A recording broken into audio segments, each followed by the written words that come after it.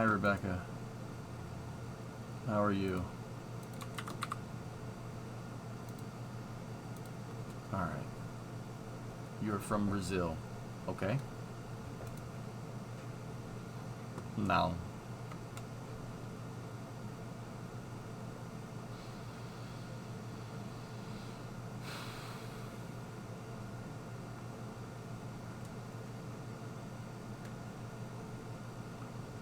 All right. So we're currently waiting for NASA. It's probably a bot. Yeah, I don't know.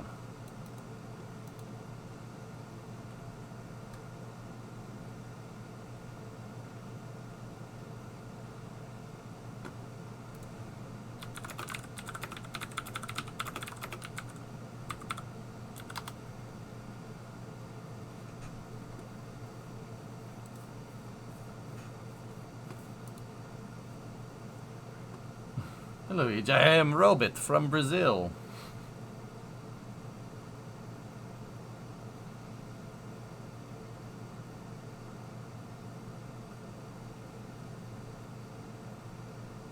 Kind of want to meet the person that designs these things.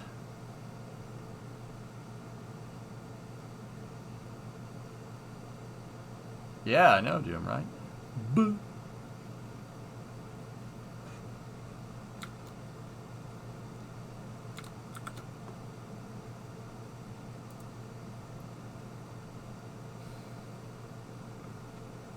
Speaking of robot from Brazil, Brazil has some fine battle bots.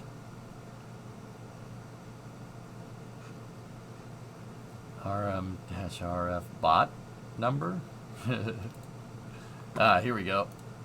Let's see what we got. What do we got?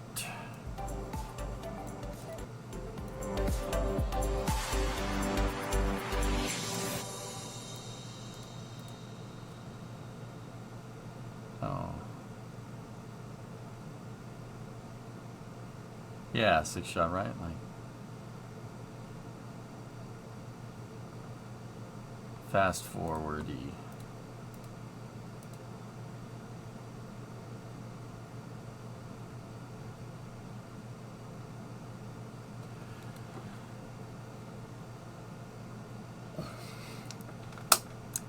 Now that I have my coffee, I'm ready to watch NASA. It's a nice model of the moon they got. I think that lunar model's kind of cheesy.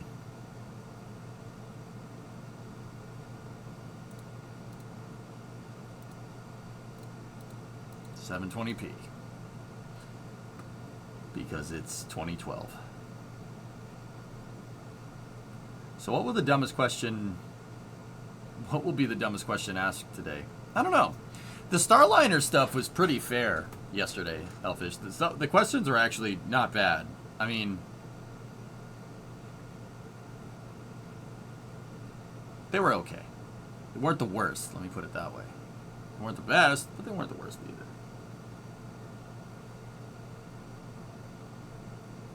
Can it go super critical? That one sucked, Lazarus. That was terrible. Ooh.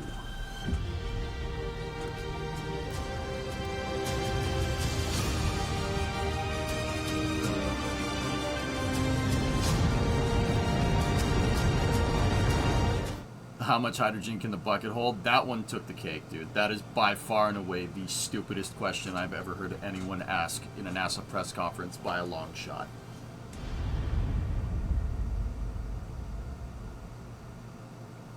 Good afternoon, everyone, and thanks for joining us here at Kennedy Space Center. I'm NASA Press Secretary Jackie McGinnis, and we're joined today for an Artemis update by NASA leadership and our Bill, Artemis Pam, 2 crew. Bob, they just got a first Jim. look at the spacecraft that will take them to the moon. And unfortunately, we only have 45 minutes today for this briefing, so we'll try and keep it short. Joining us, we have NASA Administrator Bill Nelson, Deputy Administrator Pam Melroy, Associate Administrator Bob Cabana, Damn it, 95. Associate Administrator for the Exploration Systems Development Mission Directorate, Jim Free, Artemis 2 Commander Reed Wiseman, Pilot Victor Glover, Mission Specialist Christina Cook, and Mission Specialist Jeremy Hansen. First, I'll hand it over to the Oh, administrator. dude, for look at quick that! update. Look at that guy over there. Oh, he's a really good guy. Guy sitting on the fact end. that the crew has seen their spacecraft now, this is another major step of us going back to the moon. Remember, we're going back to the moon. It's actually a different moon. We're going to the South Pole. We're going to see several spacecraft, some too, perhaps, from other nations that are going to be landing on the South Pole in the near future, perhaps this year. So there's a renewed interest in the moon. And of course it's there because the potential of water. And if there is water in enough abundance, then you have the potential for hydrogen and oxygen, which would fit in very nicely with why we're going back to the moon this time after a half century. We're going back to learn to live in a deep space environment for long periods of time so that we can go to Mars and return safely. I guess I'm going to boost the audio a little bit. Now, along the way, there are going to be several scientific excitements, the development of new tools, the development of new implements, the development of new procedures, all of which it's in this Moon to Mars program. And that's the goal. We're going to venture out into the cosmos. We go back to the moon this time in a different way. We go back with commercial partners. And we go back to the moon with international partners. You should have seen the reaction when Reed brought the crew to Ottawa and they were in front of the Parliament. Or you should have seen Jeremy in his 10-gallon hat at the largest rodeo in the world in Calgary, Alberta.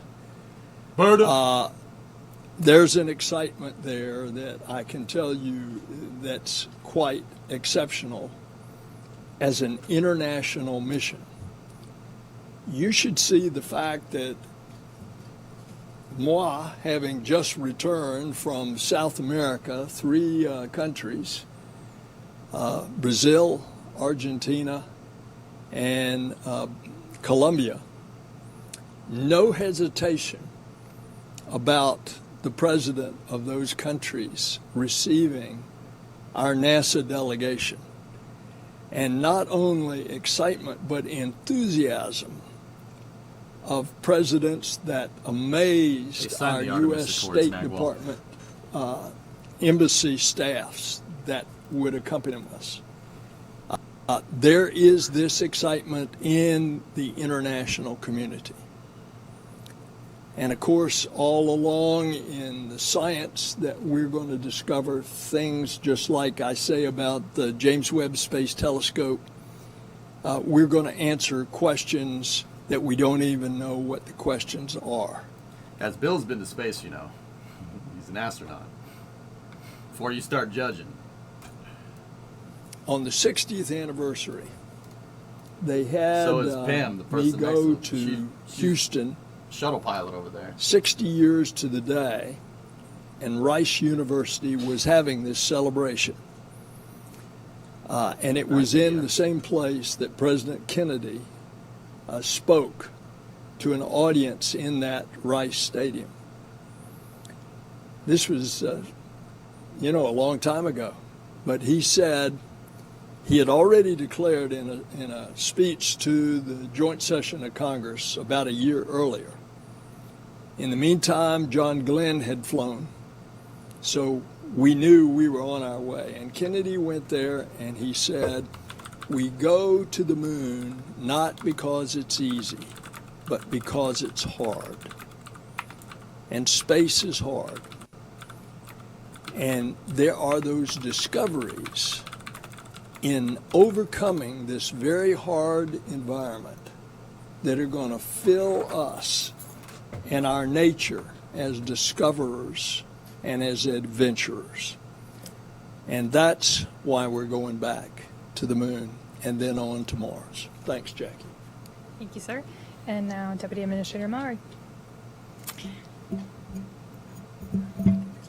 Is it on? Okay, great. It is really a thrill for Bill, Bob, and I to be here with the Artemis II crew to see their flight hardware. I think it brings back happy memories for the three of us of seeing our flight hardware, but also a shiver down our spine as we step forward into the next chapter of our destiny in human spaceflight. So we are going to stay, as the administrator said. That's very important, and we have the hardware not just for Artemis 2, but for flights all the way out through Artemis 6 already in work. And that's very significant. We've been spending a lot of time the last couple of years to really focus on what are the objectives that we need to prove on the moon. What exactly do we need to learn before we're ready to go to Mars? And this is a crucial first step along that way. One of our North Stars is science. That's why we explore, to learn more about the universe, our solar system, our Earth, ourselves. And there will be some exciting experiments on Artemis 2, mostly focused on radiation and crew, because we now have the opportunity to have a crew that we have to advance this particular kind of science. But I do want to say for a moment, personally, as a test pilot, how important this mission is for test flight. All the things that we want to do with this vehicle, we have to understand that vehicle and its capabilities and push its envelope in order to achieve all the things that we hope to do with it in the future. So that is the critical focus of this mission, is to do that test flight, to push the boundaries, to learn about this vehicle and its capabilities so that we can continue to do amazing things on the surface of the moon and then eventually on Mars. And this is the beginning of that cadence, and we're excited to be here today to see us off on that first chapter. She's wicked smart. Well, I just want to say that it's always great to come home to Florida and KSC. This is where the action actually is, and not up in Washington, although it's a different kind of action up there. And it's great to see the crew. It's great to be part of this leadership team. This is our crew up at NASA headquarters, and I can't think of a finer team to be a part of than with these two. This crew down here, they're something special. They are really great people, very accomplished. And seeing them see the spacecraft, I know when they saw it, it makes it real. They know that they've got a mission that's coming up. I think back to when we were seeing the modules of the International Space Station when they were just an aluminum shell, and watching them come together and be completed. We knew we were going to have a mission when we got to go up and assemble the space station. It really makes it real. They got something to look forward to, and I envy them. I know these guys really well, and I'm very concerned about their health and safety. And I want you to know that as we move forward, going to the moon, going to the South Pole, safety is going to be paramount. It's not without risk, but we're going to do our very best to understand all the issues, the risks, to mitigate them as best we possibly can to ensure the safety of this crew. And that means a lot. And I want you to know, having lived through Challenger as a young astronaut candidate and through Columbia in a senior leadership position, we're going to do our absolute very best to ensure that when they strap in, we have done all that we possibly can to ensure their safety. We're learning a lot from the first Artemis test flight, Artemis 1, and that's going to help prepare us for Artemis 2. And Jim Free, my good friend who's leading this exploration effort for us, will share more about that. So that's Bob Cabana. He's a 4-time shuttle pilot, Marine aviator. He's third in charge at NASA. That guy flies things. Jim is the engineer. No, it's really great to share with you where we are with the hardware. We recently, towards the end of July, completed our post-flight assessment review from Artemis 1. That's where we go through all the mission objectives, look at open items and anomalies, and trying to decide if we're on the right path for Artemis 2. We looked at a number of things that have been open, the heat shield, an electronics box on the service module, and some of the release and retention bolts. Probably the highlight things. I think we have plans forward with all of those. We still have to get to root cause before we get to flight rationale. So to Bob's point about safety, that's one of the things we need to get through. As far as overall, we're still working towards the end of November for 24 for Artemis 2. That's critical to stay on that path. It's this balance of pushing hard but maintaining the right philosophy of not pushing too hard, if that makes sense to you. But I think to us up here it does, because we still need to press and get our missions on a cadence where we're doing the exploration around the moon and on the surface. This is a great first step for us, but we do need to be vigilant and care about the people going on these missions. We do have a number of weeks of risk to that date. The crew module is the critical path right now. We have to get the crew module assembled and tested and then mated with the service module, then turn it over to the ground system folks here for processing. The exploration ground systems team here continues to push towards a mid-November roll of the mobile launch tower out to the pad to do some verification and validation tests of all the systems that have been upgraded and repaired since Artemis 1, and they're on a good path to the 16th. They completed a couple weeks ago the repair of the cable that holds up the crew access arm. So that was a big change. We were originally going to roll out on the 1st, but that was one repair we had to make. Orion, I talked about the crew module already. I'm sure it was great to see inside that for the crew. The service module was handed over from our European service module partners and the European Space Agency in June. We're continuing to work on the heat shield. We'll probably look for final disposition of that early next year. The Space Launch System, all the hardware is here right now except the core stage. We're holding the core stage back in Louisiana for some repairs that we need to make to one of the downcomers, and that'll probably be shipped in the November timeframe. There's no impact to the overall critical path or anything for stacking, which will probably start in the February timeframe of next year. From a flight ops perspective, obviously the crew training is well underway. The landing and recovery team, which is part of the ground system group here at Kennedy, did the underway recovery test number 10 last week, which included a night recovery. And I know the crew got to see the team in San Diego before they put to sea. We're really not working major issues right now. We have some of the dispositions I talked about, but I think we're on a good path, and I want to stress that vigilance piece. I tell everybody, and I think I sat here at this table and said Artemis 1 was a great mission. We learned so much from it. The success was incredible. The only thing that carries over from that mission is the engineering. We're using all new hardware, so that vigilance of putting that hardware together and calling out when things are not right or there's a concern is really important, because these four folks next to me here depend on us to do that. So that'll be a focus of the team, and look forward to talking to you as we head closer to Artemis 2. Reed? Awesome. Thanks, Jim. We made it to Kennedy. This is awesome. I'll speak on behalf of Victor, Christina, and Jeremy, and then we'll get into some questions. But we're fired up. It's a great day yesterday when you walk around the corner at the Neil Armstrong Operations and Checkout Facility, and there's your spacecraft that you're going to ride in. The ship, as they call it over there. And we got to look inside and hang out, and it was really quite fascinating. We've been busy since April 3rd. It kind of started with a bit of a media blitz, but then we got down to work. We've been studying spacecraft systems at the Johnson Space Center. We have gone out to Denver to visit with the Lockheed facilities out there and meet the engineers that are working on the vehicle, from the software, controls, and displays. As Jim said, we were out in San Diego working with our beloved United States Navy and the rescue and recovery forces that are working alongside NASA. And now here we are for our first visit as a crew to Kennedy Space Center. I think I want to touch on just two quick things. First, we get asked often what the measure of success for Artemis 2 is.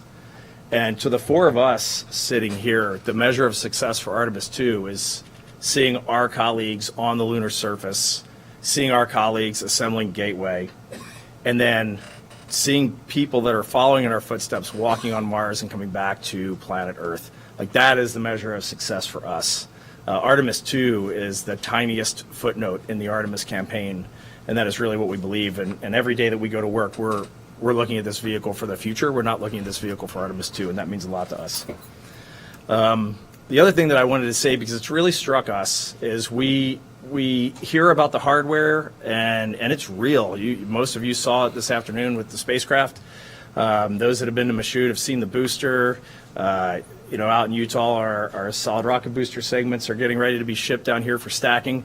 But as we go around and see the hardware, the thing that blows us away is the quality and the youthfulness of the people that are working on this program. These Americans, these Europeans, our Canadian allies to the north. When you get in these small rooms of 15 to 20 people and you see not only how hard they're working, but how motivated they are, how excited they are to be a part of this every single day. I wish every American, every Canadian, every European, everyone that's a part of Artemis, I wish they could just go see what we get to see, the quality of these people. It is totally awesome. Thank you. Thanks, Reed. And now we'll take your questions. For those of you joining us on the phone, you can press *1 to join the queue. And for those of you in the room, if you could wait for the mic to reach you. First, we have a question with Marcia Dunn with the AP. Marcia Dunn, Associated Press. Maybe for Mr. Free, or I don't know. What's your working target date for Artemis 3? Is it still late 25? And for Artemis 2, is there any thought being given to upgrading to a real orbital flight? And if not, why not? And maybe you could tell me if that adds so much more complication that you wouldn't even want to try it, Reed. I don't know. Wait. But those are my questions. Wait, what? Yeah, so for Artemis 3, we're still working to our contractual dates with everyone, which is the December of 25. We did receive a updated schedule from SpaceX that we're looking to get some more detail on. We were at Starbase a couple weeks ago and really spent some time going through their major milestones to the Artemis 3 mission, which includes a prop transfer mission as well as the uncrewed demo. So really kind of sharing our philosophy, their philosophy, where they are with the hardware, trying to understand their schedule some more. So I think we'll look at that and update around that in the near future after we have some time to digest it. But what we're holding all the contractors to is that December of 25 date. We may end up flying a different mission if that's the case. If we're have these big slips out, we've looked at can we do other missions if the possibility exists there. But right now we're still trying to look at their schedule. The spacesuits are heading to PDR in October, so that's obviously another piece of hardware that is Preliminary design review. path to that mission. As far as why not do an orbital mission? I think this mission was designed with safety in mind. So we're going to spend that 24 hours in Earth orbit. That was the first gate of can we get all the systems checked out before we're committed to go to the moon. So that was the first aspect of safety. The second was what can we do to make sure that we can get the crew home safely, even if we lose all the propulsion capability on the Orion main engine. So we're going to do that burn and do the lunar gravity turn, so we don't have to take that risk. So everything about risk, even the crew size, we try and focus on what's the right crew size for all the tasks that we have to do versus the risk that we put them at to fly the mission. No, don't know if you want to address The only thing I'll add is every day I go to work, Jeremy tells me that we're putting this thing into low lunar orbit, and I keep telling him, no, we are not. Because we are doing the highly elliptic orbit using the interim cryogenic propulsion stage, and our TLI will be done on that European service module built by Airbus, and we're going to use our prop there. We're going to use it smartly. I look at this mission profile as 3 orbits of Earth, and I really like the way we build on it. Our first orbit is 1,200 nautical miles. We get that first 90-minute checkout of spacecraft systems, and if there's something that our mission control teams in Houston don't like, we come home. And then we do that big, highly elliptic burn, and we go out to 38,000 miles, which we're going to be glued to the window at the apogee on that one. But that gives us our 24-hour return capability, and if everything's looking good, we do our TLI burn, which is also our deorbit burn, really, and then we do a few course corrections on the way out and the way back. So I really like the way safety is built into this mission profile, and I don't think we're going into low lunar orbit on this one. But you could, though. Thanks You all. should. You Tom Costello should. with NBC. Here in the middle. No, seriously, it's a ballsy freaking mission, guys. I'll show you the trajectory later. It's nuts. Hi, well, congratulations on a great day. Thanks for inviting us down here. Senator Nelson, to you, there is some discussion about the fact that America isn't the only one aiming for the South Pole right now. Potentially, you've got the Chinese also targeting the South Pole, and maybe even the Russians. Can you give us a sense of what is in play here in terms of the geostrategic issue and needing rocket? to get to the South Pole? And is this a competition to see who gets there first and who would have access to that frozen ice, to the water? We're in a space race with China. He admitted it. You see the actions of the Chinese government on Earth. Oh. They go out and claim some international islands in the South China Sea, and then they claim them as theirs and It's build It's freaking on. Let's military go. runways on them. It's called the Spratly Islands. Holy crap. So we want to make sure that the ideals of the Artemis Accords, which now have 28 countries have signed, Dude. and there will be others that will be shortly following, those ideals that we have the peaceful and cooperative uses of space together internationally. Holy crap. That's basically the framework of the Artemis Accords. So naturally, I don't want China to get to the South Pole first with humans and then say, this is ours, stay out, like they've done with the Spratly Islands. You look at pictures of the South Pole, it's not like what you saw where Neil and Buzz were landing, constantly lit from the sun, a few craters here and there. The South Pole of the moon is pockmarked with deep craters. And because of the angle of the sun coming in, most of those craters are in total darkness the entire time. So it lessens the amount of area that you can actually land on and utilize. And if indeed we find water in abundance there that could be utilized for future crews and spacecraft, we want to make sure that that's available to all, not just the one that's claiming it. Now, you mentioned Russia. As a matter of fact, Russia has just launched a probe to land on the South Pole. We wish them well. That hasn't launched yet. As you know, we've had a cooperative relationship with Russia ever since 1975 in Apollo-Soyuz. We built the space station together. We operate it together. But I don't think that a lot of people at this point would say that Russia is actually ready to be landing cosmonauts on the moon in the time frame that we're talking about going to the moon, or that possibly China would be. And so I think the space race is really, Tom, I think the space race is really between us and China, and we need to protect the interest of the international community for exactly the reasons I've laid out. Thank you, sir. Next question, Kristen Fisher with CNN here in the front. Thank you. Jim, my question is for you, and I just want to follow up on Marcia's question about the timeline for Artemis 3. Back in June, you said that you were really concerned that SpaceX's Starship won't be ready in time and that it could push the first launch attempt into 2026. And so I'm curious, after your trip to Starbase, has that level of concern grown, diminished, and if you can give us any insight into what your conversations with SpaceX are like right now? Sure. So I don't. They need to launch, as I said back in June. They need to launch multiple times, not just for us, but for them.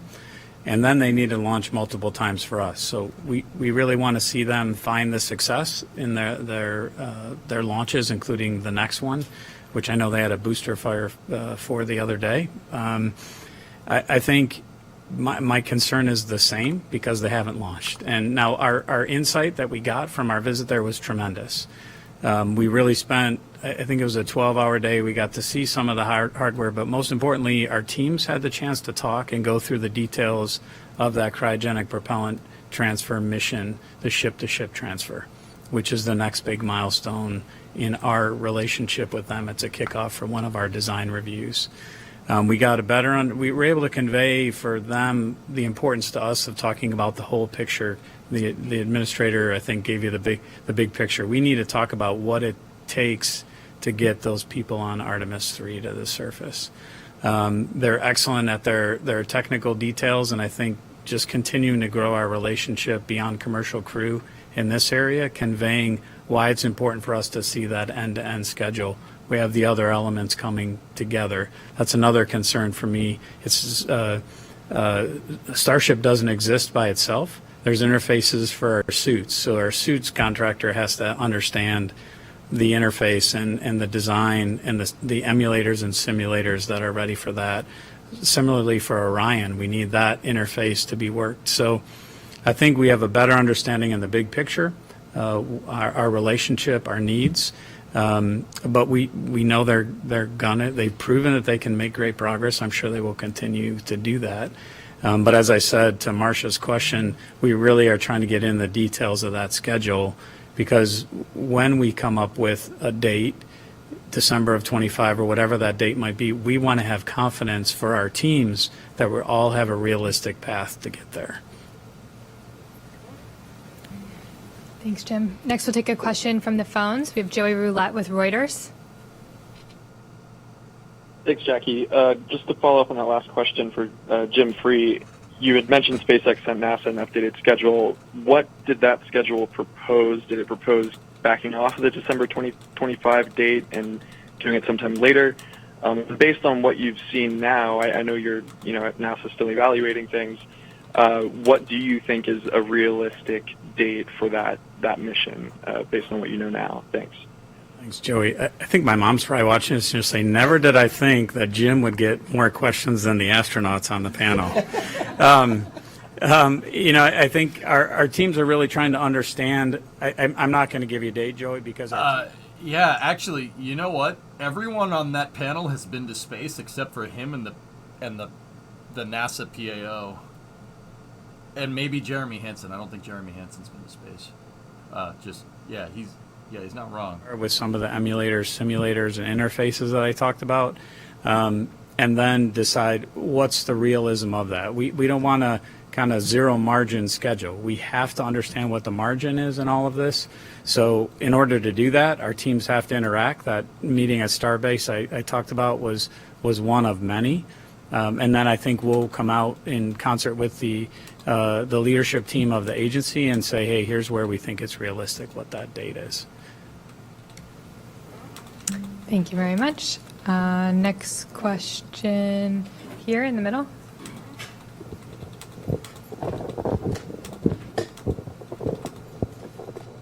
Hi, Philip Sloss, of course, for Mr. Free. Hey, Phil.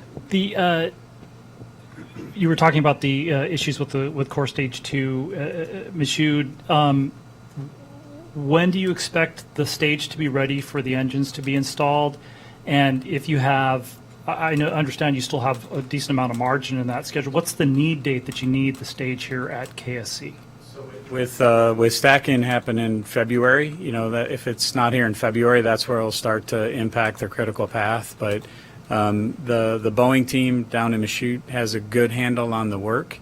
This is a different flow than the stage went through the last time, because the stage the last time went down to Stennis, and went vertical and had some traveled work with it there. Whereas this time we're doing all of that work at Michoud. So so it's a little bit different flow, and we don't want to push it down here and then have traveled work down here that that then brings the team from Michoud. We want them to do it. It's a little more challenging at Michoud because we have to rotate the vehicle, whereas if it's vertical, you can kind of get to all sides of it at one time. So it adds a little bit of time to it, but we feel like the best place to do that is Michoud, so we'll leave it there. But I don't expect it to go much past November. This last little issue we had on one of the downcomers was really minor in the grand scheme of things. But I don't see it pushing much past November. Thanks, Tim. Here on the left.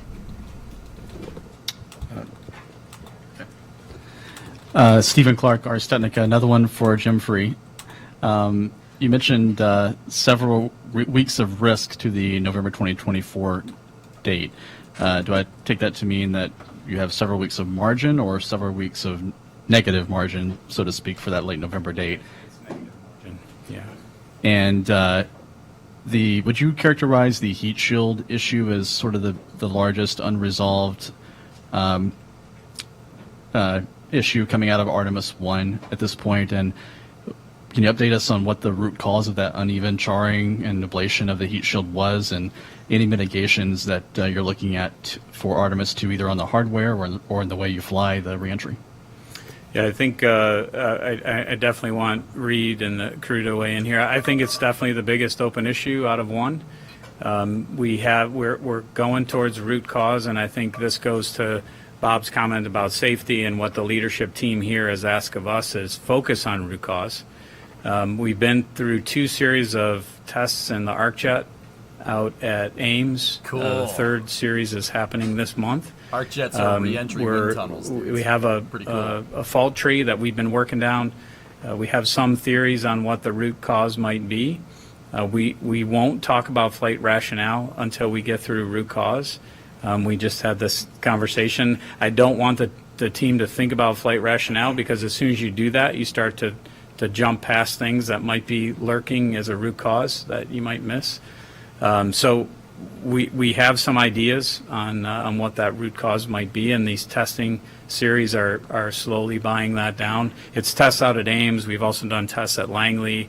We're doing some tests down at Wright-Patterson Air Force Base in Dayton. So we're using facilities across the country. I think we're on a path to that root cause with the final disposition in April, and of course that's got to come up all the way through the agency. Our technical authority is a big part of that. The crew hears about it. I think they said they just heard about it yesterday, so they're heavily involved. Obviously we're going to make the right decision to keep them safe. If that decision is we have to do something drastic, then we'll do that. But right now we're on a path to press to get to the root cause, and then we'll make the final determination from there. I don't know if you want to add anything to that. I think you did a great job touching on it, Jim. And every time you see me coming, you take a step back because I'm coming about heat shield. But we really have a lot of really strong trust in this team. We have some really talented researchers and engineers looking at the problem, and I know we will find the right solution. And for sure, this crew, we're not going to launch until we know we're ready, until our team knows that the vehicle's ready. And we will keep the pressure on. But so far, I think all the right things are being done. Anybody else want to comment on it? Next, we have another question on the phone. Andrea Leinfelder with the Houston Chronicle.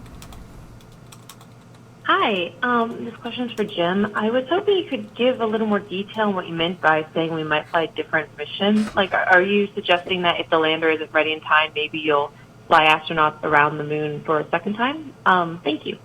I think we're always one of the things Pam talked, and I'm not going to get her words right, so I won't even try. But a few months ago about what we learned from ISS. I think one thing we learned from ISS is to make sure we're flexible, so we keep human spaceflight viable. And one of the things that ISS did was really look at the assembly sequence as hardware was available and it wasn't. I think it's incumbent upon us to do that. That's what I was referring to, is we're trying to look at all the missions we could fly to keep learning. we may fly 2 and want to fly a different mission for 3 because we want to understand how the system works better. I don't want to look at it as a negative of, hey, we might not fly 3 the same way. For me, it's continuing to learn to do exactly what Reed said so that eventually we're putting humans on Mars. We're not going to accomplish everything in one mission. We shouldn't expect to. What we should do is expect to fly it safely and advance our cause of understanding, to do our science, but cause of understanding of our vehicles and systems. Thanks, Jim. We have another question on the phone Smart. from Sarah Derry with Radio Smart. Canada.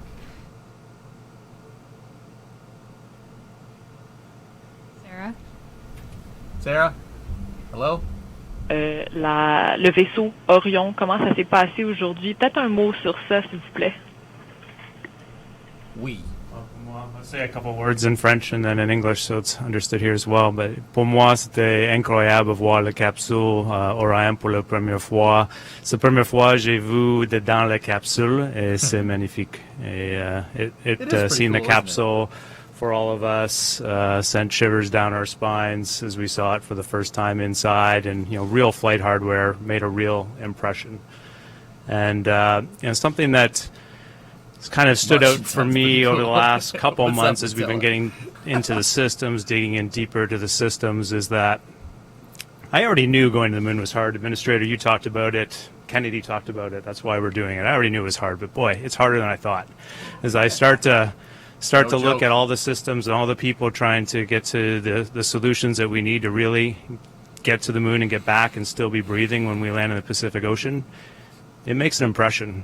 And when we're talking about timelines and stuff, what's so obvious to all of us behind the scenes when we see it day to day is the success is not in the final solution. It's not in the touchdown or the launch date. The success is in the learning that's happening like right now. Like learning is happening right while we're sitting here in stuff that is going to serve us on our ultimate objective, which is to get to Mars. Here on the right, if you would say. Yeah, J.D. Gallup with Florida Today, USA Today. Just a quick question. You talked about training and testing. What do you guys do to relax? What are you doing to kind of mentally prepare for going on this mission?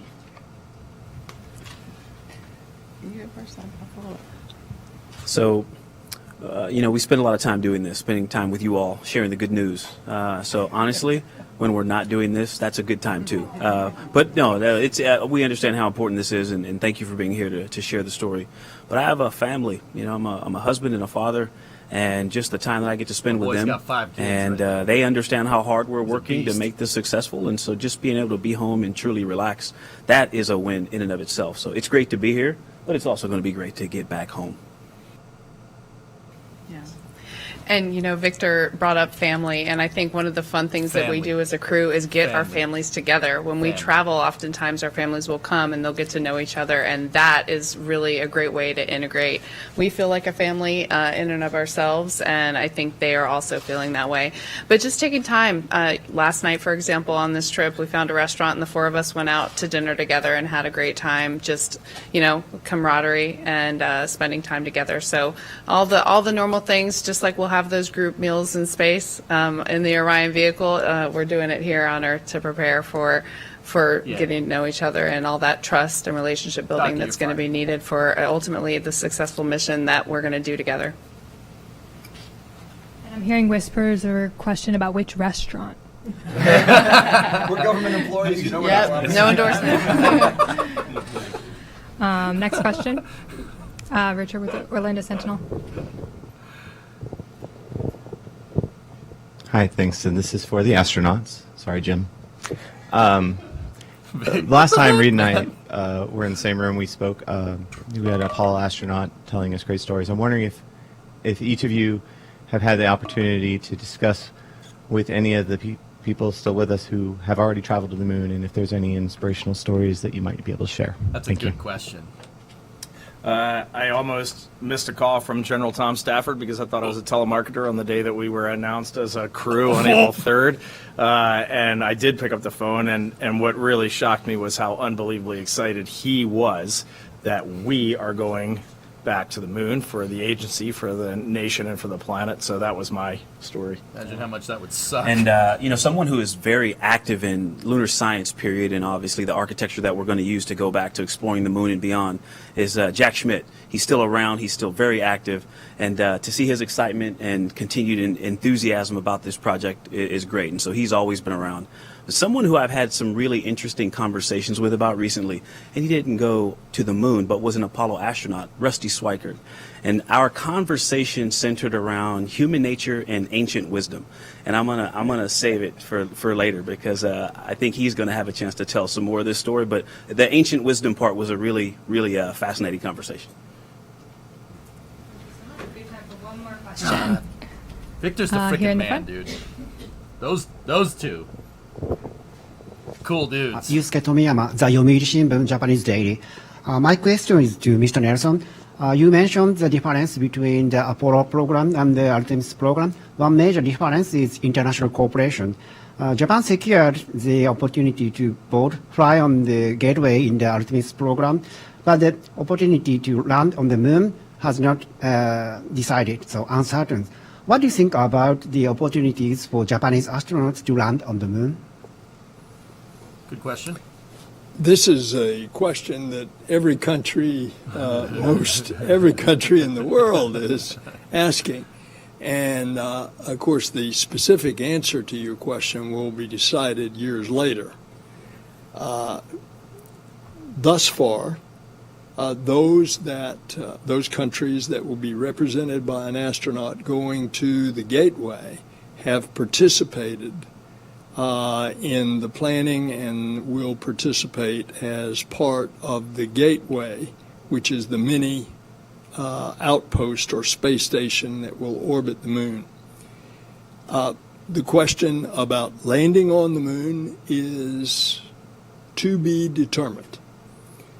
Obviously, it will be as a result of a participation. In Japan's case, Japan is very interested in doing a compartmented, pressurized rover on the moon. That would certainly be a part of the consideration, but other nations are doing the same kind of planning for the future as well. So even though we have a U.S. ambassador in Japan named Rahm Emanuel who constantly is asking me on behalf of the Japanese government these questions. Nevertheless, that's going to be determined some period in the future. Is that weird? All right, thank you all so much. Unfortunately, that's all we have time for today. I know we had a lot of outstanding questions, so please feel free to reach out to us in the NASA newsroom. You can learn more about NASA's Artemis missions at nasa.gov/Artemis. And I hope you have a great rest of your day. Thanks. Well, that was a little interesting. Guys, the biggest thing coming out of that is Bill nor NASA have never acknowledged that we have been in a space race with China before. They've never done that. They've always, anytime they've gotten asked that question, and I watch a lot of NASA press conferences. Every time they've asked that question, they've always kind of skirted it. No, we're not. That question, basically, him outright just changing, like your political stance like that, saying, yep, we are in a space race with China. Like, I like Bill.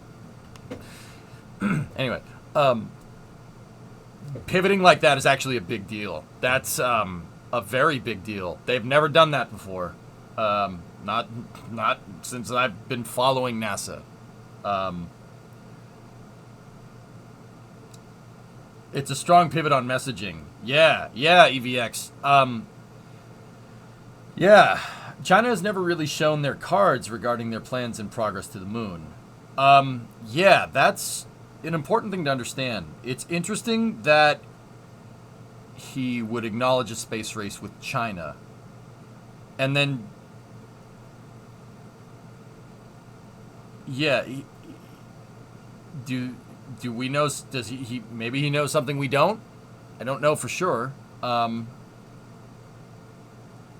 you think Bill might get a talking to from the president, or do you think that this is a change done by the administration?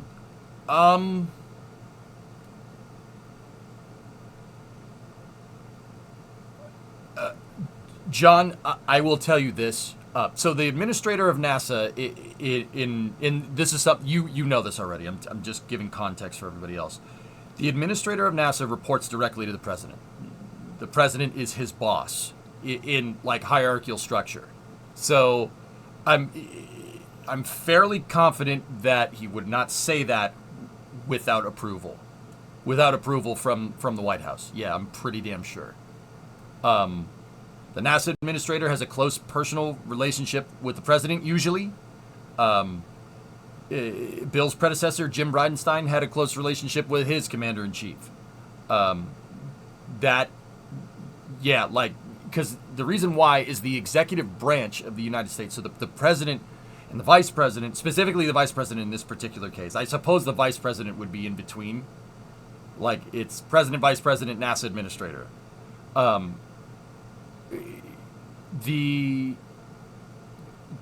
That is a very close relationship because the executive branch denotes NASA's goals, and then Congress funds said goal, and then NASA does it. That's the checks and balances in that system. So yeah, he would not say that without the executive branch of the United States saying that as a goal. There's no way. No way. Bill is also, I think that's a good thing. That's a good thing to understand. Bill Nelson, he is the administrator of NASA. He has flown into space, but he flew into space in 1985, 1986. Literally the shuttle flight before Challenger. Yeah. Whoops.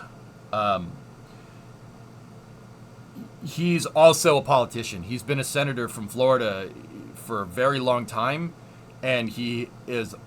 Honestly,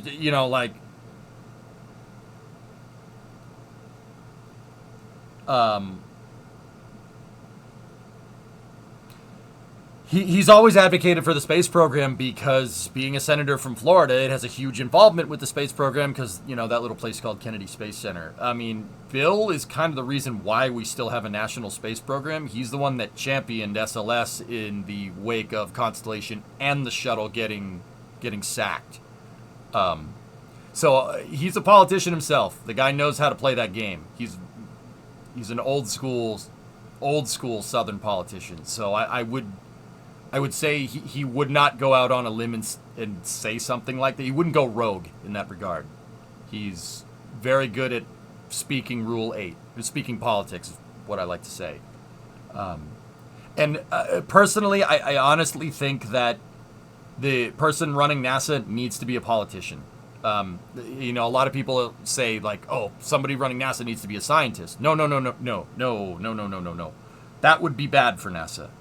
Scientists need to run NASA's scientific divisions. So the Science Mission Directorate. That's where you want your scientists. The administrator of NASA needs to be a liaison between said scientists and the executive branch. Because if you have a scientist running NASA, they're not. You guys ever watch a scientist give a congressional testimony? Some of the questions that get asked? You need somebody that can speak both languages. That's what makes a good NASA administrator. And this isn't just like opinion. This has a pretty damn good track record in the past. James Webb. James Webb is a politician. But he's the guy that made the Apollo program happen for NASA. That's a pretty good example. Pretty damn good example.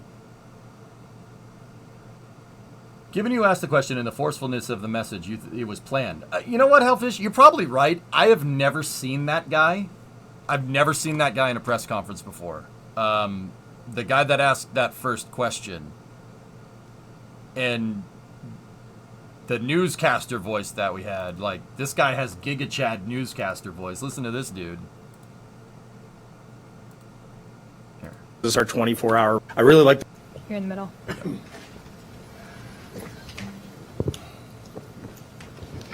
Hi. Well, congratulations on a great day. Thanks for inviting us down here.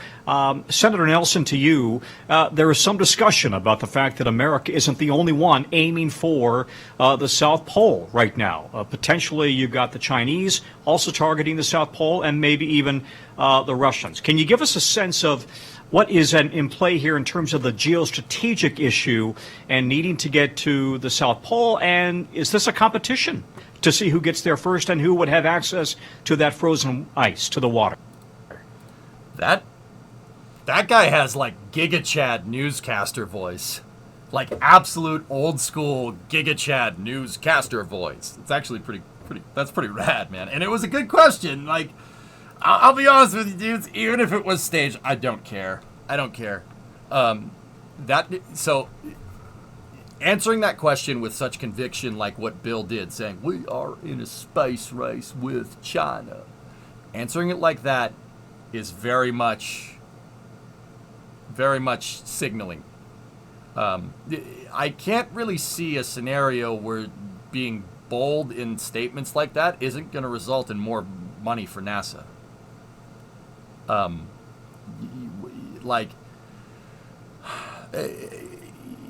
He said space race, not space war. Fighting wars in space is a very bad idea. That doesn't end well. But obviously, it's better to keep the peace up there. Space, we don't need to add humans trying to kill each other in space. Space is already trying to kill you at all times. Adding conflict on top of that is something no one wants to do. I'm serious. Not China, not Russia, not us, not Europe, not Canada. Nobody wants to do that. Not Japan. No one wants to do that. Believe me, you don't want to do that. That's some bad mutually assured destruction stuff. But I can't help but say, like, look, friendly competition between political rivals. Hey, it was a peaceful thing during, in the 60s between the U.S. and the Soviet Union, and as long as it stays a space race and not a space war, I'm happy with this. This is fine. Let's go peacefully, just like we did last time. I think that's okay. I don't really see a scenario where this doesn't result in NASA getting more funding, more money for spaceflight. NASA, commercial, whatever. Basically a market cap for like the spaceflight industry in general is not a bad thing. That's a good thing. That's going to get us more stuff in space. To be fair, the ocean is always trying to kill you as well, but we've been fighting on it since the beginning of time. Yeah, but John, every time a ship sinks in the ocean, it gets out of the way. Imagine if the ocean, every time a ship sunk, that it didn't actually sink, it just stayed there. It just stayed there. It never moved. Every single ship that's sunk, ever, just stays there and basically becomes a landmine. Okay? Think that's how space works, dude. Right? If every single ship that ever sunk, ever, you couldn't touch, basically turns into a landmine, you can't touch it. That's how space works. You don't want that. I mean, let's just give it an example. Pearl Harbor would be useless. Useless. Right? Once advantageous, strategic port would be useless. See what I'm talking about? That's why the peace gets kept in space, because nobody wants to render that usefulness useless, I guess.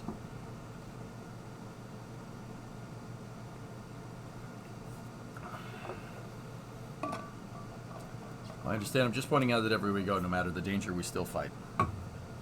Yeah, okay. Except for space. That's the one place that it hasn't. But, I mean, yeah.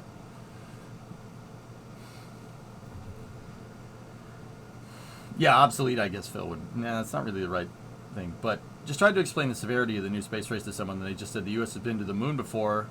It's easy, no reason to worry about China. I was kind of appalled, to be honest. Well, in regards to that, China's been very secretive about their lunar plans. But you don't just hide building a launch complex like Complex 39 or Site 110 at Baikonur. You don't just hide something like that.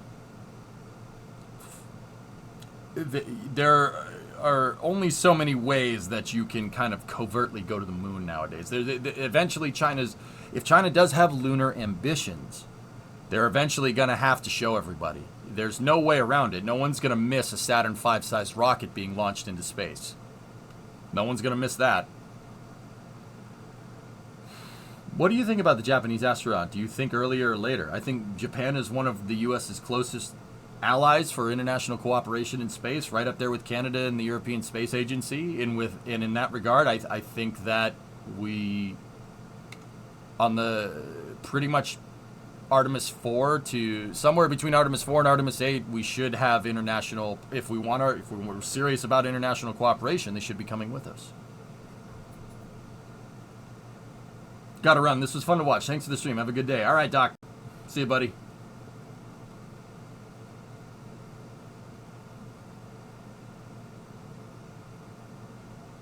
One of our biggest space achievements, I think space peace is one of our best accomplishments. Would you agree?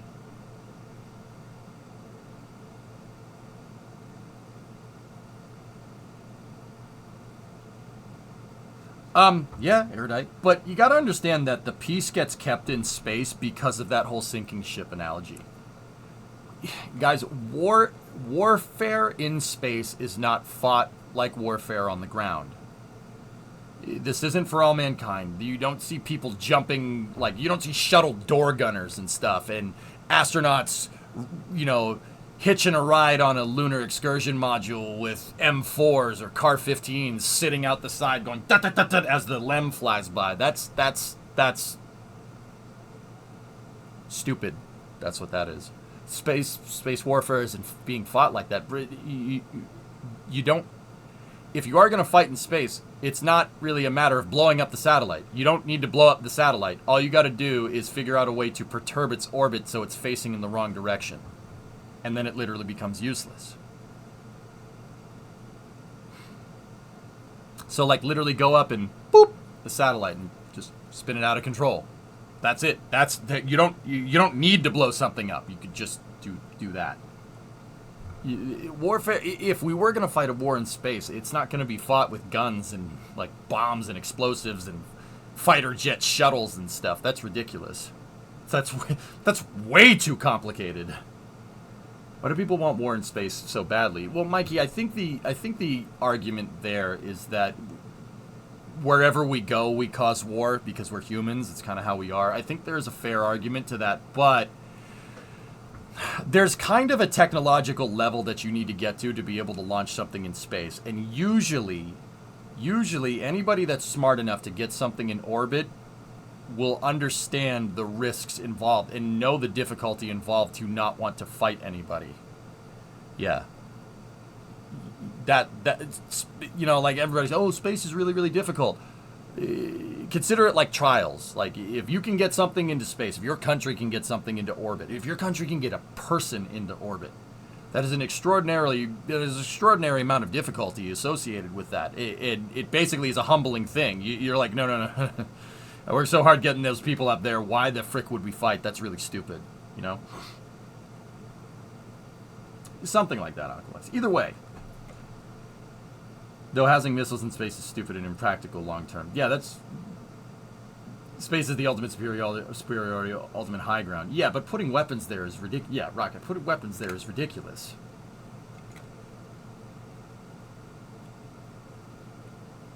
Exactly. What's the sense of doing so much work to go into space just to fight a stupid war? Bingo, Mikey. Yeah. With that being said, somebody could screw it up. That's possible. But I don't think that a space race with China would cause that. No, absolutely not. No way.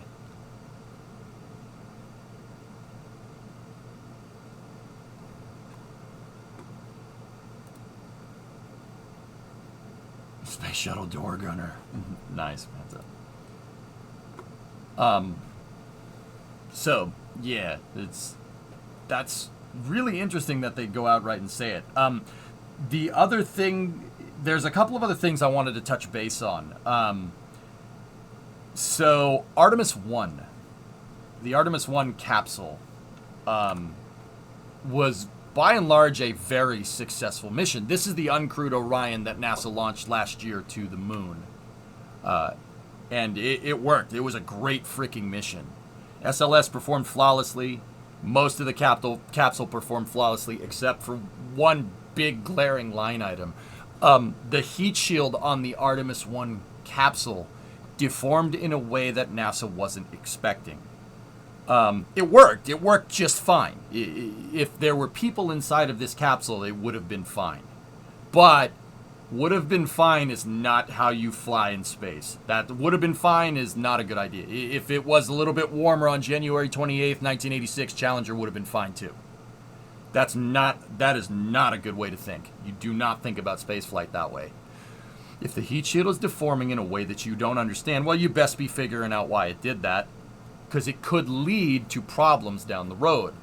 That's called normalization of deviance. So basically, if you have a system, you have a mechanical piece of equipment, it does something that you don't want, that's on you to figure that out. You don't just, I got a flat tire, I'm going to keep driving, it's fine, what's the worst that could happen?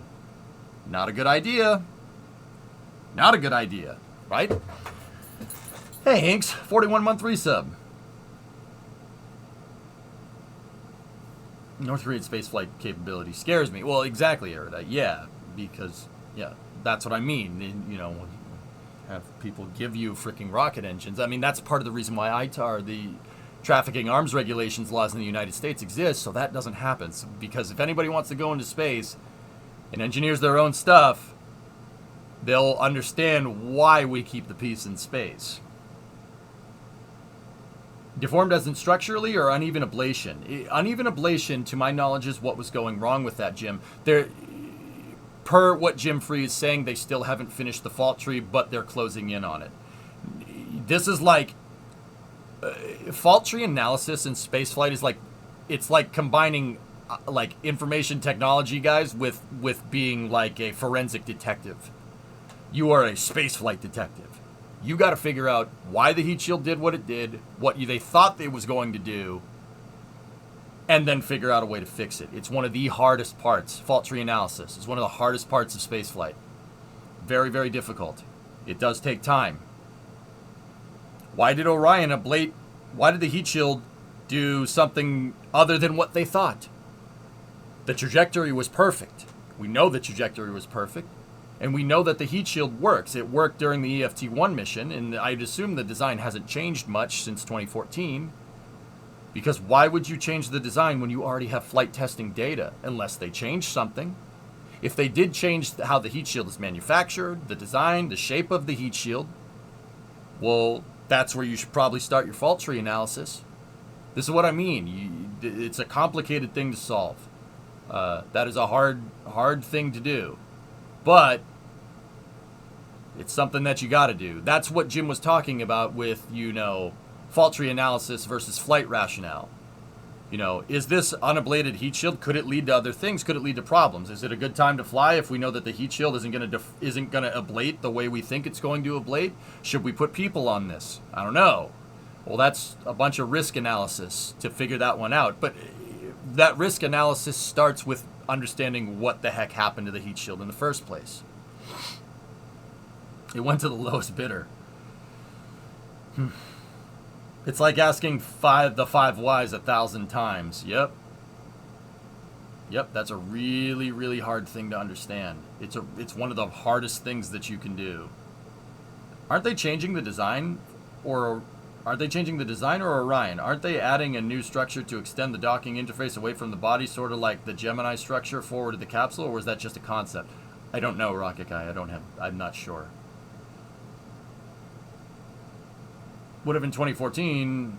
If so, why have an issue with it now? Well, I mean, yeah, Vanguard, if the one in 2014 worked right, you got to remember that was coming back from a high orbit insertion. This one came back on a return trajectory. On a TEI, what's called a TEI trajectory, trans-Earth injection trajectory. So basically leaving the moon's grav well and falling 250,000 miles back towards Earth. That generates a lot more heat. Yeah, a lot more heat.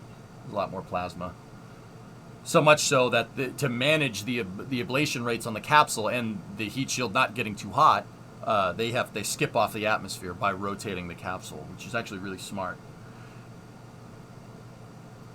It would have been the long soak in space. Where it went was just something that was different. Maybe. Yep. So it wasn't fully tested, is that right? Well, Artemis 1 was supposed to basically... So, Jay, when you build a spacecraft, right? You think about, first of all, like, I'm condensing this down to a very, very plain English, short way of saying it. Basically, you got to figure out what you want to do. You got to figure out what you want to build, how you're going to build it, and then finalize that, and then actually go and make the thing. Or, well, you have to do analysis after that. So how are you going to build it? How's it going to fly? Trajectory analysis. You basically do all the math and get all the design done first. With the way that NASA tests, after you do all that, then you start making it. You start making the prototypes, and then you test the prototypes. NASA, the way NASA does their engineering, you ideally don't want to learn anything during a test flight. You don't want to learn anything. You want it to do exactly what the math says. Because if you learn something new during your test flight, that means the system that you're trying to implement, named in this case Artemis 1 and Orion, did something that you didn't think it was going to do, which means your analysis was not good enough. Now, don't get me wrong. Most of SLS and Orion performed perfectly.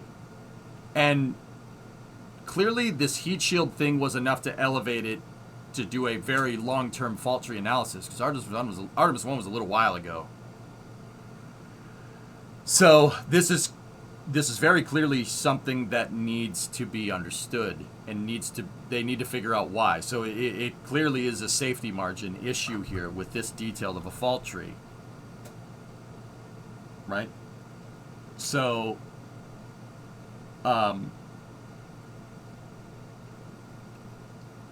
saying it wasn't fully tested, well, it was fully tested, and it did something. The full test did something different than what the math said. They didn't do the math? No, they probably did, but once again, whatever the rate of ablation on that heat shield was enough for NASA to be like, okay, right? Yeah, there you go. Hopefully that helps. What was the other things? It's funny because it was an Artemis 2 press conference, and like a lot of the questions were about Artemis 3 and 4 and 5 and 6.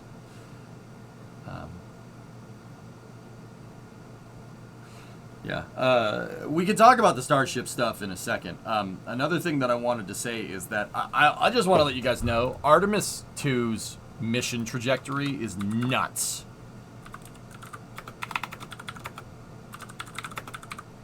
It is a extraordinarily complicated mission. The reason why it's a hard mission is because it's a combination of Apollo 7 and Apollo 8. It's 7 and 8 rolled into one. Here, let me show you. Now, this doesn't look like much, okay? It doesn't look like a lot of... That doesn't look too bad. All right, you go out and you go in a circle and then you go out to the moon. Well, this includes some RPOD operations, so rendezvous, proximity, and docking. Well, it's just RPO. It's not RPOD. They basically are going to test Orion's docking systems in high Earth orbit and do rendezvous and proximity operations around the spent upper stage in high Earth orbit. That's going out that far is not easy. That's not an easy thing to do. And not only that, SLS is shooting them on a high Earth orbit insertion, which is a pretty hardcore trajectory for flying people. That's pretty nuts. So after they do initial insertion and boost the orbit up with the ICPS, the third stage, they're going to have Orion basically separate from it, turn around, go towards it, go around it, go above it, and then back off. And then from there, Orion is going to fire its Service Propulsion System, ASPS, and shoot out on a free return trajectory to the moon. This first phase of the mission with the ICPS, the high Earth orbit insertion, etc., is basically combining elements from Apollo 7 and Apollo 9. And then obviously the free return lunar trajectory mission is very, very similar to Apollo 8. This is a very complicated mission.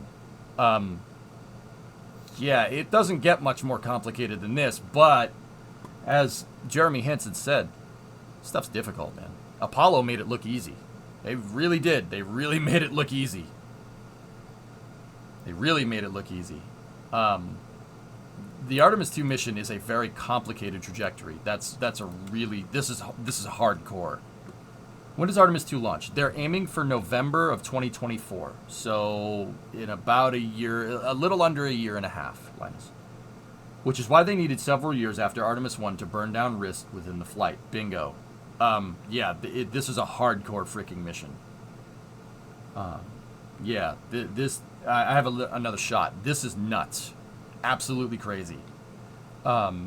This high Earth orbit insertion is even ballsy in its own regard. That's tough. And then on top of that, you're going to the moon, which... Oof. Okay. Once again, this is more complicated than Apollo 8, and Apollo 8 was a nuts mission. Apollo 8 just did this part over here. They didn't do all the RPOD. They did that on Apollo 7 and Apollo 9. I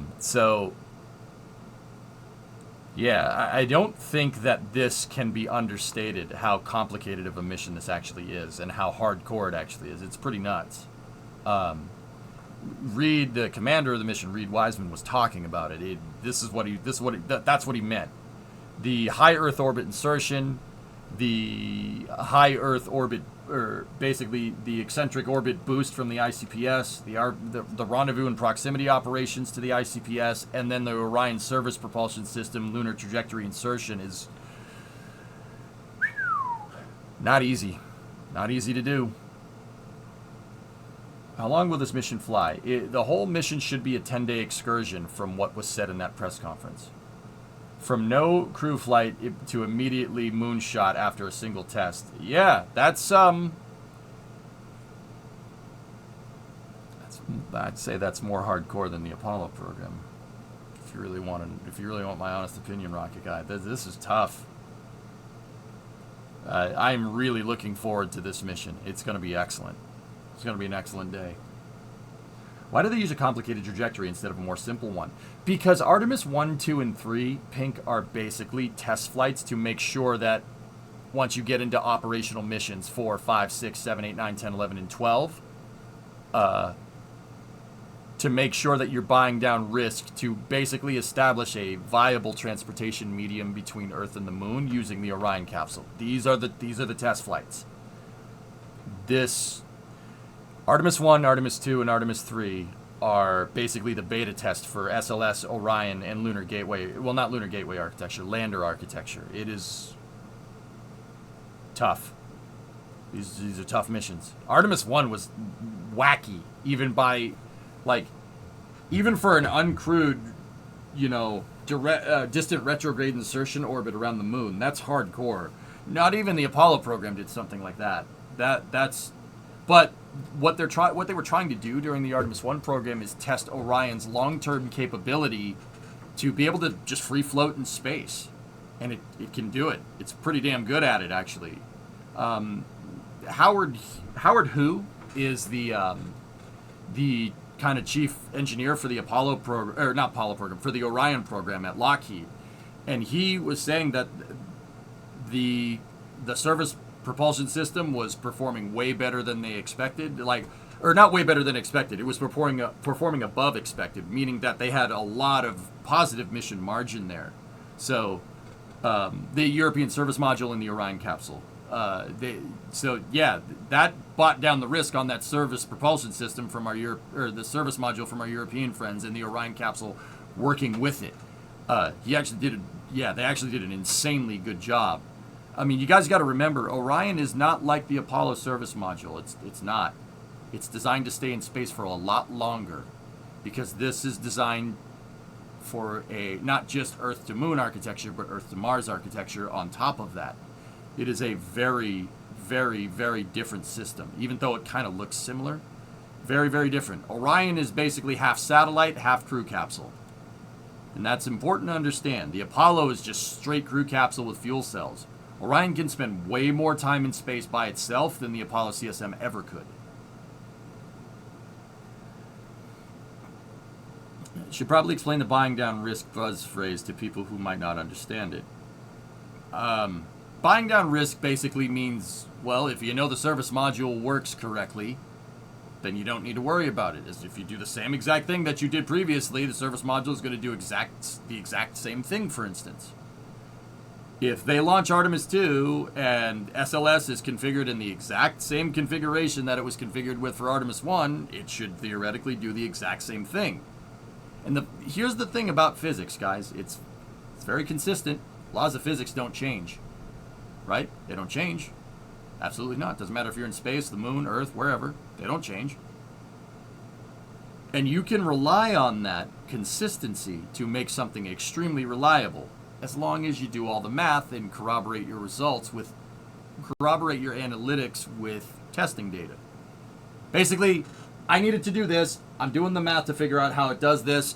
I went and flew it, and it did exactly the same thing. You know good and well that as long as you did everything the same and you're mimicking your testing regime every time you go to fly, it's going to do the same thing. It ain't going to change. But with that being said, physics, the laws of physics, or the environment, you know, everything is subject to the laws of physics, but the environment in space is a very dynamic one. Right?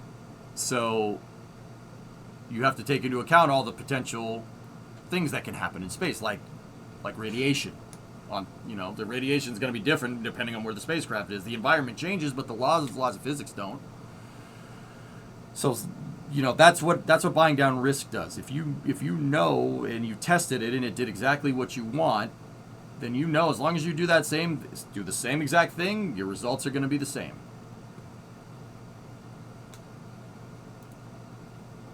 The laws change when it's cold out.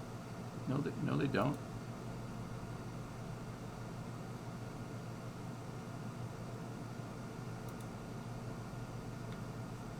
So after Artemis 1, what did they do to the mobile launcher? Because I know they had some small problems. Well, they fixed the doors, so to speak, and they upgraded the sound suppression system too. G-Man.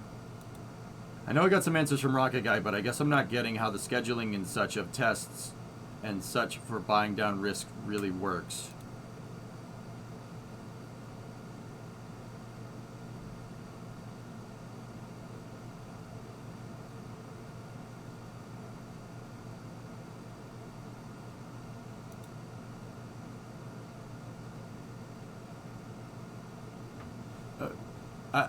Where are you getting confused?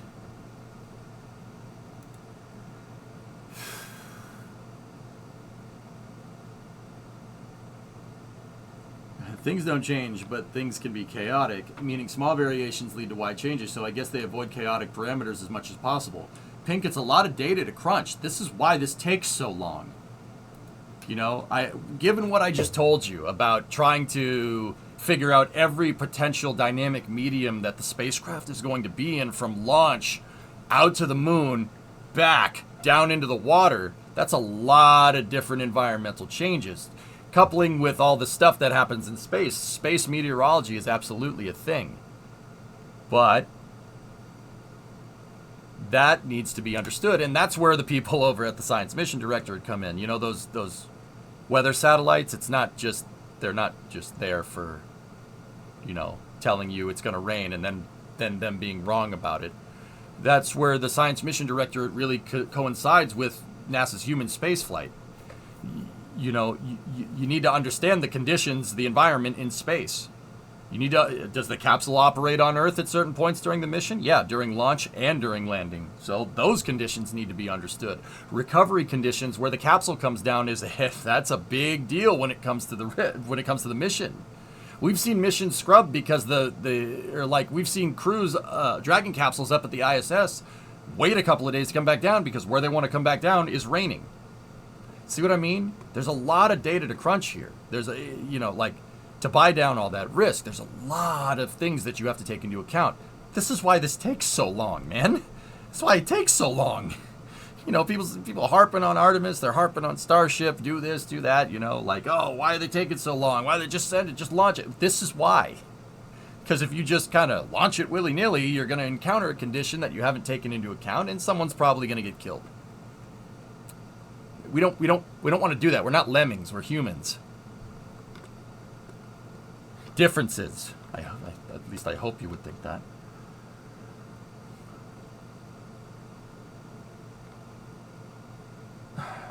Why does an American capsule need a European service module? International cooperation. And it also helps with the survivability of the program. It's much harder to pull the plug when you're pulling the plug on another country's space program too. Makes the space program less susceptible to cancellation. It's a really good idea, to be honest with you.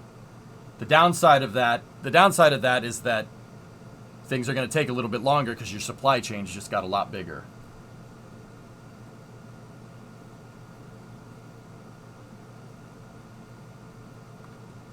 I understand that systems like life support would need testing as they didn't fly. I also understand the analysis of data from Artemis 1 would change the mission plan slightly, if not wholesale in some respects, but we've seen stuff like that not take 2 years. Launch to launch. Maybe I'm not understanding what takes up those large chunks of time with Artemis.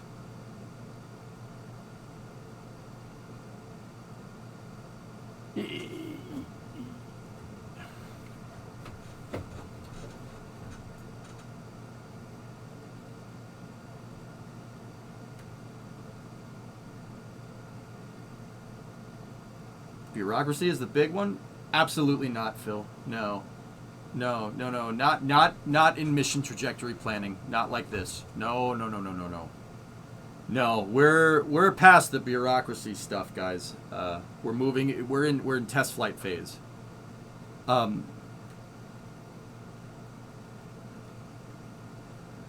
Now, when you're planning the program and the program's goals, Phil, oh yeah, absolutely. The Apollo program was very political in nature. So was the shuttle, right? That's where that bureaucracy stuff kind of really takes hold. Hellfish, let me read it one more time just to make sure I'm trying to understand just what you're saying. Would I be right in kind of thinking that you're wondering why stuff is taking so long? What's the implication here? That somebody could do it faster? Just genuinely curious. Do you actually not understand it, or are you saying I don't understand because you think that someone can do it faster? Like that's generally where I'm at. Like what are we getting at here? You've already probably answered this, but what's the significance of the name Artemis? In Greek mythology, Artemis was Apollo's twin sister. Synonymous. Really tasteful name, if you ask me. I'm not comprehending the order of operations or labor-intensive nature of what they're talking about. NASA leaves nothing to chance. Nothing.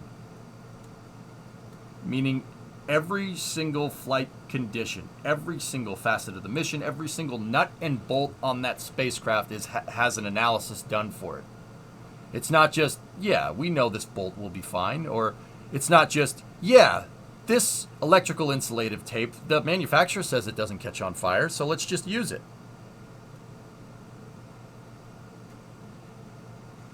With NASA,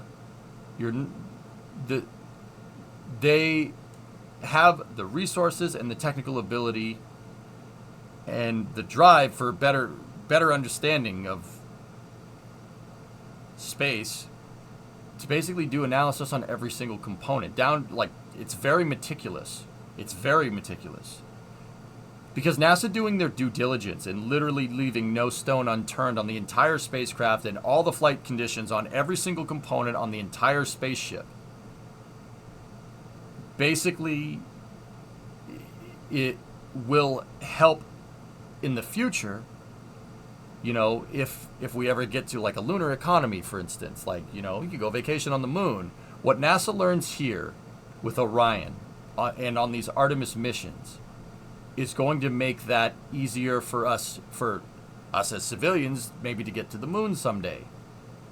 They're basically blazing a trail, and from this government program, we could potentially get space infrastructure that you would not get otherwise. Basically, NASA's job is science. Their job is the scientific understanding. So NASA goes a lot slower because they do analysis on every single thing. Now, don't get me wrong. I'm not saying that private companies don't. SpaceX absolutely is very meticulous in this stuff too. They just go a lot faster. But with SpaceX, you're more likely to get problems during testing, which is fine in SpaceX's regard because that's their approach. That's their construct of engineering spacecraft. It's a little bit different than NASA's, you know?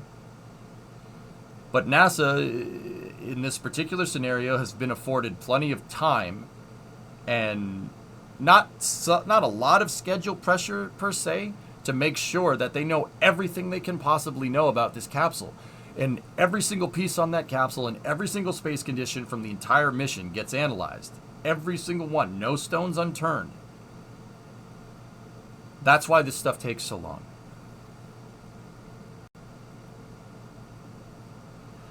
SpaceX can do what NASA does in 60 years in 5 years.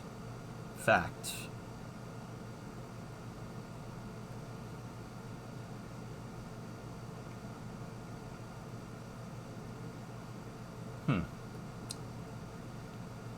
Well, I mean, Cibito, I guess if you want to make that argument, yeah, I mean, commercial could potentially do it faster, but from NASA's inception in 1958 to 1962, that's a 4-year gap from no orbital capability to somebody in orbit around the Earth. That's 4 years.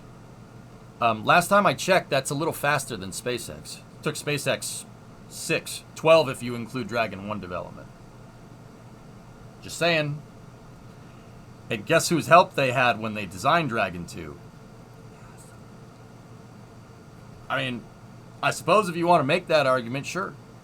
I would argue that SpaceX being more transparent with their space program and testing is what makes it seem like it's going faster.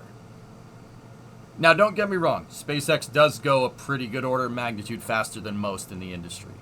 They do go fast, but it's not as fast as everybody thinks they go relative to other people. It is faster though, but not like 5 times faster. It's like maybe 1.5 times faster. It still takes time, man. This is hard. It's hard to do.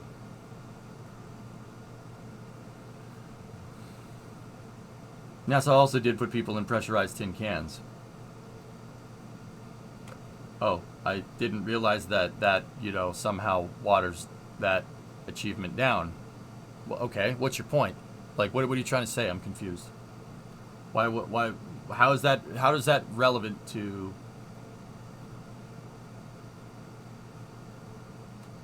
this conversation? I don't understand.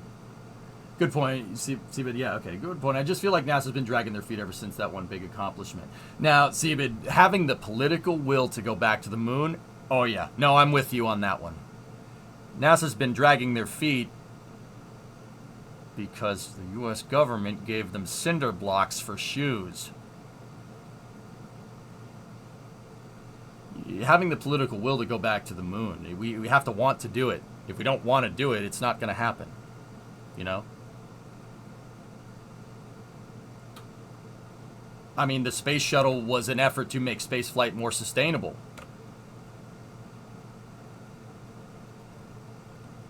If you look at it from a program standpoint, it made it more sustainable. Space shuttle program lasted a lot longer than the Apollo program, didn't it? But it made it sustainable for kind of the wrong reasons. You know?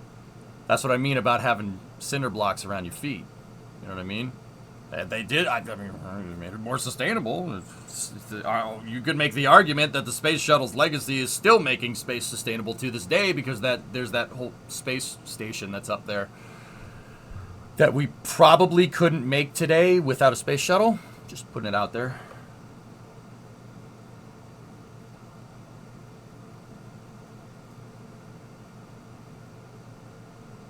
I mean, this is part of the reason why I sit here and talk about space. It's my job to talk about space on Twitch. That's what I've been doing. I've been making a living out of doing it for a decade, because we gotta want to. I have to try and sell people on a space program, and I'm not affiliated with NASA. I do it because, well, we should be going further in space. I think that's something everybody can agree on. We should be going further in space. We should be trying to improve our understanding of our place in the universe. You know, like, that's really important. Understanding the bigger picture like that, by sending people to the moon, by sending people to Mars, sending probes to the outer reaches of the solar system, and heck, NASA even sending probes out of the solar system, we get a macro picture of Earth and its relationship in the solar system with everything else. And seeing that macro picture can help us understand stuff here. Like, okay, you know, let's just give an example. Everybody's worried about climate change, right? Yeah, of course. Yeah, you know, I mean, the climate changes. It does change. We're probably adding to it. I think that's pretty fair. Now, here's the thing. Here's a good example. If an asteroid hits us tomorrow, we get Armageddon, or we get Chicxulub, like the one that killed the dinosaurs. You want climate change, that's a pretty good way to get it. That's what I mean about understanding the bigger picture. You know what I mean? Understand that macro picture. I don't want an asteroid to hit us. That would be bad.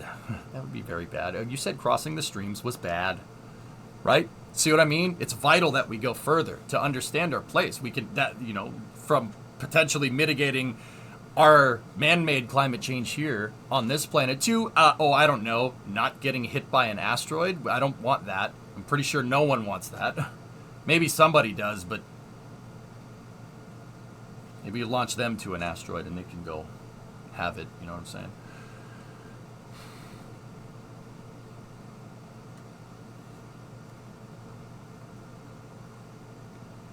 There's probably someone in charge of measuring the breaking torque of every bolt they're undoing on the Artemis 1 Orion, and a team to compare every value to every vibration recorded by every one of the probably thousands of accelerometers, temp, and/or other sensors in relation to all documentation of how that bolt was designed, manufactured, installed. Multiply that across the entire mission, and it makes more sense.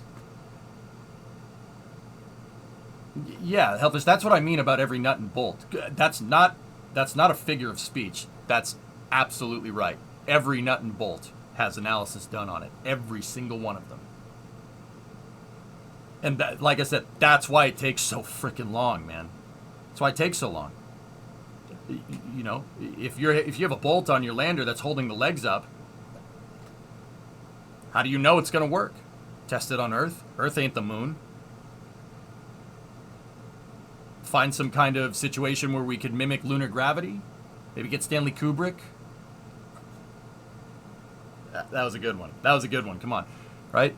How do you do it? How do you even know? How are you going to figure out that that bolt is going to hold your lunar lander's leg up? How do you know? Will flying through a radiation belt screw it up? What about being in the coldness of space or being in the vacuum of space? What if you heat the bolt up? What if the sun heats the bolt up and then it embrittles it? There's a lot of questions to ask on every single freaking bolt. Not even bolts and pieces that are on the outside of the spacecraft. Space has certain types of radiation in space that go right through the spaceship and can affect components inside. Like, I don't know, your flight computers. Probably don't want those malfunctioning, right?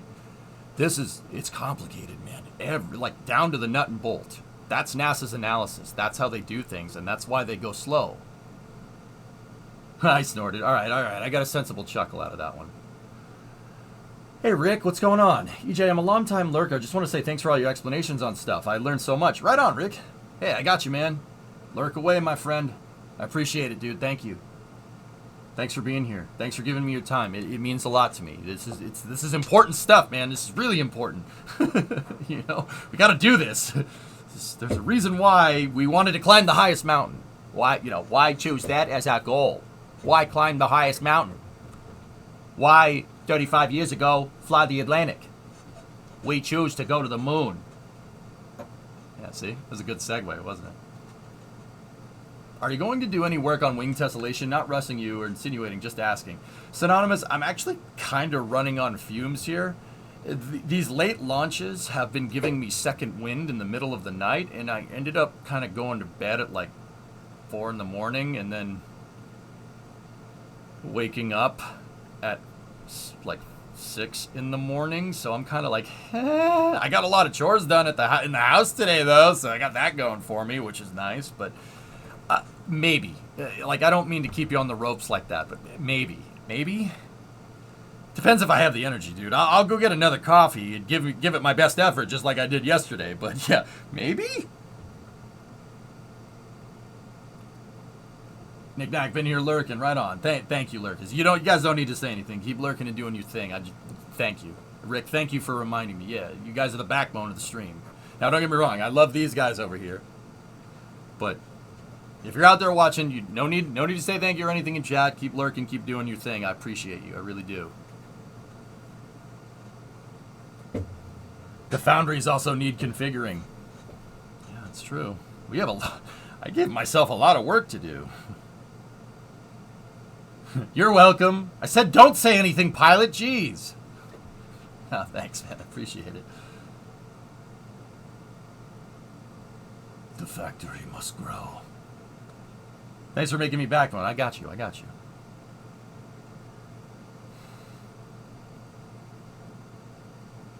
I don't care. I don't care if you're lurking. I don't care if you're not subbed. I really don't. I could say, I mean, that sub would be nice. That'd be great. But I don't expect nothing. I don't expect nothing from you guys.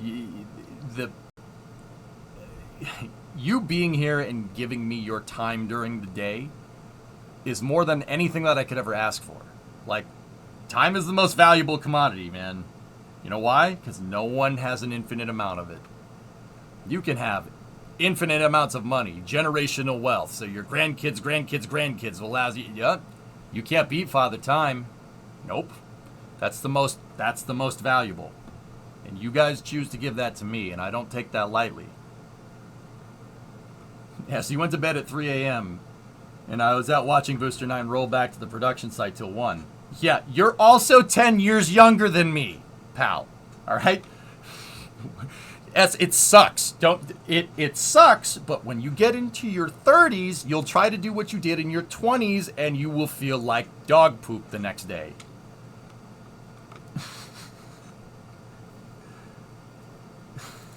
Trust me, man. You can't beat Father Time. You can't do it. Come on, EJ. I don't think with advances of modern science, I don't think somebody couldn't live to like 245, maybe 300. In terms of level of scrutiny, EJ, NASA learned over and over again that they're always operating with I'm not saying that, on a constrained timeline or constrained terms of funding. Yeah, absolutely. They can't even afford the slightest wobble on what they choose to stand on and do. Yeah, Aqualex, I mean, that goes down to political will again, you know. But yeah, I understand the gist of what you're saying. I got you. This guy ran out of time in the most Italian way ever. Italian man crushed to death under falling wheels of cheese.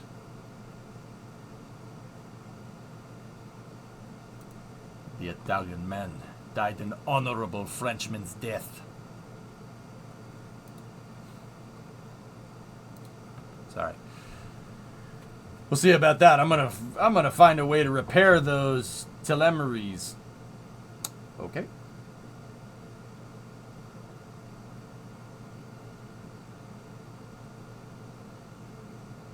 But anyway, yeah. Artemis 2, man.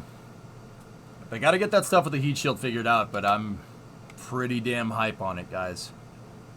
Pretty damn hype. The last thing that I wanted to say, that I wanted to talk about, and there was a lot of press questions about it. The last thing I wanted to talk about was SpaceX. I love how it's an Artemis 2 mission that doesn't involve SpaceX, yet, like I said, a lot of the questions that came up were about SpaceX because, okay. Even Victor up there was like asking questions. He's like, "We're right here. You're not gonna ask us? All right, whatever." Also, if I recognize the Artemis 2 crew at a restaurant that I was at, I would lose my mind. I'd be like, "Yeah, I'm gonna go over there and talk to them. I'll be right back. See you later."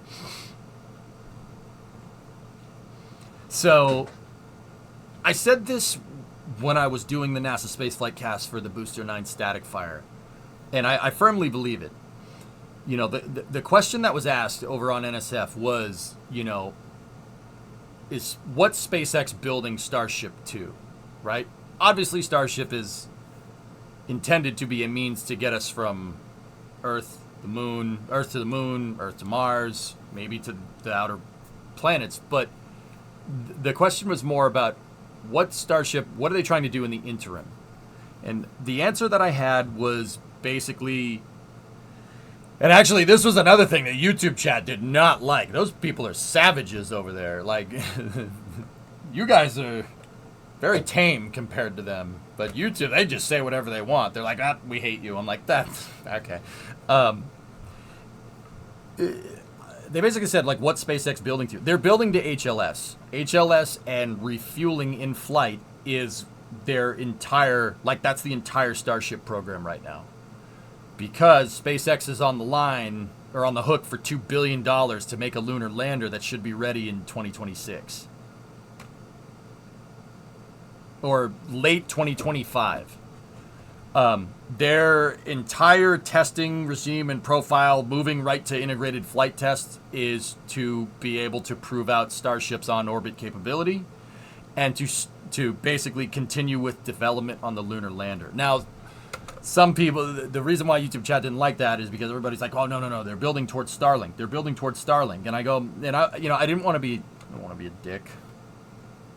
Space Flight Channel. Oh, yeah, they're building towards Starlink because, you know, they're building towards Starlink, and to build Starship towards Starlink, they welded up all the Starlink dispensers in the Starships to get better at launching Starlink.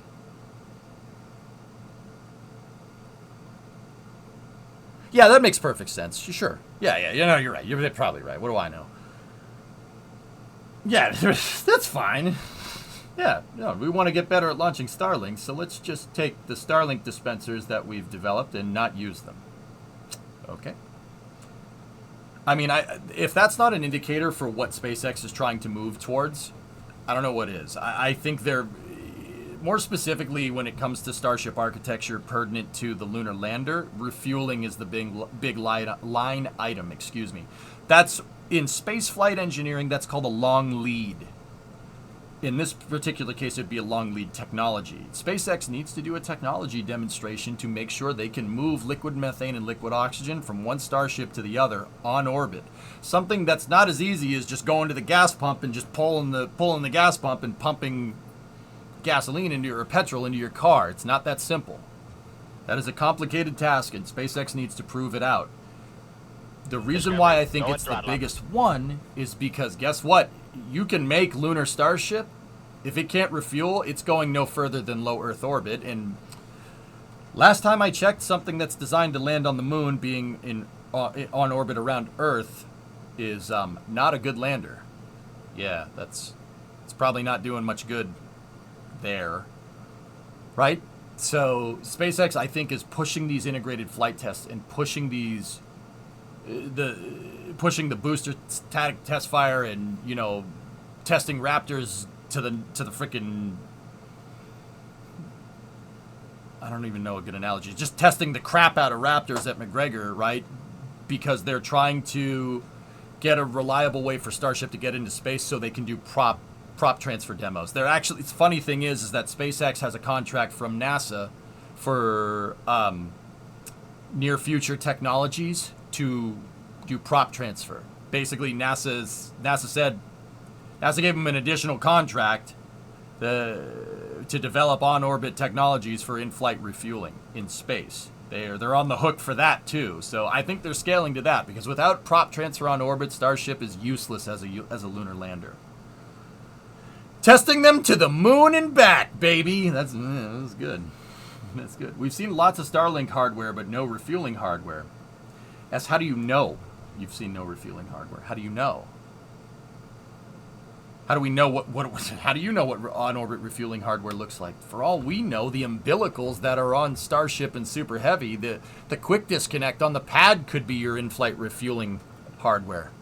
And if SpaceX was smart, that's probably what you do, right?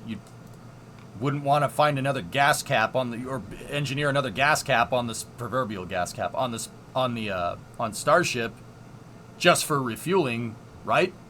Wouldn't want to do that. In fact, if you don't mind, can we look at your pictures from the booter?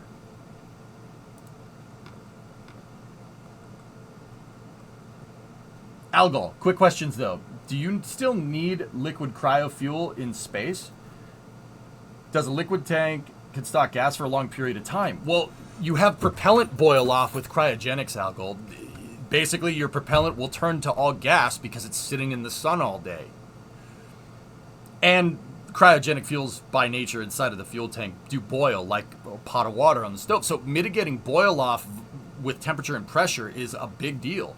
And that is all needed. Mitigating boil off is also needed for prop transfer. Because if you can't mitigate boil off, prop transfer is useless. This is a lot of big line items there. Hey, Pi. No, my picture's Kepap. All right, cool. I'm looking at I'm showing you the pictures. Do you have any pictures of Starship in here? Yeah, there's you bum. So, that's just some poignant thought here, okay? So, you got pictures of the booster. Do you have any pictures of Starship on here? Hello? Did you take any pictures of Starship? Oh, there's my boy right there.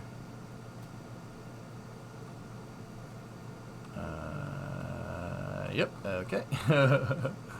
We'll go back to looking at the pictures here. I need one of Starship. You can get me one. All right, cool.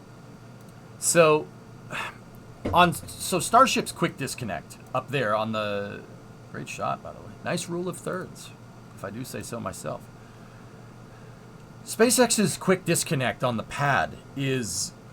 And I'll use SpaceX's pictures. All right, so guys, check this out.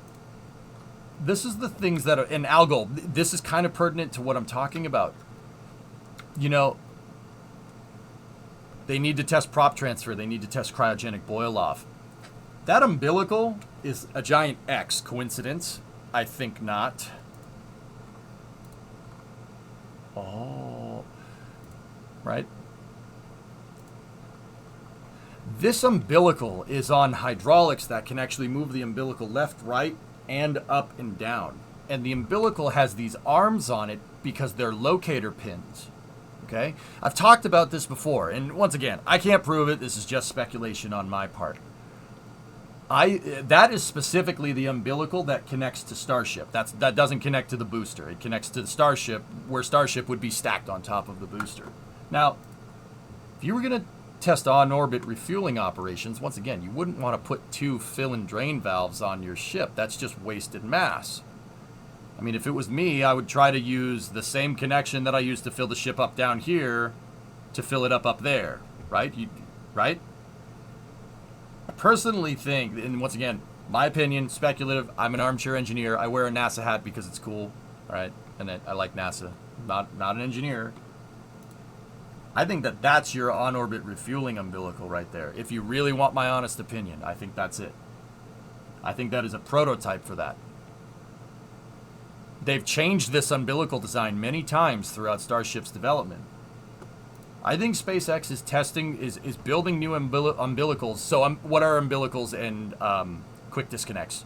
In spaceflight terminology, that's like the fuel door and the fuel port on your car. The umbilical is the pump. That's basically the thing where you fill it up with what in spaceflight it's called commodities. You fill it up with commodities. Liquid fuel, oxidizer, ullage gases, pneumatic systems. Yeah, the umbilical is where you put all that into the spacecraft, right? Or if you have a Tesla electrical charging port, pick your umbilical, right? Like, I think that one, umbilicals don't usually look like this. Umbilicals, even on like Falcon 9, there's something that is not designed to locate itself first and then automatically connect. I think that is a prototype for refueling, for Starship on-orbit refueling. But it's just speculation. But I've been following SpaceX for a pretty dang long time. They really like to combine function like that. That's what they do.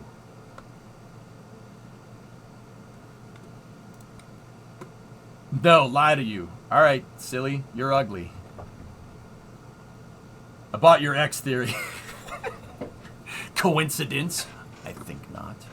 The guy likes X. Actually, me and my wife had a theory about this the other day. We were talking about how when they rebranded Twitter to X, right? How they were having a hard time getting everything changed. And me not knowing anything about software, right? I don't know anything. I'm not really that much of a software guy. I like the hardware. The hardware is what makes me happy. That sparks joy in my heart.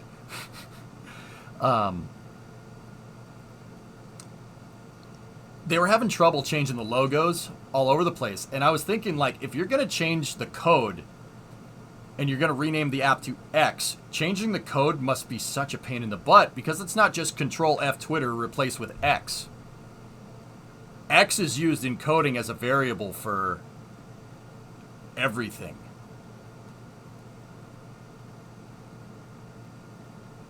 Elon wants X.com to be the everything app. I think it might be a software engineering joke.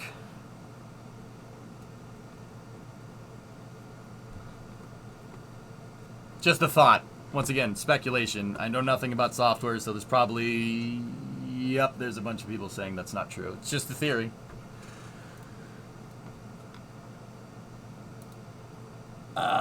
This thing doesn't have the damn... We don't have the umbilical side in this picture, but here... Alright, let's see. Yeah, we know starships were facing the right direction here. But yeah, if you look at how the Starship umbilical carrier plate is built, it has locator pins on it. It's built like a docking port, dude. If you really look at it, it's built like a docking port. You can't really see it in any of these pictures, but... Also, there's freaking 3 boosters over there.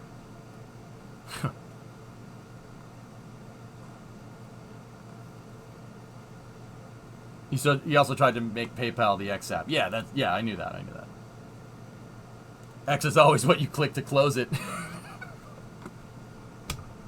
You're not wrong. And I don't mind X and Twitter. It's like my expectations for Twitter have not really changed per se. Twitter's always been a zoo. Now it's a zoo with better exhibits. My mantra about Twitter has always been it's a zoo. You go to a zoo and you appreciate the exhibits. You don't jump into the lion's den. That's just going to cause problems. So, I go on Twitter, I go on X, I just enjoy the exhibits. This is great. Get my popcorn,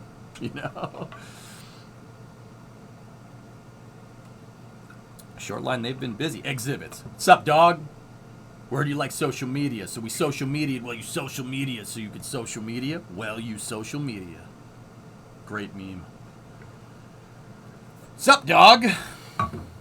I come from that era of the internet. Yo, I heard you like spaceflight, so we put a rocket in your rocket so you can stage while you stage. What's up, dog? We heard you like Portal, so we put a trunk in your glove box. I'm late. What's going on with Artemis? Shortline, we had an Artemis 2 update today. Is that up, dog, on your shirt? No, it's now, dog, because as in you're the man now, dog. Dated myself again. All right, excellent, cool. I'm old. I get it. I actually laughed out loud on that one. Yeah, all right.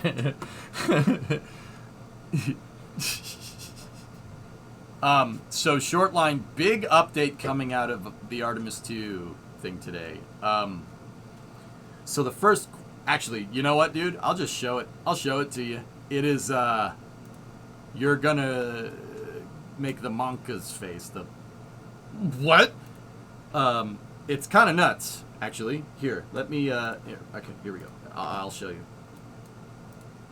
Senator Nelson, to you, there is some discussion about the fact that America isn't the only one aiming for the South Pole right now. Potentially, you've got the Chinese also targeting the South Pole, and maybe even the Russians. Can you give us a sense of what is in play here in terms of the geostrategic issue and needing to get to the South Pole? And is this a competition to see who gets there first and who would have access to that frozen ice, to the water. Listen to this.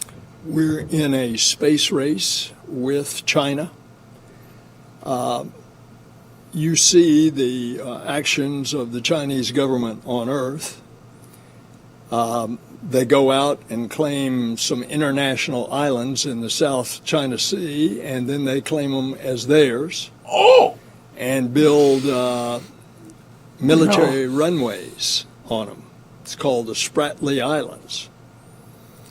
So we want to make sure that the ideals of the Artemis Accords, which now have 28 countries have signed, and there will be others that will be shortly following, those ideals that we have the peaceful and cooperative uses of space together internationally. Except China. That's basically the framework of the Artemis Accords. So naturally, I don't want China to get to the South Pole first with humans and then say, this is ours, stay out, like they've done with the Spratly Islands.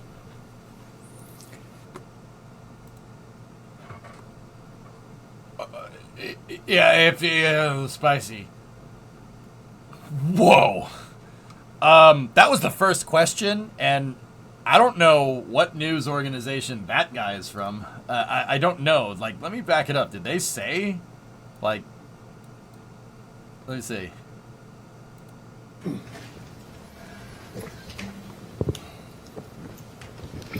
Hi, well, congratulations on a great day. Thanks for inviting us down here. Senator Nelson, to you, there is some discussion about the fact that America is... Like, I know I've seen this guy before, but I don't remember being in a press conference. But I know he's news. I know he's a journalist. But yeah, I mean, seriously though, that voice is old school journalist, might I add. That's pretty awesome. Isn't the only one aiming for the South Pole right now. Potentially, you've got the Chinese also targeting the South Pole, and maybe even the Russians. Can you give us a sense of what is in play here in terms of the geostrategic issue and needing to get to the South Pole? And is this a competition to see who gets there first and who would have access to that frozen ice, to the water? Yeah, that was the first question. So I mean, little specific, not necessarily about Artemis 2, but maybe a really dumb question. South Pole on Earth or the moon? Janik, the moon. He's a plant capap.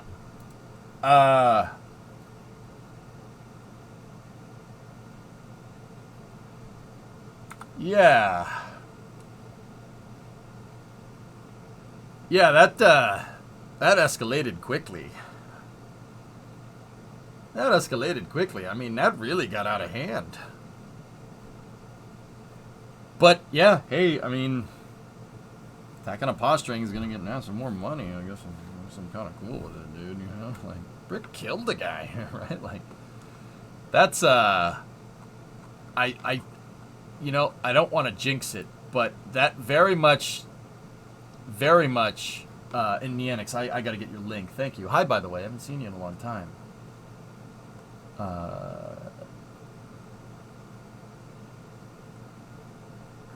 is it? There's that link. Okay. I got it.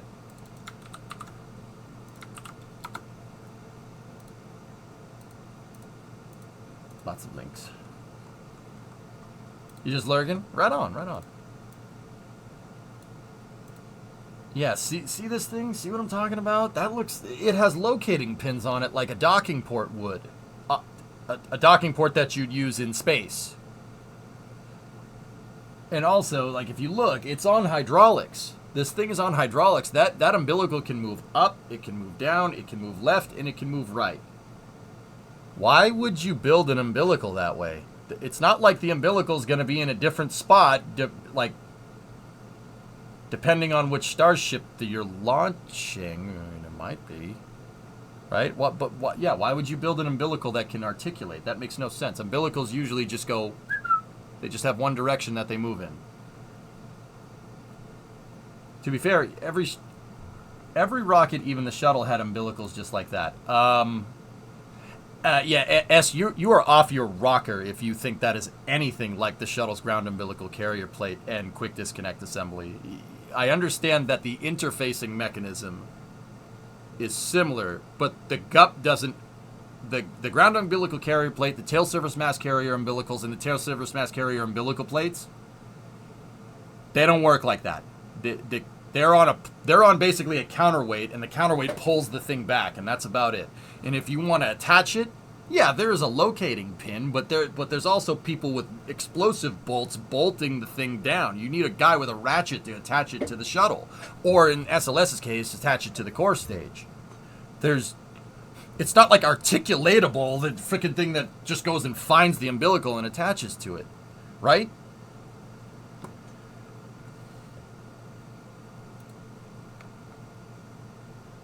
It's also automated and not installed by a person.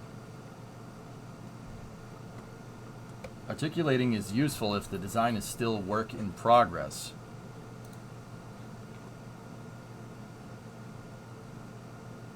You think that they'd bother doing the engineering and all the software and whatever they need to make the umbilical articulating just because the vehicle design is in flux still? I mean, I guess that makes sense, but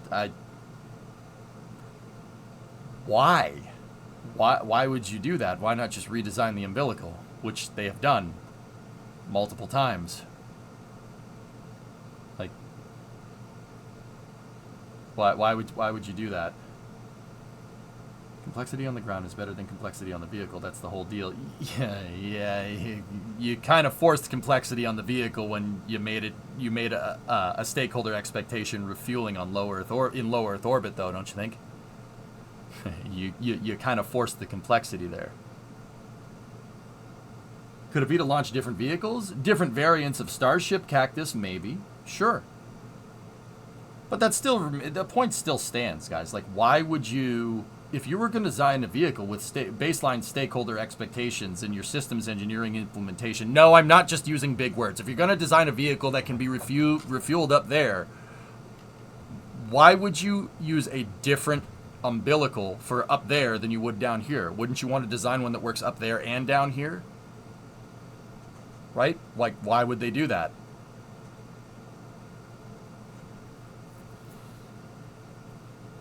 Right? I think that's a valid question. The journalist is Tom Costello from NBC. He seems to follow a lot of news from the Space Coast. Yeah, I know, Moto. I mean, that was a very oddly specific question to ask. I mean, a pertinent one nonetheless, but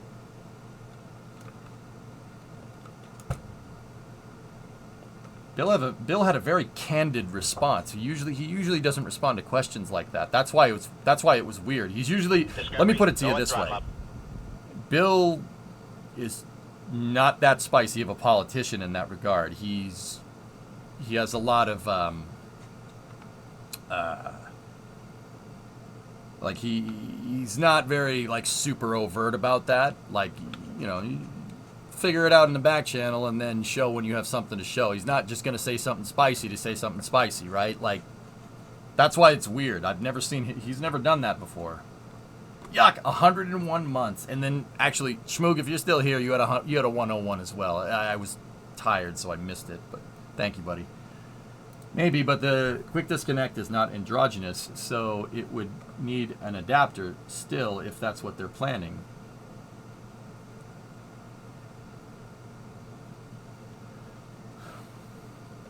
Don't you think that a Starship refueling system S would have, like, I don't know, the umbilical inside of the payload bay or something, or some type of integrated attachment to it? Like, there's dedicated tanker variants of Starship, and then there's the depot Starship. How do we know the depot Starship isn't going to have the umbilicals, isn't going to have this? How do we know the depot Starship isn't going to have that built into it somehow? Right? That would also explain why this thing needs to be articulatable, because maybe on a depot Starship's design, the umbilical's in a different spot, so it can interface with where the default position is. You don't. I'm telling you, man. Like you don't. I mean, you don't have to believe me. It's just my opinion. But I really don't think you'd design an umbilical that works exactly like this. That's articulatable like that, unless it was for a greater systems architecture, other than just, oh, the umbilical might change because the vehicle's in flux. I don't think that's particularly a good use of time, in terms of systems engineering.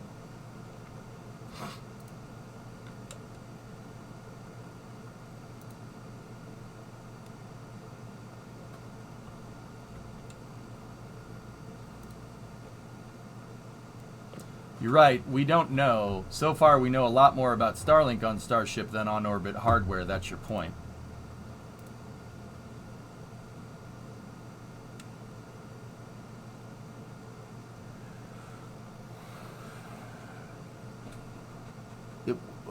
I'm not really understanding how you think you know more about Starlink in terms of applications for Starship, because we've seen some Starlink payload bays.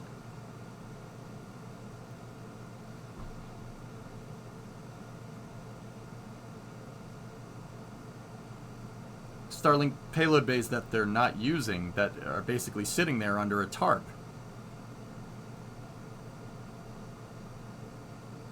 Never really got a chance to look at the shuttle's umbilicals. They're SLS's umbilicals, where they're derived from it. They're very similar. On Put in Man's statement, there are three things all wise men fear: the sea and storm, a night with no moon, and the anger of a gentle man. To design a connector that can handle both pressure and vacuum is harder than it sounds. Yeah, I guess, Shy.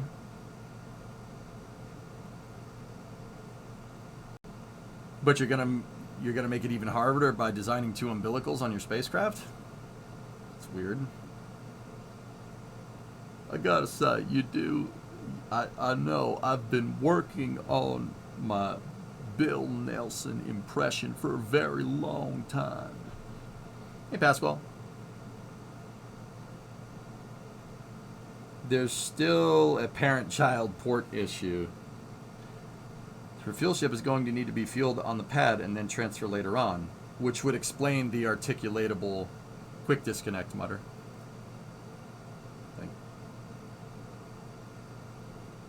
Sounded like a dying Bill Clinton. Thank you for the compliment. Bill sounds like he's a little older. It was a joke, all right? Relax.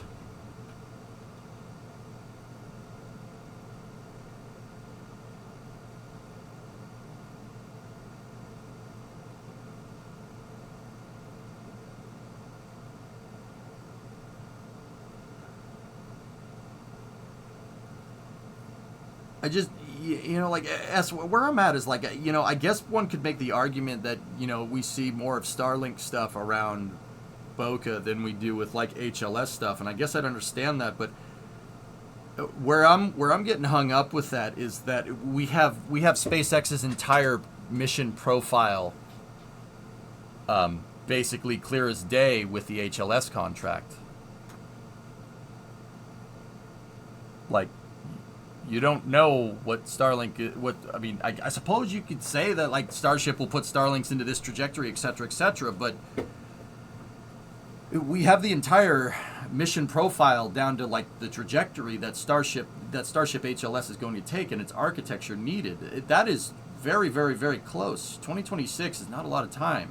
Discovery, go at throttle. I think it would be foolish of SpaceX to prioritize Starlink right now over an HLS contract. That's a little strange.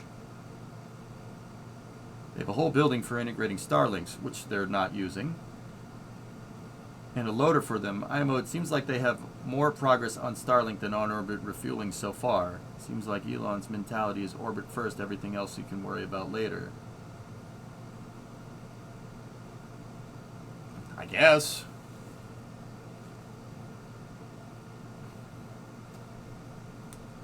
Can we talk about the appeal of the South Pole and significance of that goal? Sure. Jack, 49 months, thank you. Is there more there than NASA's letting on? No, there's not more there than NASA's letting on, Dark. There's water. in the form of ice that's stuck in the craters on the south pole of the moon that are in perpetual darkness. How that got there, don't know. But there's millions of tons of water ice in the craters around the south pole of the moon, once again, because they're in perpetual darkness. And if there's water, there's rocket fuel. And also human fuel. NASA Space Flight is showing people working on the OLM quick disconnect right now. Ah, cool.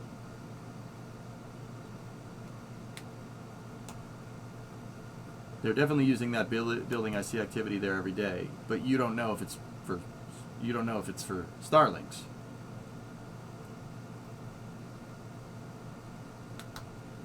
Could there be some kind of life in that ice? I don't know, Mikey. Maybe. We should probably go check. It's kind of why it pissed me off when, like 10 years ago, the plan for NASA was, well, why go to the moon? We've already been there. That's literally the stupidest thing I've ever heard. Nah, maybe not the stupidest, but it's up there. Like, during the Apollo program, we barely got to scratch the surface. One of the things that Victor Glover talked about was Jack Schmitt. Jack Schmitt was the second to last guy to walk on the moon. And guess what? He was the only scientist that went to the moon during the Apollo missions. He was a geologist. When I say that we've only literally, not literally, we've only scratched the surface of the moon, that is quite exactly what I mean. Jack Schmitt was a geologist, and on Apollo 17, he dug a hole. And you know what he found? He found orange rocks. Seriously, orange. It's orange! That's where that comes from. Orange rocks. Not like, they might be tinted orange. Seriously, rocks that are the same color as the fruit. Pretty crazy, right? We've only scratched the surface. Actually, only scratched the surface. We should probably go figure that out. That might help things. Just saying.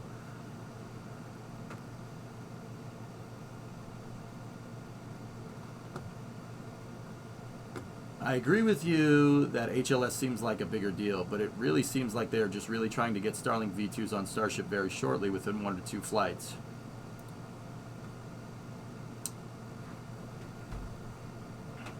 S, do you think that there's a possibility that they could have a Starship that deploys Starlinks and also does potential tests for on-orbit refuelability and or on-orbit refueling and boil-off mitigation? Last time I checked, they don't hold the satellites inside of the fuel tank, right? Maybe they might be doing both. In fact, knowing SpaceX, they probably are.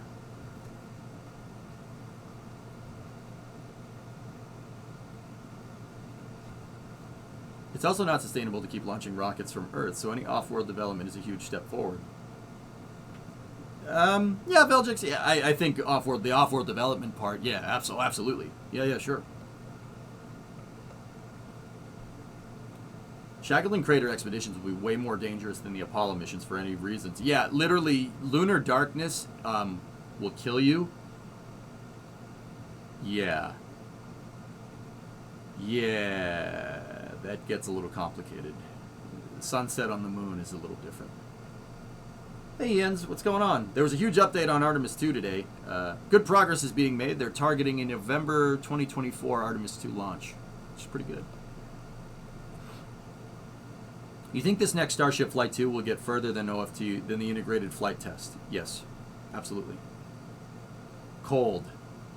That's a way to put it, Animal, yeah.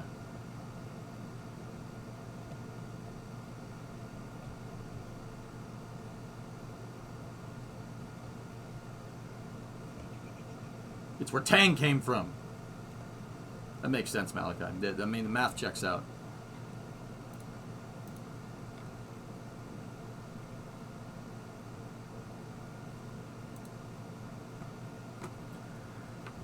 Is this why SLS is orange? Because of the moon rocks? Oh, yeah. Yeah. Yeah. And Nianix, thank you for the umbilical picture. I do appreciate it. All right, guys, I'm going in. Let's put the hazmat suit on. All right, I'm now browsing around, and I'm looking for New potential picture.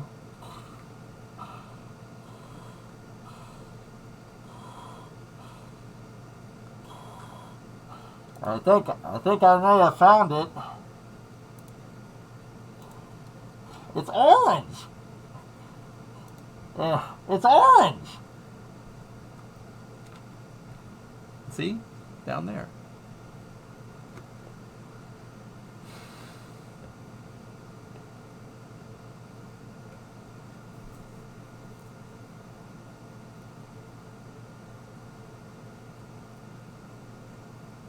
Yeah, lunar weather, Aqualex, right?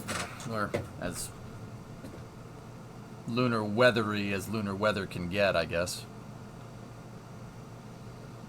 Your OSHA complained for browsing Twitter. Pythos, here's the problem. I like running towards the chaos, man. You know that. That's what I do. So I don't know about you, dude. I have fun. It's just, but I don't contribute. I enjoy the zoo. I enjoy the zoo. Falcon Heavy Center Core for 1084 has performed its firing. Cool. Elon's picture's a little better than yours of the static fire. Nice. Run towards the chaos, but do it safely. Of course, wear your hazmat suit. We have to buy down the risk. Obviously.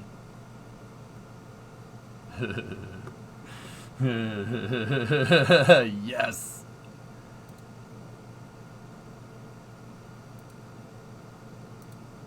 We got to make sure we have rations in the form of popcorn, particularly with extra butter. All right, let me move over into space news here. I don't want to like show the Firefly thread or anything else because we've been talking about Artemis stuff. So I'll switch us to the space and rocket review. That was an awesome update, though. Space race to China, I guess. That's a pretty ballsy thing to say. Hope we can back that up.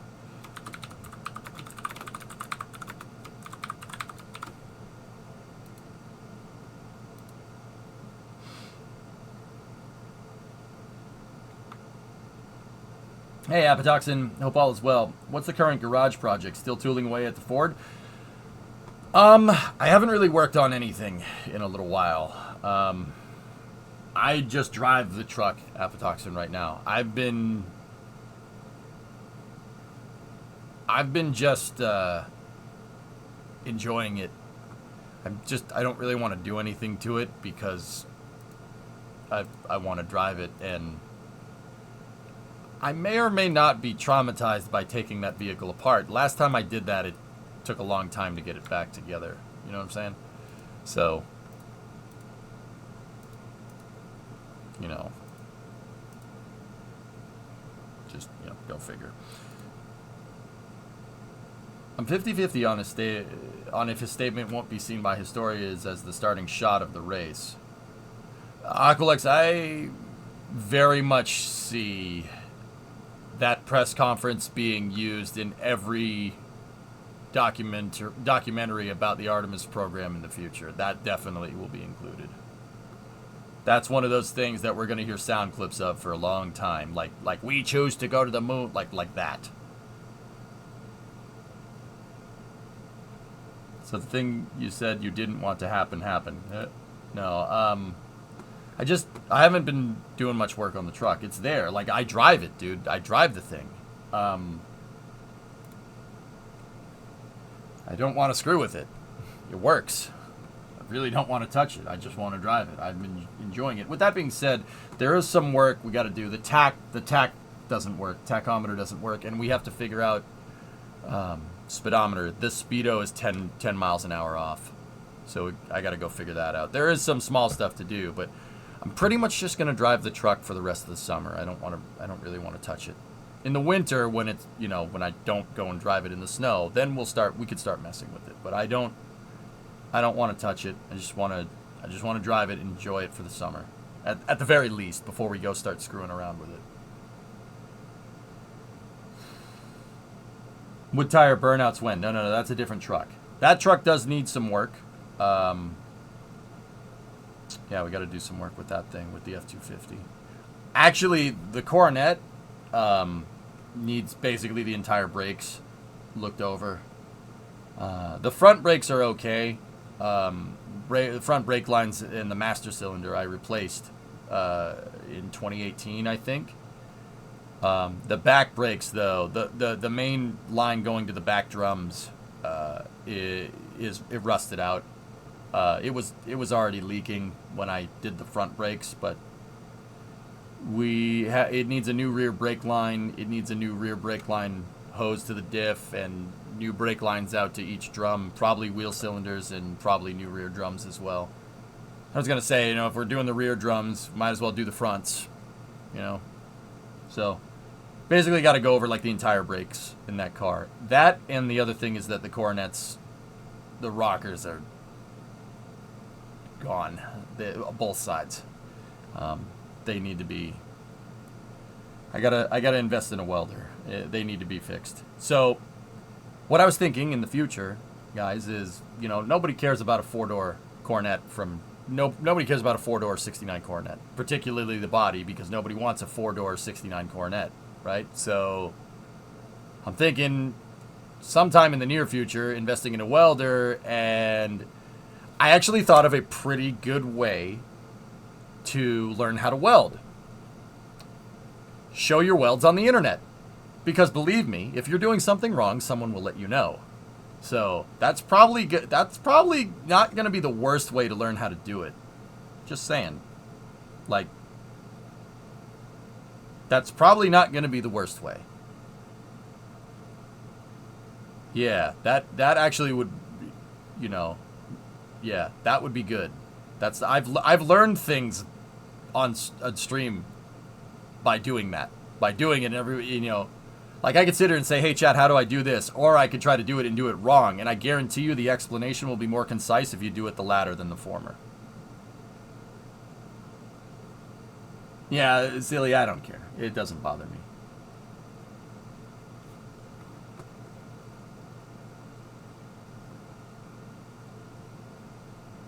So, because nobody cares about the Coronet, right? Yeah, nobody cares about a 4-door car from the 60s. It's all the 2-door cars that are really popular. So no one cares about it, and the parts that are rusty aren't particularly valuable parts, like the shell, because it's 4 doors. Bug, go away. I think it would be a good candidate to learn how to do it. Learn how to weld, learn how to drill out spot welds, learn how to cut out parts, learn how to tack stuff in place. It's a really good candidate for it.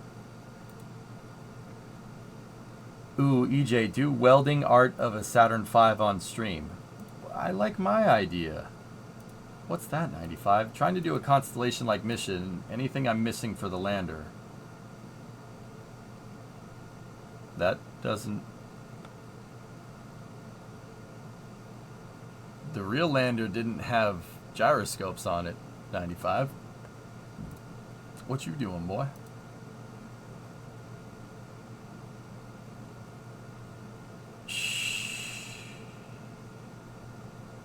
You're not missing anything, but you've added some things. Oh, boy. All right. Where are we at? Yeah, let's go there. Oh, yeah. Also, during that NASA press conference, Bill said that the Russians already launched Luna 25. The Russians have a probe currently going out to the moon. That launches on Friday. Or no, Thursday for us, Friday for them. Yeah, that hasn't launched yet. Just putting it out there. I had to go check. I was like, did Luna 25 launch and I didn't realize it? But no, it's definitely not, it's not even on the pad yet. That's what they want you to think. That's right. It's still going there. Yeah.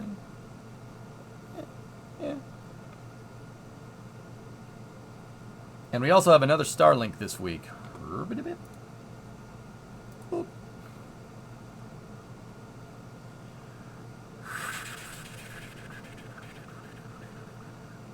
Oh, we have that too. Oh man, Thursday is going to be a long stream. There's the Galactic 2 mission. Cool. There's Luna 25 right there. That's the one. That's the one he was talking about. That's not launched yet. And then there's a Thursday is going to be nuts. Ooh, we got to prep for that. It did roll out today. There you go. That's a lot of stuff. Sweet. More launches the better, please. Is a probe going to the moon. Yeah, Chandrayaan 3 circularized around the moon, Rocket. Yeah, they did that the other day. Good for them. Cheering them on. I was bummed when Chandrayaan 2 didn't make it. Hold up. Virgin Galactic. The Galactic 02 mission, Wolfie. Yep. Suborbital spaceplane launch. It just goes up and comes back down, but it's still cool. It uses a hybrid solid rocket motor. The Virgin Galactic spaceship has a SRB built into the back that's nitrous injected. Yes, nitrous. Like the red button from Fast and Furious. Nitrous injected solid rocket booster. Nitrous is a really good oxidizer. Who knew? That's what it does in a car. It oxidizes. It gives you a higher oxidizer content. Just saying. Turns out that if you inject nitrous into a solid rocket booster, it makes the solid rocket booster better. Yeah, that was a sentence. That reminds me, I need to test using nitrous oxide in stationeers for raising the temp of the furnace. I wouldn't do that. I wouldn't use nitrous to do that. Just use nitrogen. Don't use nitrous. A lot of oxygen here doesn't react well to heat. Well, oxygen's reactive. That's probably not a good idea. You're gonna do it really, really far away. Floating Spaceman, what's up, dude? You're also trying to do a Havoc style mission, not a complete one-to-one copy. Lots of part clipping and flag usage, but it's just my style. What's your ruling on using flags? Use them. Let me see. Oh yeah, that's cool. Kind of what I do. So, floating. My rule of thumb with flags is if I'm using it for a tile or something, I'll set the flag as a panel and not as a flag. Like, you can right-click on the flag and change the properties of it. If you change it to an actual panel, it's no longer a physics-less part. So now your tiles are going to actually have to absorb heat. That's what I would do in this scenario. But hey, if that's your playstyle, it's your playstyle. It looks great. This looks fantastic up in here. Really good. Am I correct? You still don't cover Russian launches? No, not interested.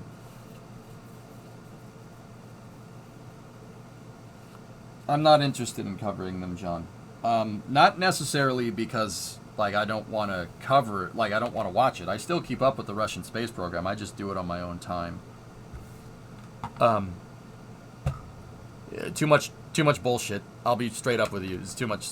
This turns into a freaking fiasco if I do. So, yep, nope. Nope. Not interested. I'll take my time out, I swore. Apologies.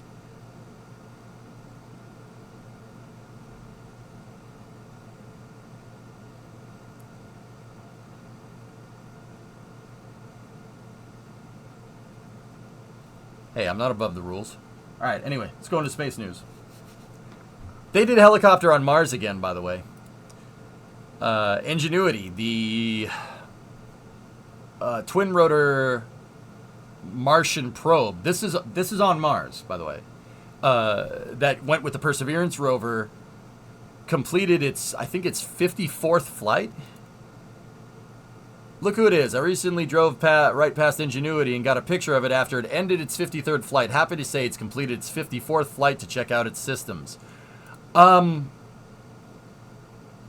I would like to add that JPL built that thing to last 5 missions.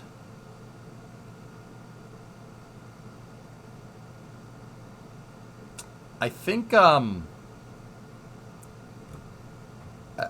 they built it pretty well. Yeah. I think they built it pretty well. This is a drone on Mars that's taking pictures of the rover. Like, that's pretty cool. Just saying, it's pretty neat. It uses a Qualcomm processor for navigation. They did helicopter on Mars. Look, there's Perseverance over there. Can you believe that? They did helicopter on Mars and surgery on a grape. Hey, Black 41-month resub. 5 minutes is still going. Spirit and Opportunity, anyone? JPL is good at building rovers and probes and stuff. Their stuff's pretty good. I think safe to say that they have some skill. Yeah. It did have an off-nominal 53rd flight, though. Oh, we started experiencing anomalous behavior on the 53rd flight. Yeah, okay, good point.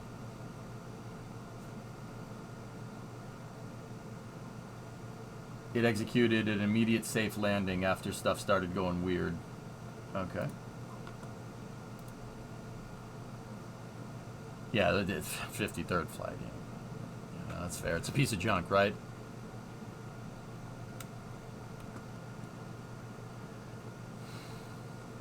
Fun fact. Do you know Sahara means desert? And when you say Sahara Desert, it's like saying desert.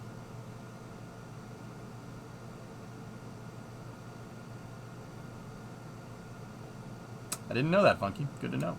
Shukran. I'm assuming that's Arabic, but that's probably wrong, so maybe I shouldn't say that.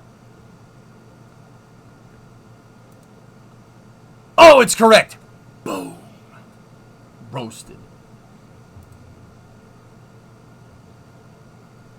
Shukran, chat. Appreciate it.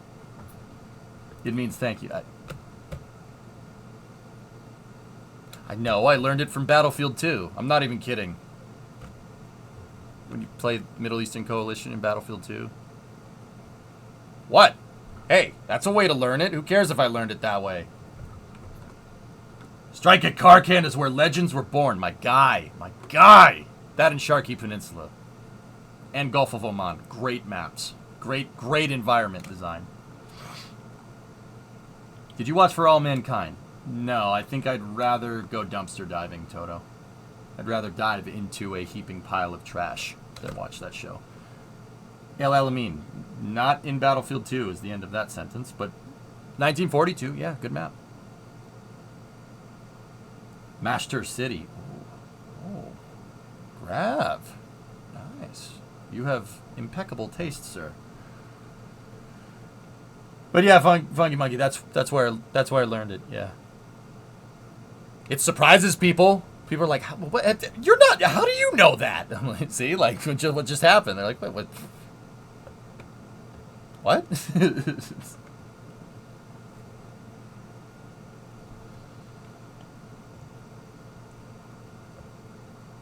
ATM machine, Dinkelberg. People said you never learn anything from video games. Yeah, right? Well, joke's on them. Educative games! Indeed.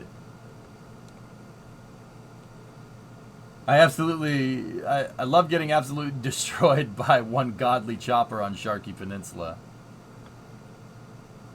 Yeah.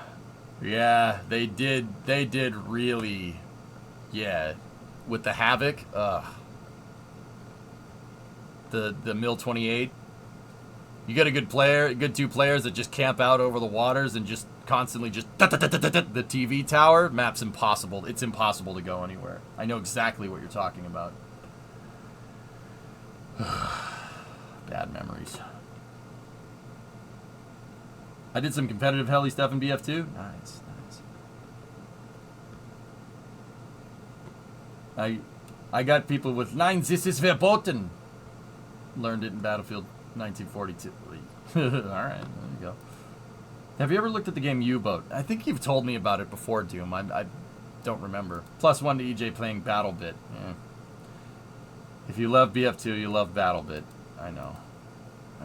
Apparently something good is happening at Rocket Lab's earning call because it's going up. I always was a Wake Island fan for 1942, Grav. Yeah. BattleBit? Nah, I'm good. Anyway, let's keep going with space news. Ooh,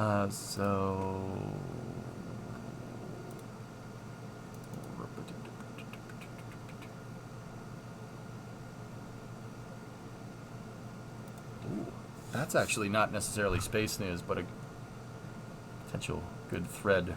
Here, let's get into this. So this is coming from Relativity. Fresh off the printer, our newest 18-foot demonstration dome features added ribs designed to increase stiffness and prevent buckling as the dome is made thinner, optimizing on mass. Relativity is working on some new test prints for, I would, once again assuming, but I would assume that this is for, what is it, Terranar?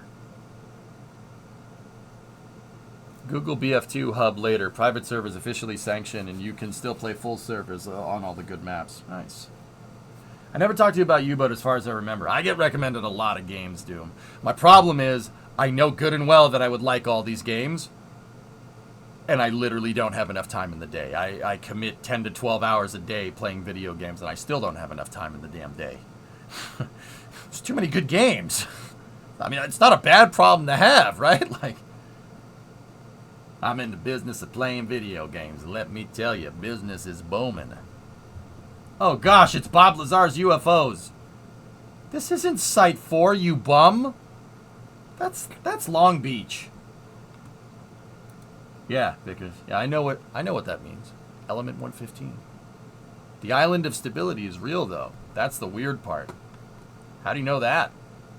That's a little strange. Did anybody else not notice that? That's a little weird. A little sus. But who knows? Learned a tiny bit of Vietnamese playing RS2 and listening to VC radio chatter. There you go. Wait, what? What do you mean, wait, what? Moscovium is a real thing. And it is a stable radioactive isotope. But the thing is, they didn't figure that out until 2004. I guess Rocket Lab is going up because these are just dropping now. Rocket Lab inks new deal to launch HASTE mission from Virginia.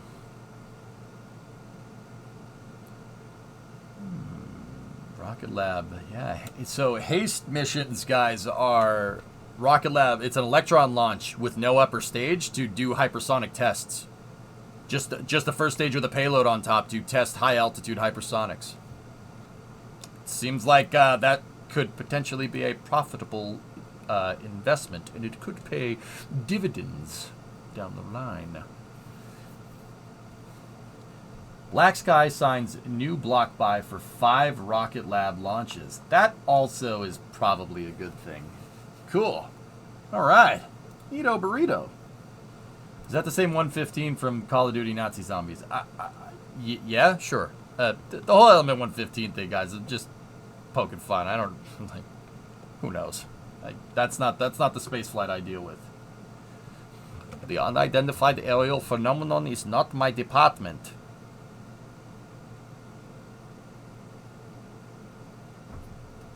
Wait, what? Moscovium doesn't have any stable isotopes that we know of. Yeah, oh boy. Oh boy. Your old EJ dug a hole too deep. Oh boy.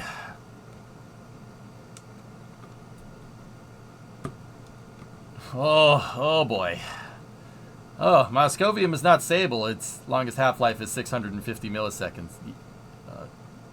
Yeah, thanks, man.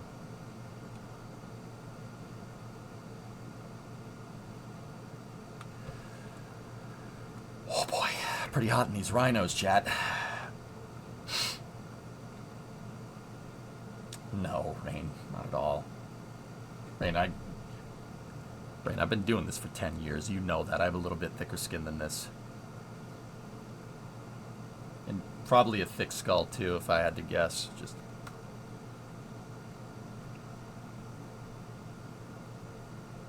If all this UFO, UAP stuff comes out to be 100% legit, how wild would that be? Okay. That would be awesome. And I will wholly admit that I am a selfish piece of trash for thinking this. If the aliens if that whole aliens thing, the UAPs, the being able to crack and drive yourself around the atmosphere like what we do in Kerbal when we break the game, like, if there is technology out there that does that, and that technology ends up being legit, I will just say this. I don't give a frick about the alien. That's cool. Right, good. Anything that we... Yeah, whatever. Whatever. The other life. Biology ain't my department, man. I want the tech. Brotherhood of Steel style. Just, I want the tech. Just give me the tech. Yeah, the alien's great. That's good. How did you go faster than light? How'd you do that? How'd you do that part? Yeah, if you could just let us know how that works, yeah, that'd be great. Yeah. Ad Victorium. Indeed. Yeah, like, that's kind of where I'm at. I am, I just want the propulsion technology. The aliens part is great, but the propulsion tech, though, that would be very good. I mean, you know, getting to that type, you know, what is it, a type 6 civilization? Yeah, that would be very, very useful, I think. Yeah, for us as a species. What do we always say? Power, propulsion, and ISOU. Yeah. Yeah. How did you hover in the atmosphere? Yeah. I mean, Doom, granted, you know, hovering around in defying gravity like that might be possible. Not with people on board, but might be possible with, though, I don't know, superconductors?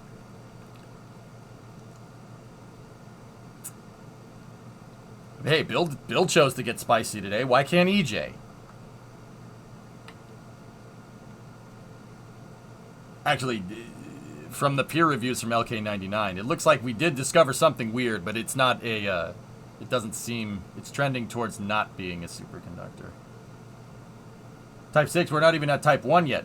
Yeah, but with technology like what those UAPs are supposedly doing, I think we could hook that up.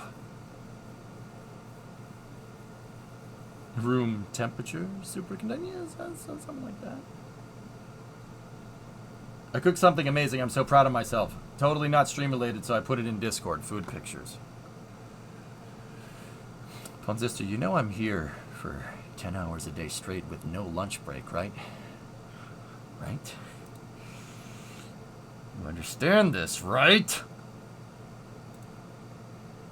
I'm just being a dick. What did you make? Shrimp? Oh, you made some shrimp. Yeah, you can do all kinds of things with shrimp. You can make shrimp cocktails, make shrimp gumbo, make shrimp sandwiches. You do all kinds of stuff with shrimp. Whose fault is that? Yours? Obviously. Did you see the Big Boy video I sent? Yes, with realistic chuffing. Yeah, no, Sneaky, I saw it, yeah. I saw it. I forgot to... Okay. This is bad. This is bad, and I feel bad because I didn't say anything back to you. I saw the video, and I watched it, and I was distracted by the Big Boy doing things that I forgot to reply to you and say, this video is awesome. Is that bad? I feel kind of bad. I always try to make sure that I reply to everybody. Yeah, you understand. Okay, we're good. I was like, ooh, Big Boy, click. Like, yes, the chuffing. Yes, it is. Feel bad. All right, there's pictures of Haste. So, yeah, see, with Rocket Lab's Haste mission, there's no upper stage here. There's just, that's just an inner stage. That's hollow on the inside, from what I can tell.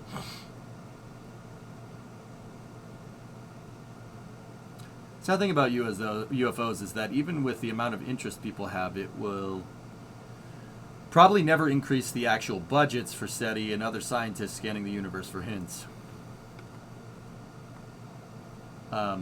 Yeah, Pink, what happened to Arecibo, is, just on a side note, is,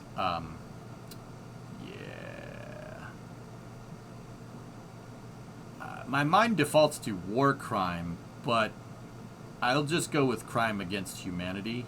Yeah, and we'll just leave it at that.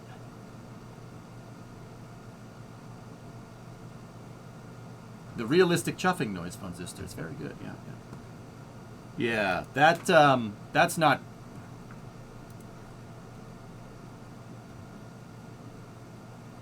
That's Pink. I cannot put into words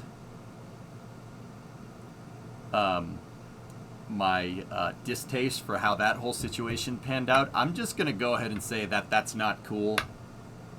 Yeah, I think if I gave you my unfiltered opinion on this, I'd probably get banned off Twitch. So I'm just gonna, we're gonna manage expectations and just say, yeah, that's not cool. Please don't do that again. Yeah. Please don't do that. Can you not let our scientific instruments break? Please don't do that. Anyway, send me a 1,500-word thesis on your thoughts on the subject via Discord DM.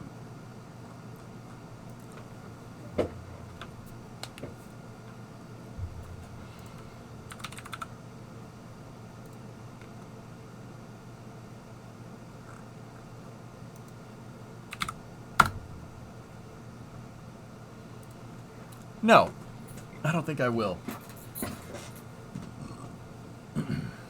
FYI, Type 1 is whole planet utilization. Type 2 is whole star system. Type 5 would theoretically be whole universe utilization. I don't even know what Type 6 is. Yeah, but with basically a Trimaxian drone ship, I'm pretty sure we'd be able to figure that out. Did you guys ever notice that those UAPs look like the one from Flight of the Navigator? Type 6 is your mom.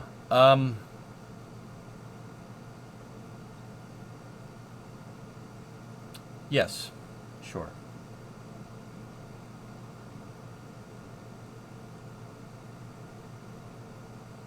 Yeah, Foz for real.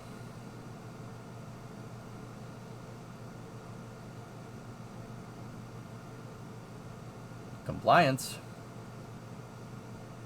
Yeah.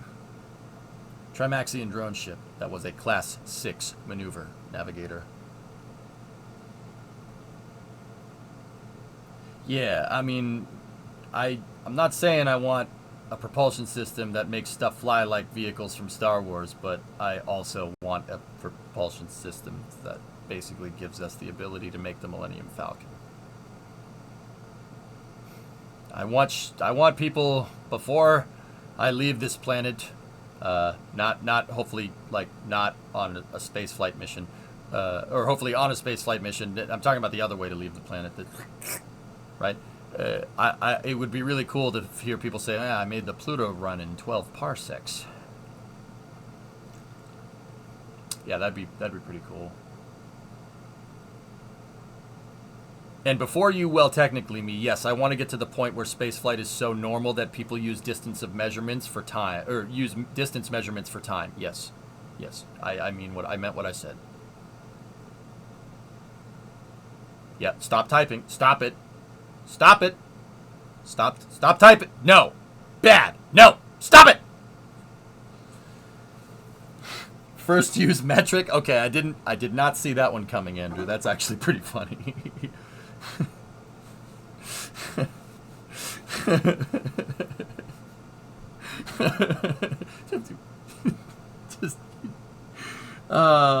That was pretty funny, actually. I acknowledge that I used the wrong system of measurement. Yeah, of course you did. You didn't use metric. That's good. That was funny. You got a good chuckle out of that. But seriously, though, feet. Discovery, go at throttle up.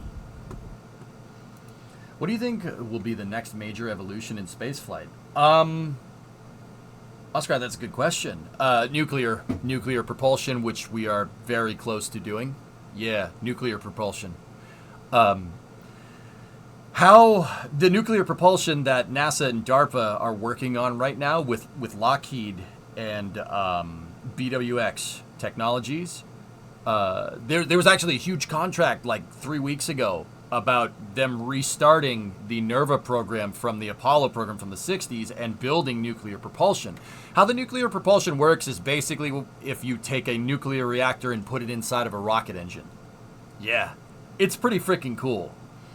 they basically flow hydrogen over a nuke that's in a reactor that's inside of a combustion chamber of a rocket.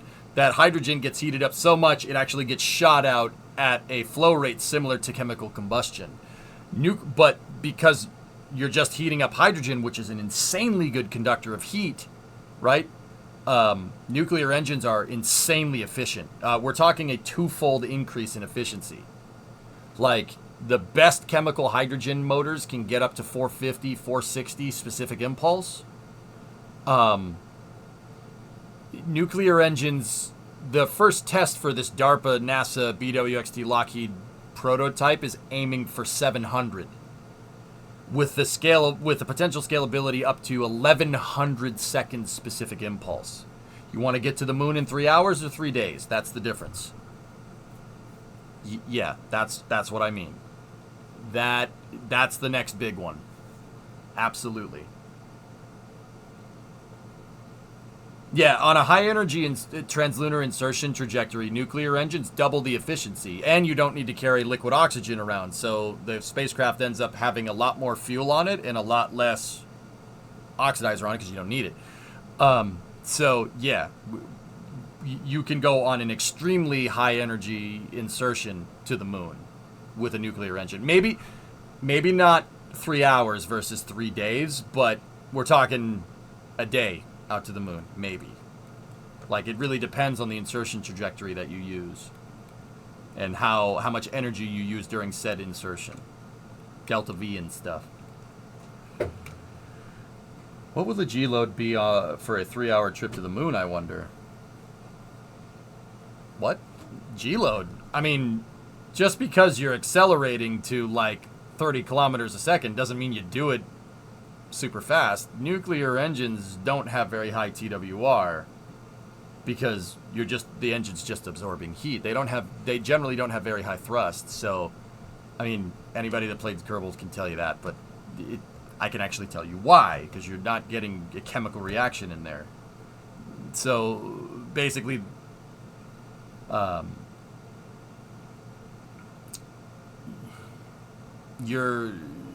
it can accelerate the hydrogen out pretty fast, the heated hydrogen out pretty fast, but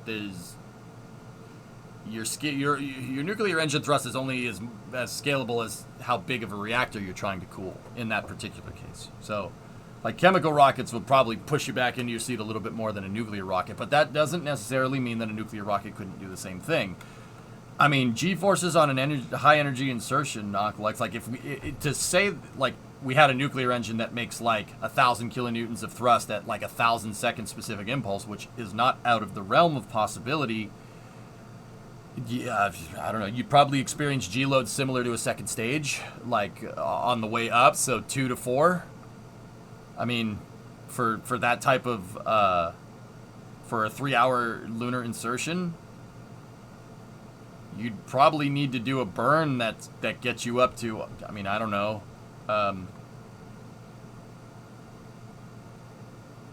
This is just a rough guess, like 35,000 miles an hour, something like that. That's just a really rough guess. Maybe even 40,000 miles an hour. Like, yeah. I mean, don't get me wrong, like, you don't have to do it that way. You could do a brachistochrone trajectory or whatever it's called, and that would get you there pretty quick, and the G load would never go above 1. You know, it really depends. It really depends on what the engine is, how much thrust it has, what trajectory you're taking, the higher or lower energy transfers, etc., etc. Yeah, but you have to hit top speed halfway, then slow back down. Each leg would need to fit in the 1.5 hours, and you'd have to get fast enough that your average speed is moon distance 3 per hour. I gave you an answer, 2 to 4. I mean, and also, a 3-hour lunar insertion is a that was an exaggeration. It's a little bit of hyperbole on my part. So, I mean, don't take it too literally. You know what I mean?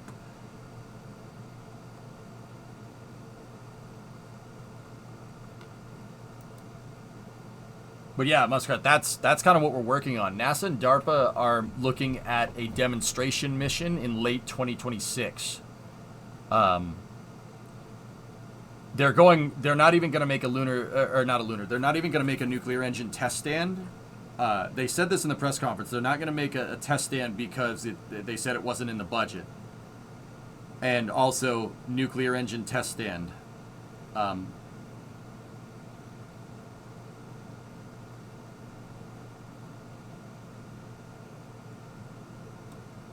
Yeah. I mean, you're taking a little bit of risk by doing your testing on orbit, but also nuclear engine test stand, nuclear regulations, tested in space. Yeah, good idea. Nuclear engine test stand layout. Yeah, I read, this is something I did get around to reading, Hellfish, and it just pissed me off beyond measure.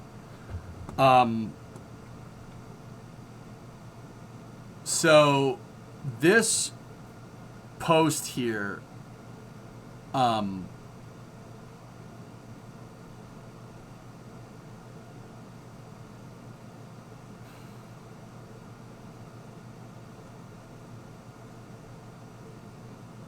really made me unhappy.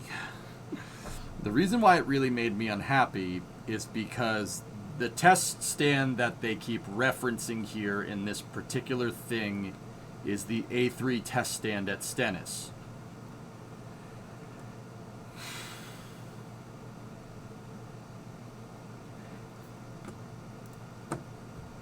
The A3 test stand at Stennis was built in with the capability from the beginning to be able to test nuclear engines with some modifications.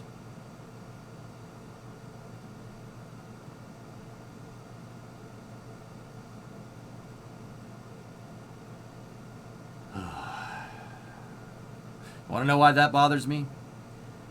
That bothers me because the A3 test stand was supposed to be the J2X test stand for the Constellation program, which was canceled 12 years ago now. The A3 test stand was supposed to test the upper stage engine and eventually nuclear engines for the Constellation program. Here's the annoying part. When Constellation got canceled, it was, I will still say this, as not a student of constitutional law, but somebody that knows about NASA and how it works, that canceling the Constellation program was borderline unconstitutional. Yeah, that was really skirting. You're basically overriding you're overriding Congress. So, yeah, I mean, once again, Congress got pissed, and that's why we got the SLS program. But the contractor that had the line for the A3 test stand actually went and sued the federal government after Constellation got canceled because they tried to pull the rug on his multi-million-dollar contract, that company's multi-million-dollar contract to build the A3 test stand. Contractor said, frick you, I'm finishing the test stand and you're paying for it. And they did, because borderline legal, canceling a space program like that. So, yeah, the A3 test stand for the Constellation program got built and it was completed 3 years after the program got canceled.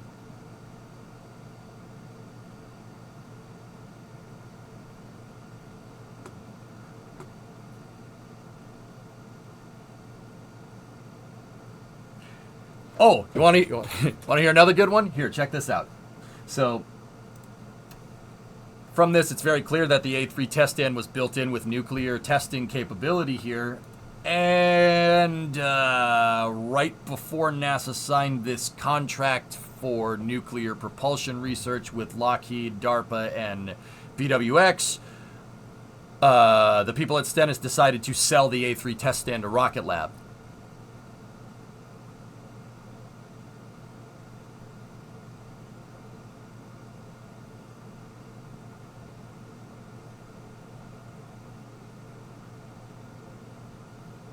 Is that good or bad? Well, in the press conference about the nuclear thermal propulsion sneaky from a couple of weeks ago, they said they didn't have any test stands available for nuclear engines, and that any existing nuclear engine test stands that were available, there are other ones from the original NERVA program, would have been too expensive to refurbish.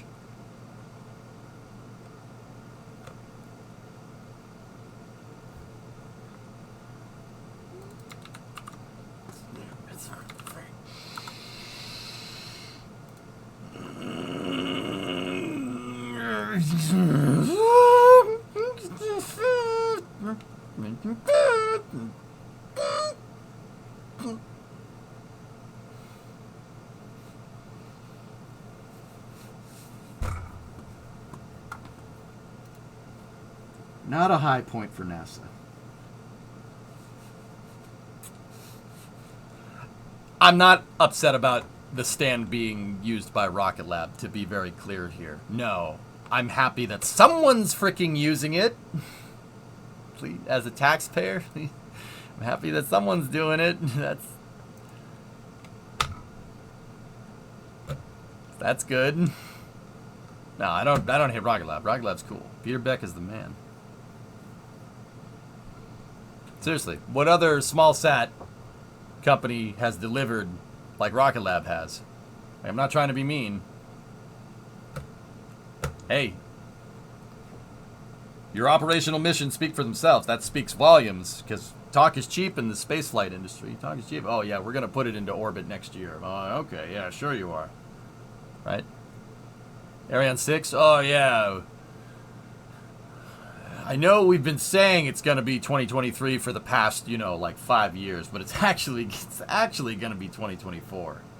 Well, why? I don't know. That's not an exaggeration of what happened.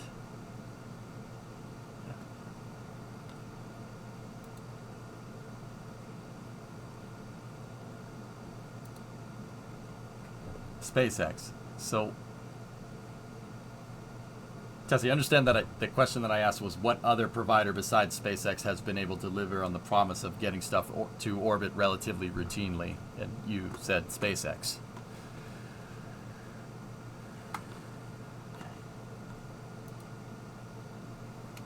Not even mad. All right. Look at it this way, though. If they weren't forced to test on orbit, we might not have ever seen them do it in space at all, considering nuclear programs don't have the greatest track record of reaching space. What?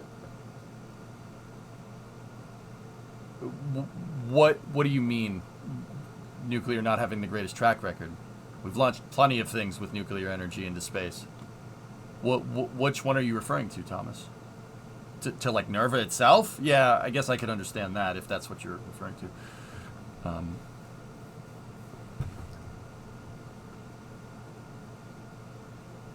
Nuclear engine programs. Yeah, okay, yeah, I got you. Yeah, no, that's not a bad way to do it, but you're carrying a little bit of risk doing that, like on the first try. But I guess, Thomas, where I'm kind of where I'm coming from with why this annoys me is that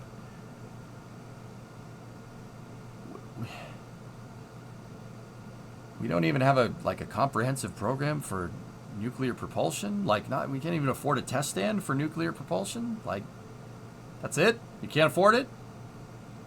Go right to on-orbit testing? Once again, it's not a bad way to do it. I guess I'm just, on the struggle bus here a little bit, because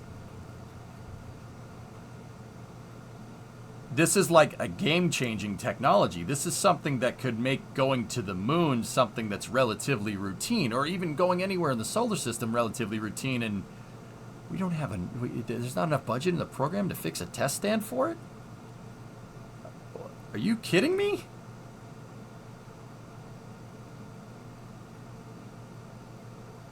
Really? You serious? Floating, though I'd mention an interesting note. When I asked a couple aerospace engineering professors at my university what their thoughts on NTP, they were pretty negative, saying that it has the potential to be catastrophic, but they didn't provide great alternatives to NTP. Anyways, it'll be interesting to see how the public will react to the PR job by NASA.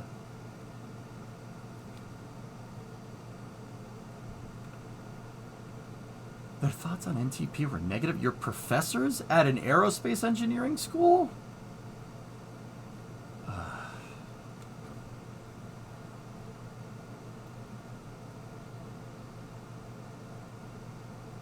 That's disappointing to hear. That's very disappointing to hear. Cyborg, yeah, I'm irritated about no ground testing anymore as well. Regarding the DM I sent right after the Draco press conference. Yep. Mm-hmm. People here are nuke phobic. Yeah, apparently aerospace professors are as well. Something like running a nuclear engine on the ground would be blocked immediately. Might even impact NASA on a larger scale. That's I think that's fair to take into account, Oculux. We're basically navigating a minefield, a nuclear minefield. Yeah, no, I get you. Yeah, I thought the same thing.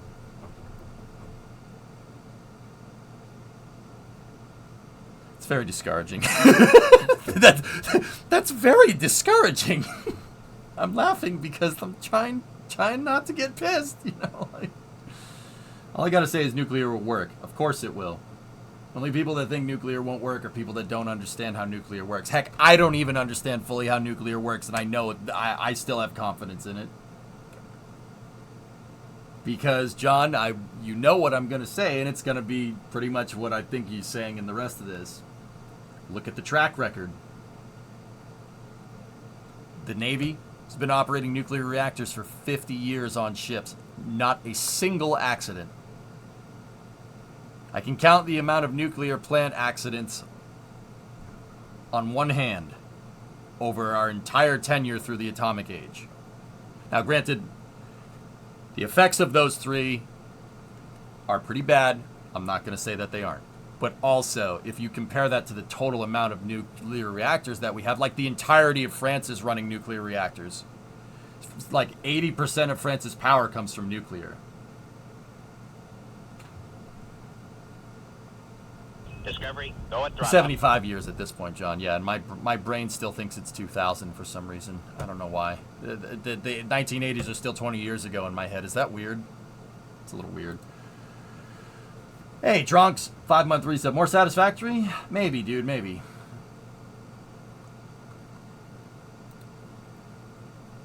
Yeah, I mean, it's the results. The results speak more than any, anything. Like, I don't know what to tell you.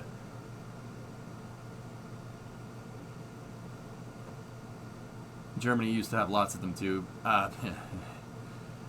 BXD, I'm not touching that one. I'm not touching that one. Nope. Nope.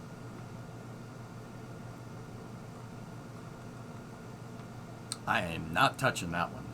Nope. That's bait. Change the subject. Hey, yeah, Trunks had a fiver for more satisfactory. I don't know, man. Maybe. I'm kind of tired, dudes. I'm running on frickin' fumes here. I think I'm doing pretty good considering. These late rocket launches are screwing with me. For whatever reason, a lot of the rocket launches that we've seen are happening at 11 p.m., 12 p.m., 1 p.m. my time, and I'm trying my best to keep up with them. Like a lot of Starlinks are launching at 11. A lot of just regular missions are launching at 11, 12, 1 o'clock. And the problem is, if I don't go to bed, what I've been finding is if I don't go to bed, like by a certain time, I get second wind. Basically, I'll get to a point where I get tired, and I try to go to sleep when I'm at peak tiredness, I guess. And if I go past that, I start to wake up again. And if I get second wind at 1, 2 o'clock, I'm not going to bed until 4, 5 in the morning. That happened last night. Did a lot of reading about J-58s, though. Learned a lot more. That thing's pretty cool. J-58s are pretty sweet. I got so far into technical analysis that I fell asleep. That I bored myself to death. But that was at like 4 or 5 in the morning. If I get second wind, I basically stop looking at the clock because I'm afraid to see the result. Yeah. Hey, if you don't know what time you go to bed, you don't know how many hours of sleep you got. Unfortunately, I dozed off, and in my sleep, I looked at the clock and saw that it read 5:15. That was not long after I went to bed. Oops. Thank you, unconscious me. I appreciate that. Oops. What really gets my goat is that all the things that you know are sitting in drawers and filing cabinets under top secret and classified that could be a great benefit of us because of the development of history get locked away for 30 to 50 years. Skylon is an example. The MOD was involved when it got canned in the 80s, so all the IP was nope until long ago. Yeah, Tessa, that's the exact reason why Dude, even programs like TSR-2, Avro Aero, that pisses me off, man. XB70, it's so stupid. Venture Star, like, even you could make that argument for Buran Energia, like, all that technical expertise down the drain. And, like, the one that I talk about the most is Constellation. It's just, it's very aggravating. But that's our plight as space fans. That's what we got to deal with. But hey, one of those crazy projects actually came to fruition. Starship is something that... Starship, like with SpaceX, is one of those projects like that you know, in an alternative timeline, we're reading about it in the history books like we are with Venture Star. But hopefully in that timeline, Venture Star actually exists. But you get what I'm trying to say. Stream Freedom of Information Act requests, then? All the tech that I want, Hellfish, is stuff that, you know, like J58's, compression lift from XB70s. That's all stuff that we know about that I want. Yeah, I mean, one could make the argument that, you know, who knows what else they got, but I can't Freedom of Information Act something that I don't know exists. You know? You're assuming Starship is going to fly. Patine, it's already flown? There's that whole integrated flight test. It's already flown. I mean, it didn't get very far, but it has flown. What do you mean? I guess you must like talking about operational missions, yeah? Yeah, I guess that would still be an assumption at this point. But also, there's not a lot of stuff that when you get to this point, like there's like a critical mass of momentum. Nice. Good physics phrasing there, EJ. There's like a tipping point with a technology where it's basically going to happen. Like the closer you get to operational missions, the more likely it's going to happen, right? Like Starship, I don't think it's necessarily at that tipping point, like to the point where it's going to be a surefire thing, but it's pretty damn close. Even by the most skeptical of people, it's pretty freaking close.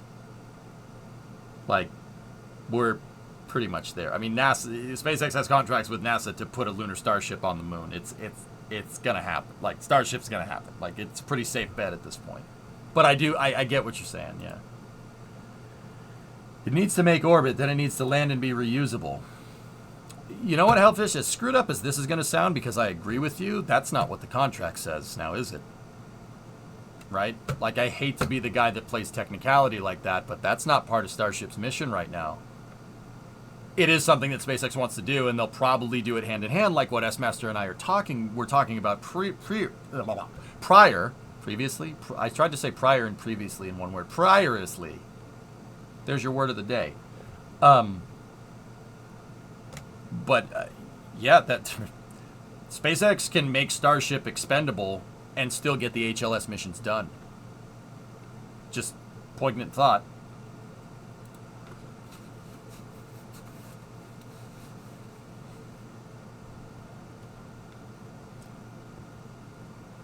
Government doesn't want to use money on atomic propellant testing. They're just waiting for people to be ready to see DC-303s. Not exactly sure what a DC-303 is, though, but it sounds like something that I want, BXD. Sounds like something that I want. Those are the important gates to be able to really move on. I guess. Yeah, I mean, I still think that SpaceX, I don't think it's out of the realm of possibility for SpaceX to expend stuff if they're in a hurry, but yeah, maybe. I mean, everybody was super bummed when they said they were going to get rid of Ship 24, right? Like, you're going to blow it up in the ocean if it gets that far? Yeah, sure. Next, on to the next one, you know? What's stopping them, like, Hellfish, whatever, like, I'm actually asking, I'm curious, like, this isn't proving a point this time, like, what's stopping them from just getting refueling figured out and then just zipping out Starships? If it means getting the payout from NASA for HLS and the prestige of saying that astronauts return to the moon on a lander, might be inclined to do something like that. I mean, we were all bumming when they I still get people asking me even now, why are they not recovering the Falcon Heavy center core? Right? Like, SpaceX has been known to expend stuff in the name of getting the mission done. Just a thought. BC 303. Oh, okay, BC. Yeah, no, in that case, the BC 3, yeah, that's something I do want, because SG1. Nice. P90s and stuff. Do you think we will see any real major milestone regarding physics and time travel anytime soon? Discovery, go at throttle up. Bilbo Brown. Thanks for the Prime sub, dude. I appreciate it. SpaceX also tried to get their hands on some nuclear material. It would be incredible seeing a nuclear starship. That would be cool. Do I think we'll see any major milestones regarding physics and time travel anytime soon? Well, Monkey, we were just talking about nuclear propulsion. Nuclear propulsion is probably, like, in terms of like technological progression, a pretty damn good improvement over what we have now. Nuclear thermal is basically twofold, like we're talking twofold efficiency here. So going to the moon will be less of a chore than what it is. But I'm kind of thinking you're asking, like, RE, like, are we ever going to have something like the Millennium Falcon? Maybe. There is some things I can think of off the top of my head that might pique your interest, but it's not really like a crazy breakthrough, but it's a possibility of a possibility of a possibility of a possibility that warp drive might exist, or something that proves the math for warp drives, like a Discovery, go at throttle up. like something that a drive system that bends space and time. There's a possibility that that's a thing, but yeah. If you want to hear more, just let me know. Would you like to know more?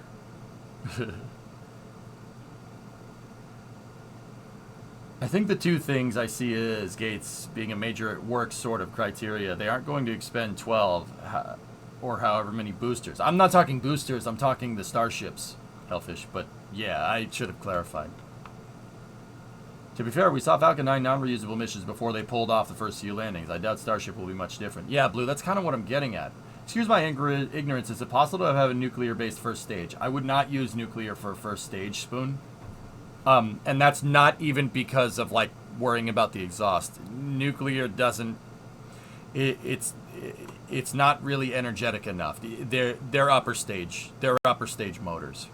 Third stage motors. Like, motors for up there, not down here. You could, but... that would be like using an RL-10 as a first stage engine. I mean, you can. DCX used it. They used RL-10A5s and they worked just fine. But generally, it's better up there. Spaceman from Earth. Hey, 6 months. Nearly been subbed as long as a mission to Mars. That's right. With the potential of LK-99, we might be about to bypass nuclear and go direct to ion drives. Nuclear ion drives, Tessa. But yeah, you're talking about nuclear thermal. Yeah.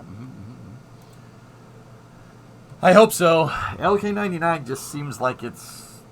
I don't know enough about superconductors, so I just default to other... Like, I follow a lot of physicists on Twitter and stuff. I default to their judgment because I have no idea. It seems like the peer review isn't working out the way we want, but peer review takes time, so... Just like... You could use a Prius to pull a semi-truck trailer, but if you're going uphill, like getting out of the atmosphere, yep. Yeah, Napoleon, peer review takes time. Anybody that's saying right now, oh, it works, or oh, it doesn't work, there's no way you're going to do analysis like that in a month. I'm sorry, that's not how science works. Science takes time. It takes time, it takes healthy skepticism, and it takes a lot of effort. You know, look at how long we were toying. Okay, anybody see an Oppenheimer?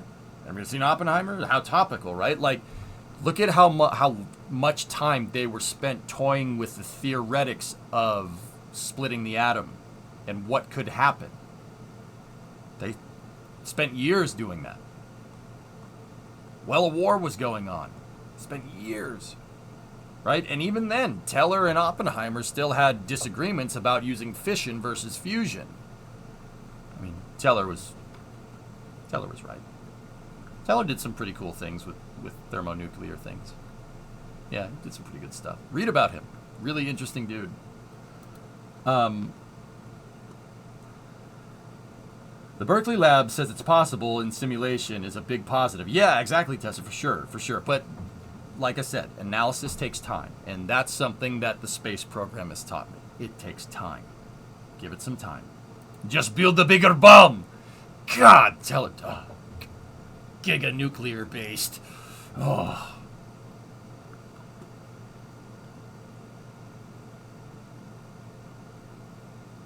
Yeah, Parax. I'll admit, like I said, I don't know enough about superconductors to really know one way or the other. Did Monkey ever reply to me about near future stuff? That's actually interesting. That's something that I do know about. Nuclear Starship game over. I remember that. So, Monkey Dunker, in case you were interested, the possibility of a possibility of a possibility of warp drive existing is... There was a DARPA project that was working with gravity waves. I forget the details of the project. They were trying to do something with gravity waves, and they basically inadvertently quantified the math for Michael Alcubierre's warp drive. Yeah. DARPA was doing an experiment that, and once again, there was no analysis done. It was just some, like, it was kind of by accident. Michael Alcubierre was a physicist that came up with the idea for the Alcubierre drive, a drive that basically makes a wave of gravity. I don't want to get too far into specifics, but Alcubierre's drive basically involves something called negative mass density. So think of negative mass density being what space is to the atmosphere. So like we're all down here breathing air, and there's no air up there, right? So because there's no air up in the vacuum, I know atmospheric fall-off doesn't work like that proportionally to altitude. I understand. It's the vacuum. Okay, let's just go from there. Something can go a lot faster up there because there's nothing in the way. There's no atmosphere in the way, so you can go faster. There's literally less stuff to run into. In this case, we're talking air molecules, right? DARPA was doing a project with gravity waves that basically proved Alcubierre's drive. Proved that Alcubierre's drive could be possible with enough energy, if I'm understanding this right. Now, the negative mass density is literally the vacuum atmosphere analogy, but applied to space and time. It's applied to matter instead of, well, atmosphere, right? Like, that's where that analogy goes. So basically, Alcubierre's drive basically makes negative mass density out in front of the ship. It basically makes a gravity vacuum in front of the ship, and basically makes a positive mass density behind it, so it surfs on a wave of gravity through space and time. That's about as close as you're going to get to science fiction and the real world touching each other in terms of spacecraft propulsion right now. DARPA did an experiment that inadvertently proved that Alcubierre's math is possible. It potentially moved out of the theoretical. But like any other DARPA project, we heard something about it, we heard a whisper about it, and then I haven't heard anything about that since. That was like 2 years ago. So, who knows? Hey, Harp, what's going on? 45-month resub. They mathematically figured out how to create a warp bubble by accident. Yep. The experiment was for creating energy in open air between two plates. Use the description because I don't remember the term for it. Yeah. That's what it was. Yep. The Alcubierre drive math was originally going to need mass energy of Jupiter to work. The more recent math that you're on about needs about the mass energy of the Voyager probe. Still a huge amount of energy, but it's still feasible. Yep. Even if LK99 is real, how long would it take to trickle down to normal everyday electronics and not just top secret military tech or complex science lab stuff?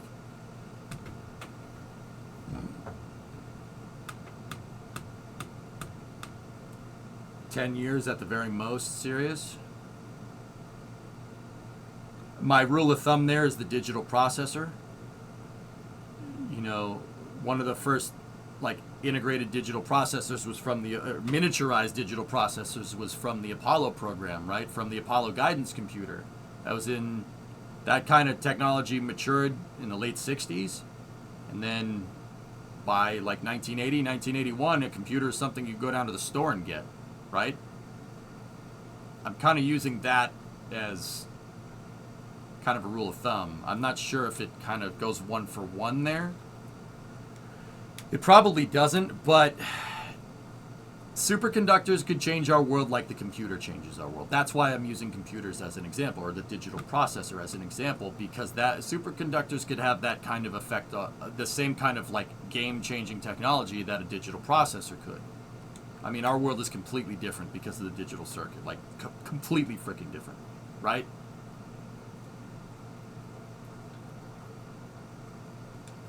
Ease of manufacturing, yep.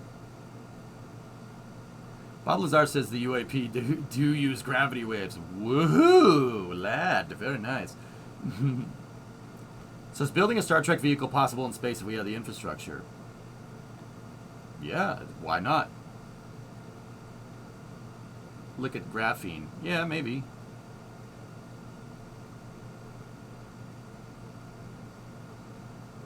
Actually, one of the things I was reading about LK99 and one of the conclusions that one of the guys came through is that potentially you have you can create a more pure superconductor by synthesizing LK99 on orbit, like in space.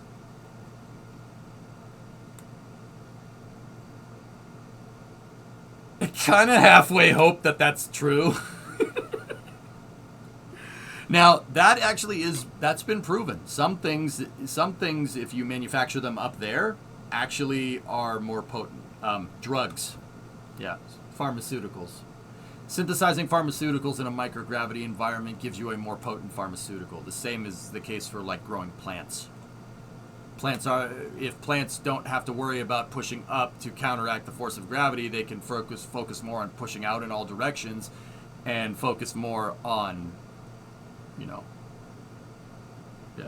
making seeds. In this case, the tomato plant making seeds is making more tomatoes. Hey, FaZe, what's going on?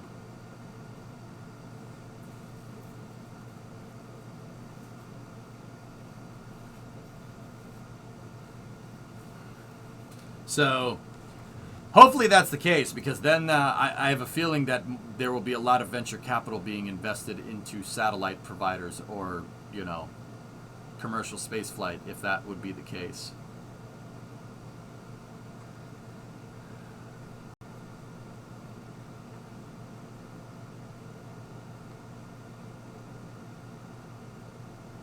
The funniest thing I see on the discourse are the people who say, why aren't we funding superconductor research and putting money into the Large Hadron Collider?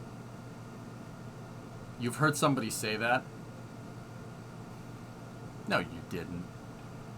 Without realizing that much of the knowledge we gain from running the Large Hadron Collider is what's guiding us in our search for superconductors. I'm not sure if you made that up or not, to be honest with you. On one hand, if you know enough to know what the Large Hadron Collider is and how a superconductor works, then you'd know not to say that. But on the other hand, if somebody on the internet said that, I wouldn't be surprised. You have in various places. Okay. Apparently LK99 is a hoax. Wait for peer review, Pasquale. You don't know if it's a hoax. And to be quite honest with you, passing peer review and doing all the analysis on it isn't going to take a month. Not 2, not 3. It's just like spaceflight, man. Passing peer review and conducting scientific results and analysis takes time. Anybody that's saying, oh, it works, or oh, it doesn't work right now, literally has no idea what they're talking about, because they would have to be doing research and development and analysis on it basically 24/7, 365 since the discovery became a thing to have really, truly conclusive results. This stuff takes time. Even dumb people can know about a Large Hadron Collider. Yeah. It is what it is. Rip EJ, or is it just you? I show no down frames. Do you think quantum computing can be applied for new engineering advances or mostly for data analysis? The first one, Muskrat. The first one.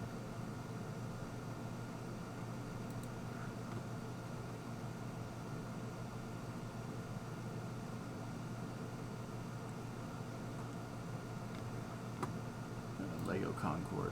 Yeah, Vulcan linked that to me the other day. Pretty cool. Lego's good. Lego's making a Concorde model. Really neat. 1.1, dude. Oh gosh. Oh, scraping the bottom of the barrel, guys.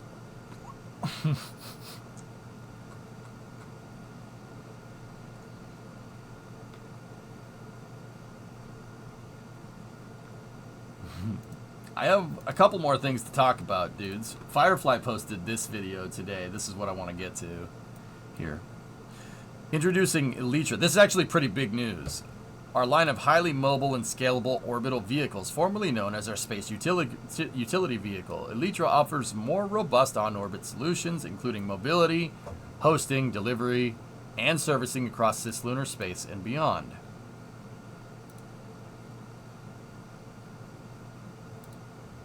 As an end-to-end space transportation company, Firefly is truly vertically integrated.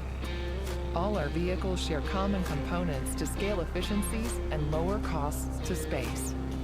So whether you need to launch, land, or orbit, we've got you covered. What's next? Meet Elytra. Built with flight-proven hardware from Alpha, qualified systems from Blue Ghost, and the on-orbit heritage from Sherpa, Elytra offers responsive on-orbit mobility, hosting, and servicing anytime, anywhere. As the wings of a Firefly, Elytra extends our customers' reach across space.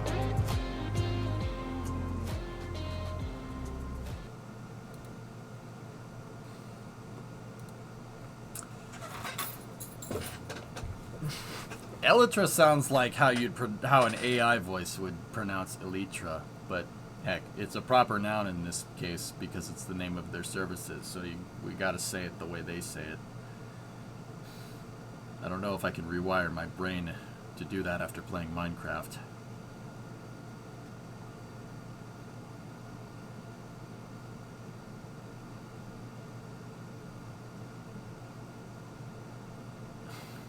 I don't know if I can do that. Anyway, yeah, so it seems like Firefly is, yeah, Rocket Guy, you said it. It's a rebrand of their services. This is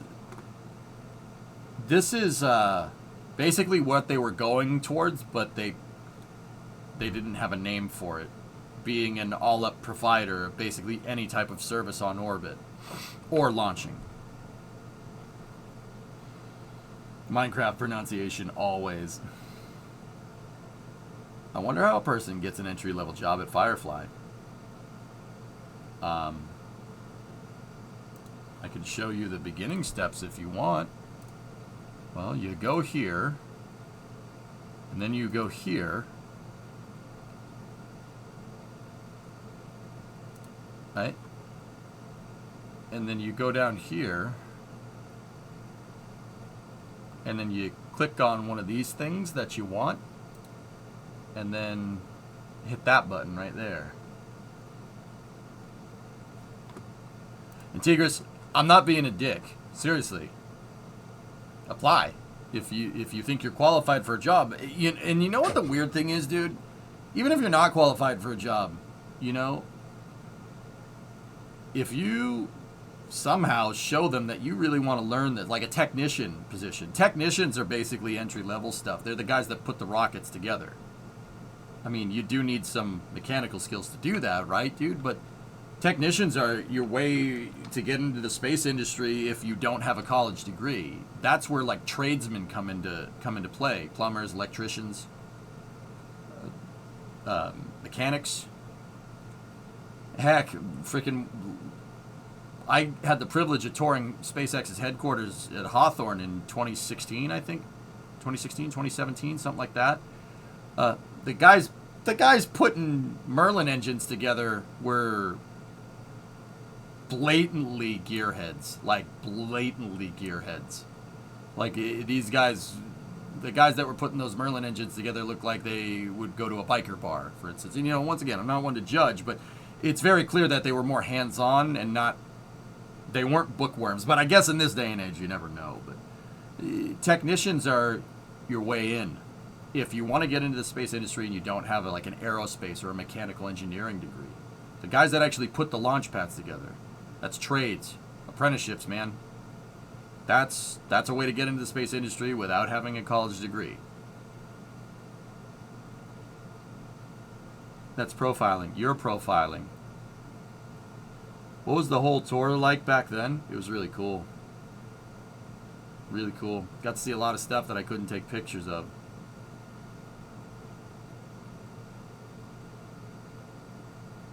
Several people I have worked with in the industry were mechanics and other tradesmen with various certifications. They worked on rocket engine integration, assembly, etc., etc. My mom's a profile. Congratulations. You just played yourself. Yeah, guys, and you know what, Tigris, this kind of...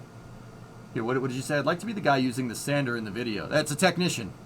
Internships will do that, or a technician job. This is what I like to tell people, guys. You want to break into the space industry? You don't need an aerospace engineering degree to do it.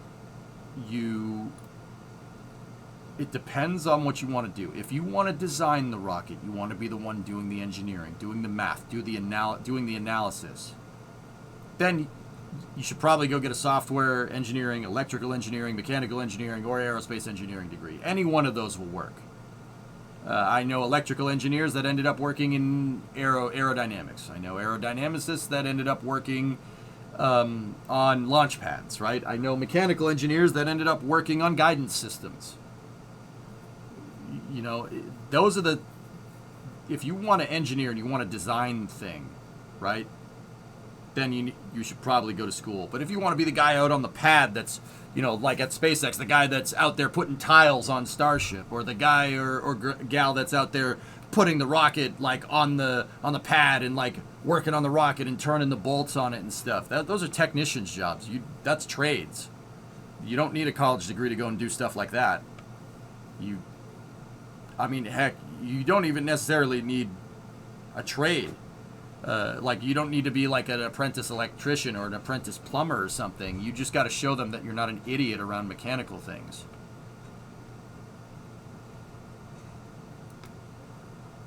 If anyone's ever visited Starbase, you see tons of welding trucks all over the place. There you go, Carlos. You got it.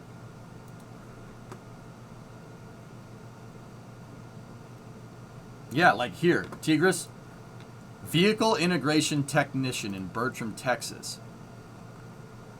Here you go. Vehicle integration technicians are responsible for the efficient and successful assembly of the rocket. You want to put rockets together? There you go. Look at qualifications. You see any college degree down here? Nope. Technicians' positions are a good way to get your foot in the door. And if they like you, then you can start doing other things. If you do a good job. Like, honestly, if I wasn't streaming, say the stream had gone belly up at some point. I still can't believe it's gone this far. And I love what I do, and I thank you guys every day, almost every day. Some days, though. If the stream hadn't worked out, that would have been my way to get my foot in. Because, yeah, that would have been my way to do it. Heck, little personal story, I won't say which company. I've been poached to be a technician before. At various STEM events that I've gone to, at various STEM events, there have been people out in the industry that I was talking about, like, the mechanical work that I do on the truck, and that conversation came up, and certain people, certain companies are like, you should come work for us. If you know how to do all that. I'm like, what do you mean? They're like, you put your truck back together? I'm like, yeah. And I showed them the pictures. Like, oh, you should come be a tech for us. I'm like, that.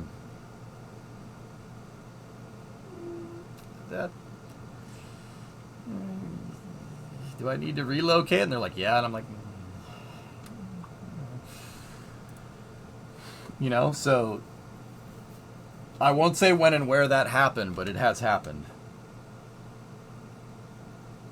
The pay was not better than what I make now, too, by the way. Discovery, go at throttle up. Holy absolute balls, that's 50 subs.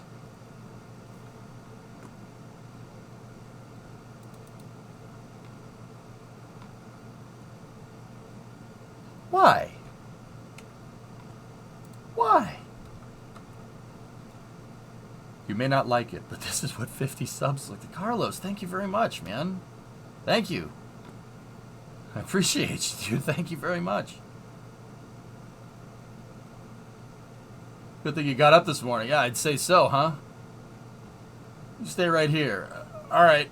I'll try. Let me make another cup of coffee in a second here. Carlos, thank you very much. I do appreciate it. That was very kind of you. What the deuce? Yeah, right?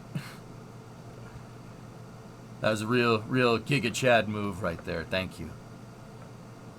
Before I send you a package, do you own a kettle? I have a Keurig machine. Discovery, go at throttle Big up. gifted 5. Thank you very much. Oh, cheers. Shukran. Discovery, go at throttle up. Oh, yeah, that's right.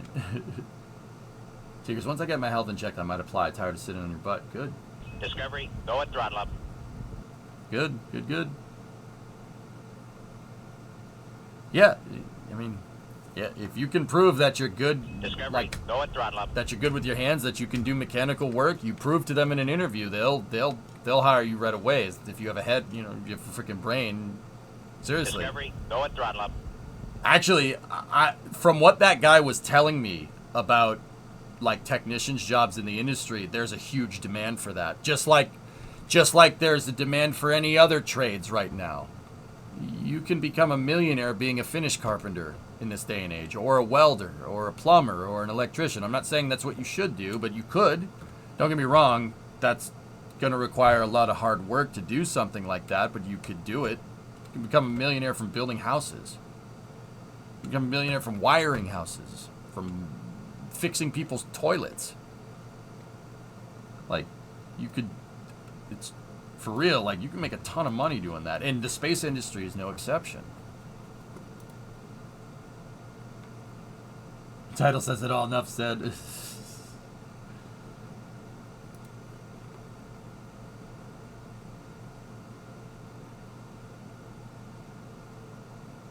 I have a feeling that if you have a desire and head for it, they will bring you on and teach you the trade at this point.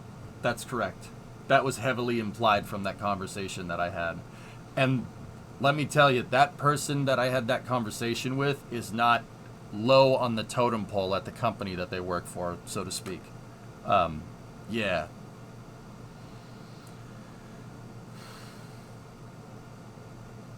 House and commercial cleaning as well. We hire a lot of cleaning crews and they make a good living. It's physical. It's a lot of physical work doing, but yeah, make a good amount of money doing that. I mean, why do you think I want to learn how to weld, guys? Well, you learn a trade like that, you're always going to have a job. And plumbing and electricity. People need toilets. It doesn't need to be your main job. It can be a side hustle. If I hadn't had... I knew I didn't need a degree. I gladly would have worked on rockets. Yeah, man. For sure. I want to learn how to weld too. Yeah, Galactic. I want to pick it up, dude. If I could pick up welding, I could do the stuff that we do in KSP, like the Kraken Tech and stuff. We could do that like in real life, like make stuff like that. That would be actually kind of fun. Now that I'm thinking about it, you know. Mike, you went in the Navy, became an electrician. 30 years later, you own your own company. Good job, Mike. Hell yeah, man. Department of Defense is one of the best trade schools on the planet, man. No doubts there, huh? Fabrication and metalwork. Yeah, it's cool stuff, Galactic. That could get you a job in the spaceflight industry. Seriously. Who do you think puts together all these launch pads? Welders and fabricators, baby. Just casually building a Kraken drive? No, never do that. Actually, Tigris, that was a really good question to ask. I mean, seriously, it starts with you hitting that apply button. What's the worst that's going to happen? They say no? All right. Then you do a follow-up interview saying, what do I need to work on? Work on that, go apply again later. Or apply at another company. But you got to want to do it, you know. That's why I was kind of being a little deliberate saying, like, oh, you want to know how to apply? Hit the apply button. I'm self-taught when it comes to welding. I took college classes to fill in what I needed to learn. There you go. There you go, man. I'm telling you, you have a brain on your shoulders. You know a little bit of common sense. That's a very valuable skill when it comes to putting rockets together.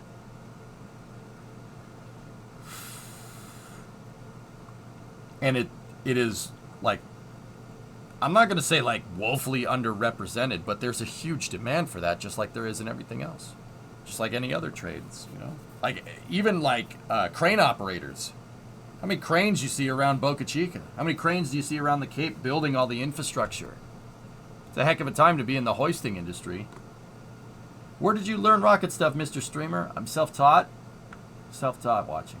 I read too much. I love space. I love rockets. I love how they work. In another life, I would have gone back to school for it, watching, you know? Like, yeah, I learned from people that watch the stream that are actual aerospace engineers, and I learned because I read, and most importantly, I know what I know because I listen.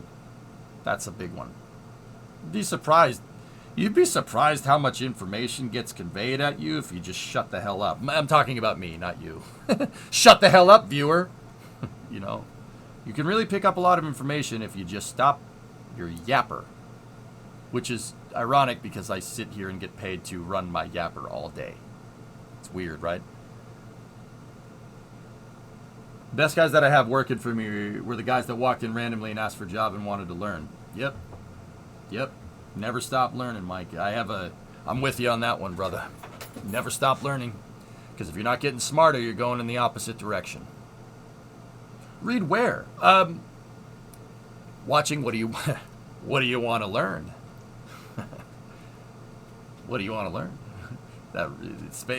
You want to learn more about space? You want space flight, vehicle design? We talking about astronomy, orbital mechanics, launch pads? I like the launch pad part. That's my favorite. I was reading an article from Lockheed Martin about them using nuclear propulsion for a trip to Mars. Tigris, we were just talking about that before you came in. Yeah, pretty cool. The initiative, guys, is what will get you a job. Seriously, that will get you a job. If you want to be there and you show them that you want to be there and you do it without being a jerk, that counts for a lot nowadays.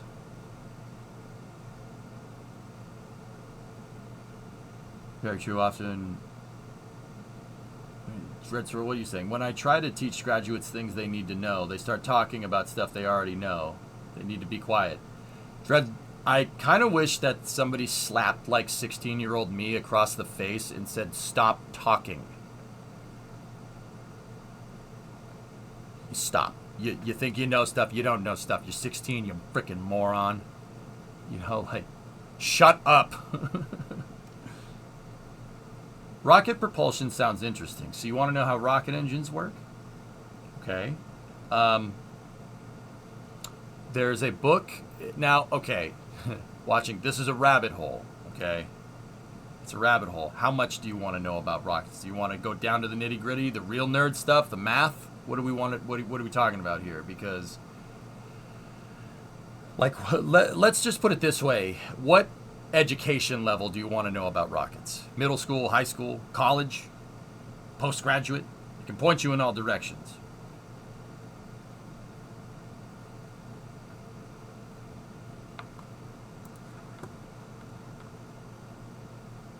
Lurker Live, prop engineer at Blue. That's awesome. Yeah, that's cool. I think you've told me that before. That's still cool. Propulsion is my bread and butter, man. How the engines actually work is so fascinating. That's a never-ending rabbit hole. I mean, I'm preaching to the choir here, you know, right? Welding and welding compliance is a skill in high demand, short supply. I'm like 2 years deep into the rocket propulsion rabbit hole. Yeah, Brian, it doesn't end. I'm 10 years deep in it, dude. It doesn't go away. I'm still learning things about rocket engines. And jet engines, for that matter. There was stuff about the J-58 that I literally learned on stream yesterday. And I'm just like, how the frick... Who the frick thought of this, man? Like, what the hell? Trox, the last company I worked for had their own on-site welding school. Every welder went through that training regardless of their experience. They had a couple of openings, and they let a couple of us engineers take the training. It was pretty fun. Jet engines are another level of sorcery I couldn't understand. Yep.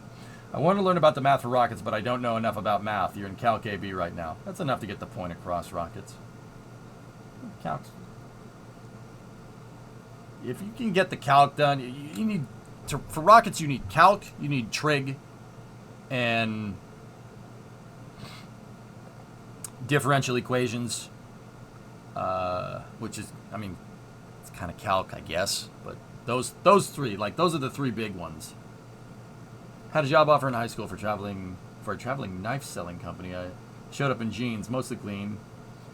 They said I had planned on making shorts out of and a t-shirt, and every other person there had suits on. I didn't take the job, but the guy who hired me said out of everybody there was the only genuine kid that was willing to work. There you go. EJ skipped the question. I'm sorry. Where's your question? I skipped it because I don't think you tagged me. Where is it? Couldn't do propulsion given I failed differential equations once and then withdrew from giving it another shot, and we'll be swapping it out for another math class for degree requirements.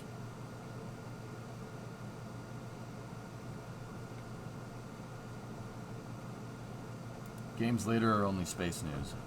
Oh, I don't know, man. I don't know. We'll see. We'll see. Well, Alex, Carlos did drop those 50 subs, so I am kind of inclined to, give it my A game. So,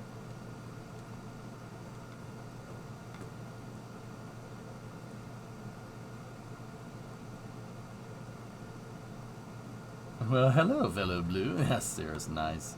Nice, man. Yep. I don't know, dudes. You want to wind down with some... Oh, actually, it's only 6. The day is really, really long when you get up at 6 in the morning. Yeah. Yeah. My brain's telling me it's like 10 o'clock at night. Nope, it's 6 o'clock. But that's...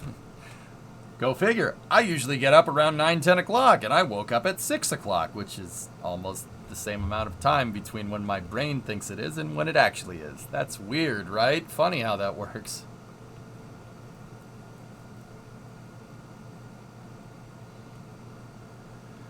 Even later waking up at 0400, I'd believe it. 10 p.m. is UK time. Yeah. See, I'm on UK time right now, W. But the problem is, I don't live in the UK. I don't live near the UK. That's kind of an issue. I'm waking up at 5 this summer. This time of day gets rough. Basically, what I'm doing is sitting here and talking with you guys about space until I get second wind and keep going. Sleep deprivation leads to lower dopamine. Equals time feels slower. It definitely does seem like it's dragging on, Pilot, because I'm sitting here looking at the clock and I'm like, how is it only 6 o'clock? I've been doing this for 10 hours straight. And then I look at the uptime and I've been doing it for 6.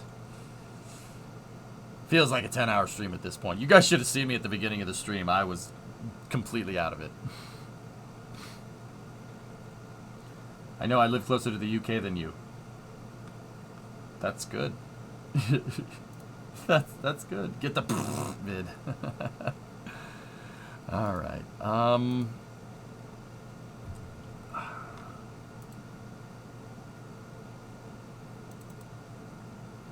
Let's see. Let me look around here. I need a game that we could just jump into, but the problem is that all the games that I'm known for streaming are games that require a good amount of thought because STEM streamer. Kind of worked myself into a corner there. Oops. Let's see what's out and about.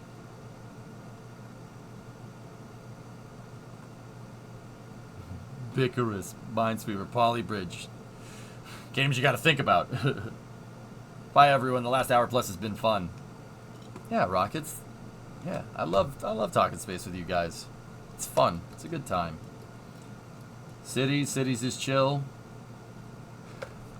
I've been really hesitant to play Cities lately, guys. Not because I don't want to, but because the project we were working on, Canalsterdam, they patched Cities and the cargo terminals broke. None of my cargo terminals are working. How's the Artemis presser? Just got home. Bandit, it was kind of ridiculous, actually. We didn't learn much in the way of technical stuff. Like, it isn't anything we didn't know. They inquired about heat shields on Orion and stuff like that. The big one... Well, here, I'll play it to cap off Space News. I'll play it one more time. It's kind of ridiculous, actually. Here. I don't know if they patched it. What about Stellaris? I haven't played that in a little while.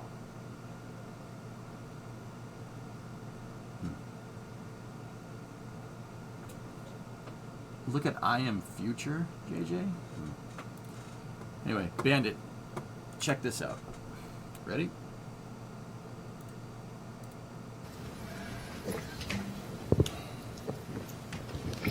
Hi, well, congratulations on a great day. Thanks for inviting us down here. Senator Nelson, to you, there is some discussion about the fact that America isn't the only one aiming for the South Pole right now. Potentially, you've got the Chinese also targeting the South Pole and maybe even the Russians. Can you give us a sense of what is in play here in terms of the geostrategic issue and needing to get to the South Pole? And is this a competition to see who gets there first and who would have access to that frozen ice, to the water? We're in a space race with China. You see the actions of the Chinese government on Earth. They go out and claim some international islands in the South China Sea, and then they claim them as theirs and build military runways on them. It's called the Spratly Islands.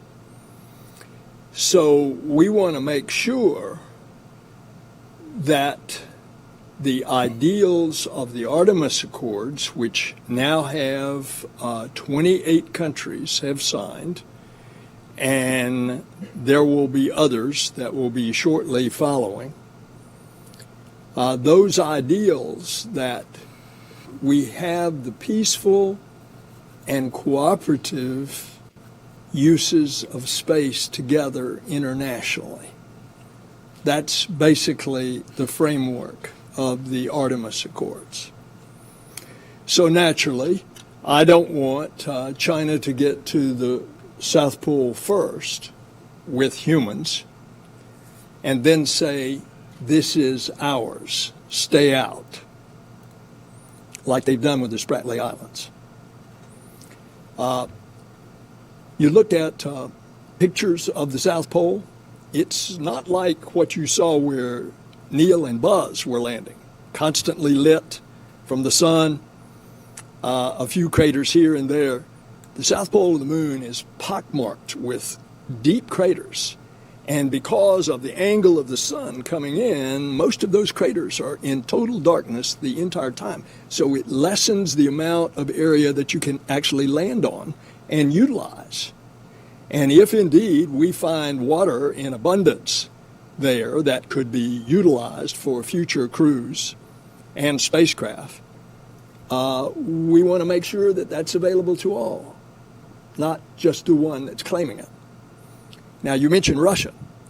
All right, we'll go there later.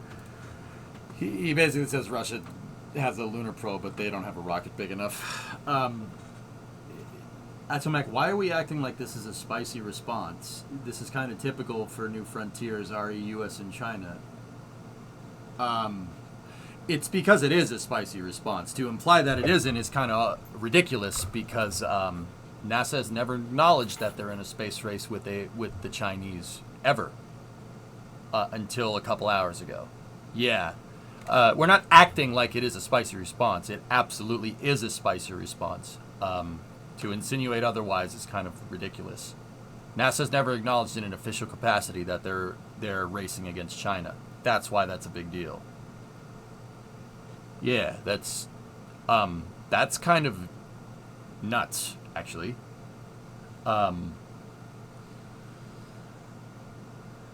Yeah, that's why. That's why I'm like, okay. Here, I'll times. Here, I put the video in chat if people want to see it. Was he allowed to say that? I said this was the first question I got asked when that press interview got over, and I'll just kind of recap it here. Yeah, and Bandit, spicy enough for you? Yeah, that's a pretty big deal. Bill wouldn't say that unless he wouldn't go out on the limb. The NASA administrator reports basically directly to the executive branch. There's no like chain of command there. Bill talks with the president and the vice president. Yeah, like direct communications. Jim did too. Same idea. The NASA administrator serves at the behest of the executive. So, yeah. He wouldn't say that unless that was a priority for the U.S. executive branch. Yeah. Jonathan, you went to see Oppenheimer. Cool. Great movie. That was earlier. Did you cover it live? Yes. Zyle, I was like, what? Oh, damn. Yeah, so Atomic, I understand that that's kind of been the sentiment from everyone. Yeah, oh yeah, it's kind of been the sentiment like, oh, we're in a space race with China. This is NASA officially acknowledging that. That's a huge deal. Jam, 101 months. Crazy. I work in Rule 8 Crisis Communications. This was pretty big. Yeah, Fall, that's a huge deal calling them out like that. That's a huge deal. I thought no country could claim the moon. And that's why he said what he said, John.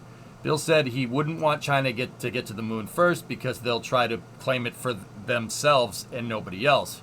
If we go, we'll make sure that it's there for everybody. That was his position. I mean, if you believe it or not, I don't know. That's on you. My concern is that China will continue throwing bodies at the problem until they get a landing. Maybe. Why is that a concern? I guess. I mean, obviously, you know, there's the whole human life thing, but they ain't us, man. We can't go over there and say, hey, what you're doing is wrong. They'll tell us to pound sand. You know what I mean? Like, kind of sucks, dude, but hey, it is what it is. Yeah, Jack, exactly. That was a really good question. Toll Staples, Bill would not go so far rhetorically without having thought it through.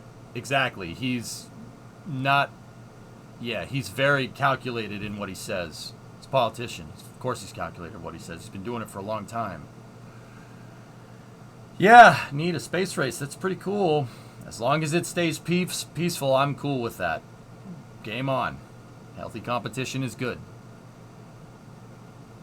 Has China ever had a failed human mission? Don't know. I don't think so, no.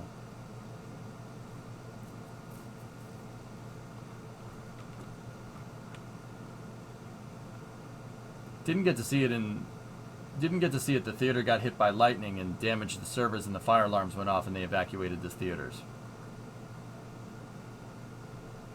Oh. Okay. Why didn't you just say that part first?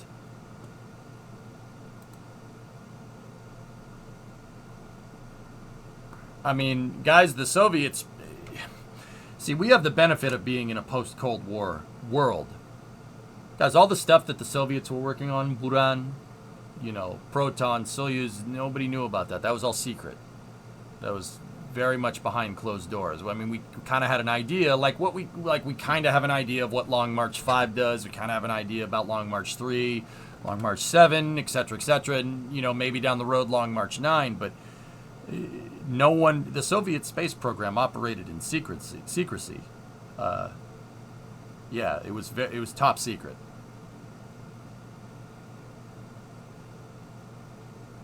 Yeah, that's, you know, we all, a lot of us here, you know, our formative years are post-Cold War, but I know there's people watching that were alive during that time. I mean, I was born in 88, so I came in at the tail end of the party, so to speak. You know, there's still people around that remember that. We didn't know dick about their space program. I mean, the Department of Defense probably did, but in terms of public information, there wasn't much. We only really started to really figure that out in the late 80s with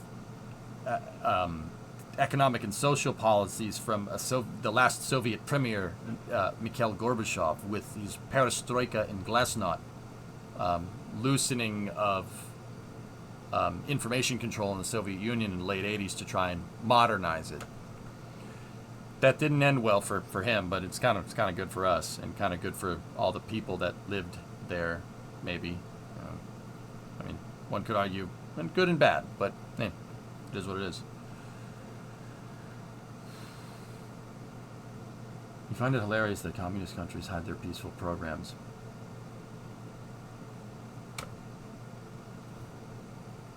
I don't know, yeah, I don't see why.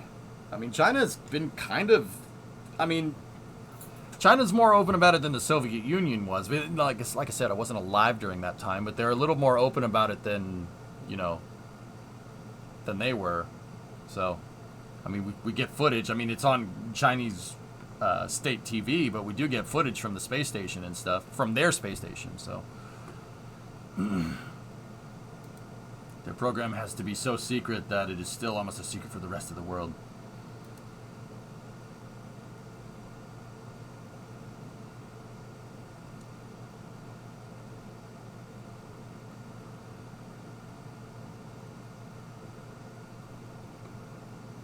Rip Laika. True that. Yeah, SKS, yep. Yeah, I don't think we should invite that conversation in here, but yeah, I'm kind of with you on that one.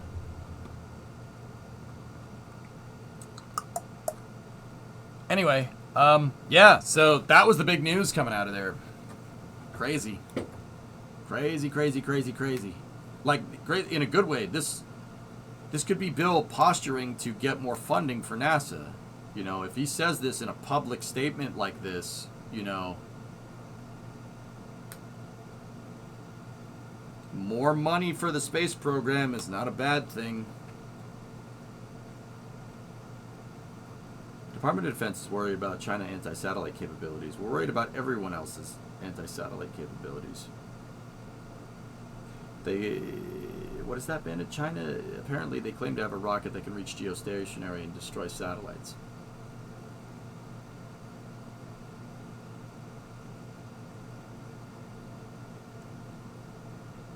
Chinese videos from the space program gives you chills. It's the stuff that China thinks will make them look good, and yet, yeah. Aqualex,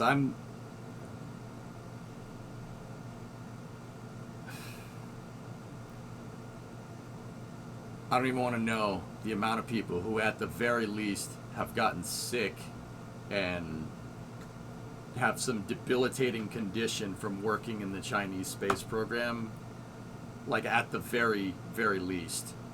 Worst case scenario, yeah, there's a lot of dead people. The way they fuel their rockets with hazardous gases, is quite literally sending guys out with like what looks like basically Amazon hazmat suits. And then like how you would fill your car up with gasoline, they take the fueling hose and they hook it up to the rocket. Like manually fuel the rocket. Like when I say manually fuel, I mean, okay, it's latched, start flowing fuel. It's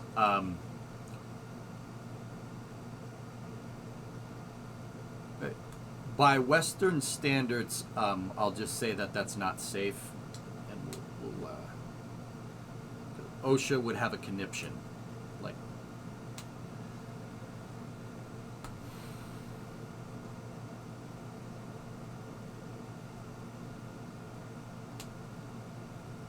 yeah, it's not good. It's not good. That's not good. But hey, I mean, all I guess I can do is just say, hey, that's probably not good for you. It doesn't matter what I think, so I'll lose sleep over it tonight, you know what I mean? It does suck, though. That almost sounds like crimes against human rights. Let's move on. Yeah. Yeah, 6-shot, I'm not doing that. Not doing that. Sorry. We're not doing that at all. That's why we need Sposha. We do need Sposha.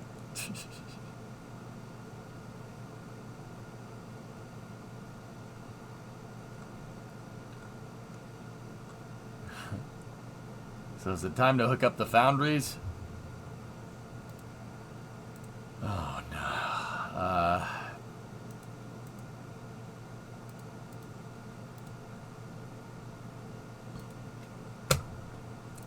Yeah, maybe, dude. I'm trying my best to keep going. Speaking of Sammy's Boja. Alright. I can't guarantee how long this satisfactory stream is going to go, but I'll give it my best shot, alright? Carlos, I'm doing it for you. I see you back there. No, not you. Not you. Carlos. No, not you. Get out of the way. I'm talking to Carlos. You. Game face. Let's do this.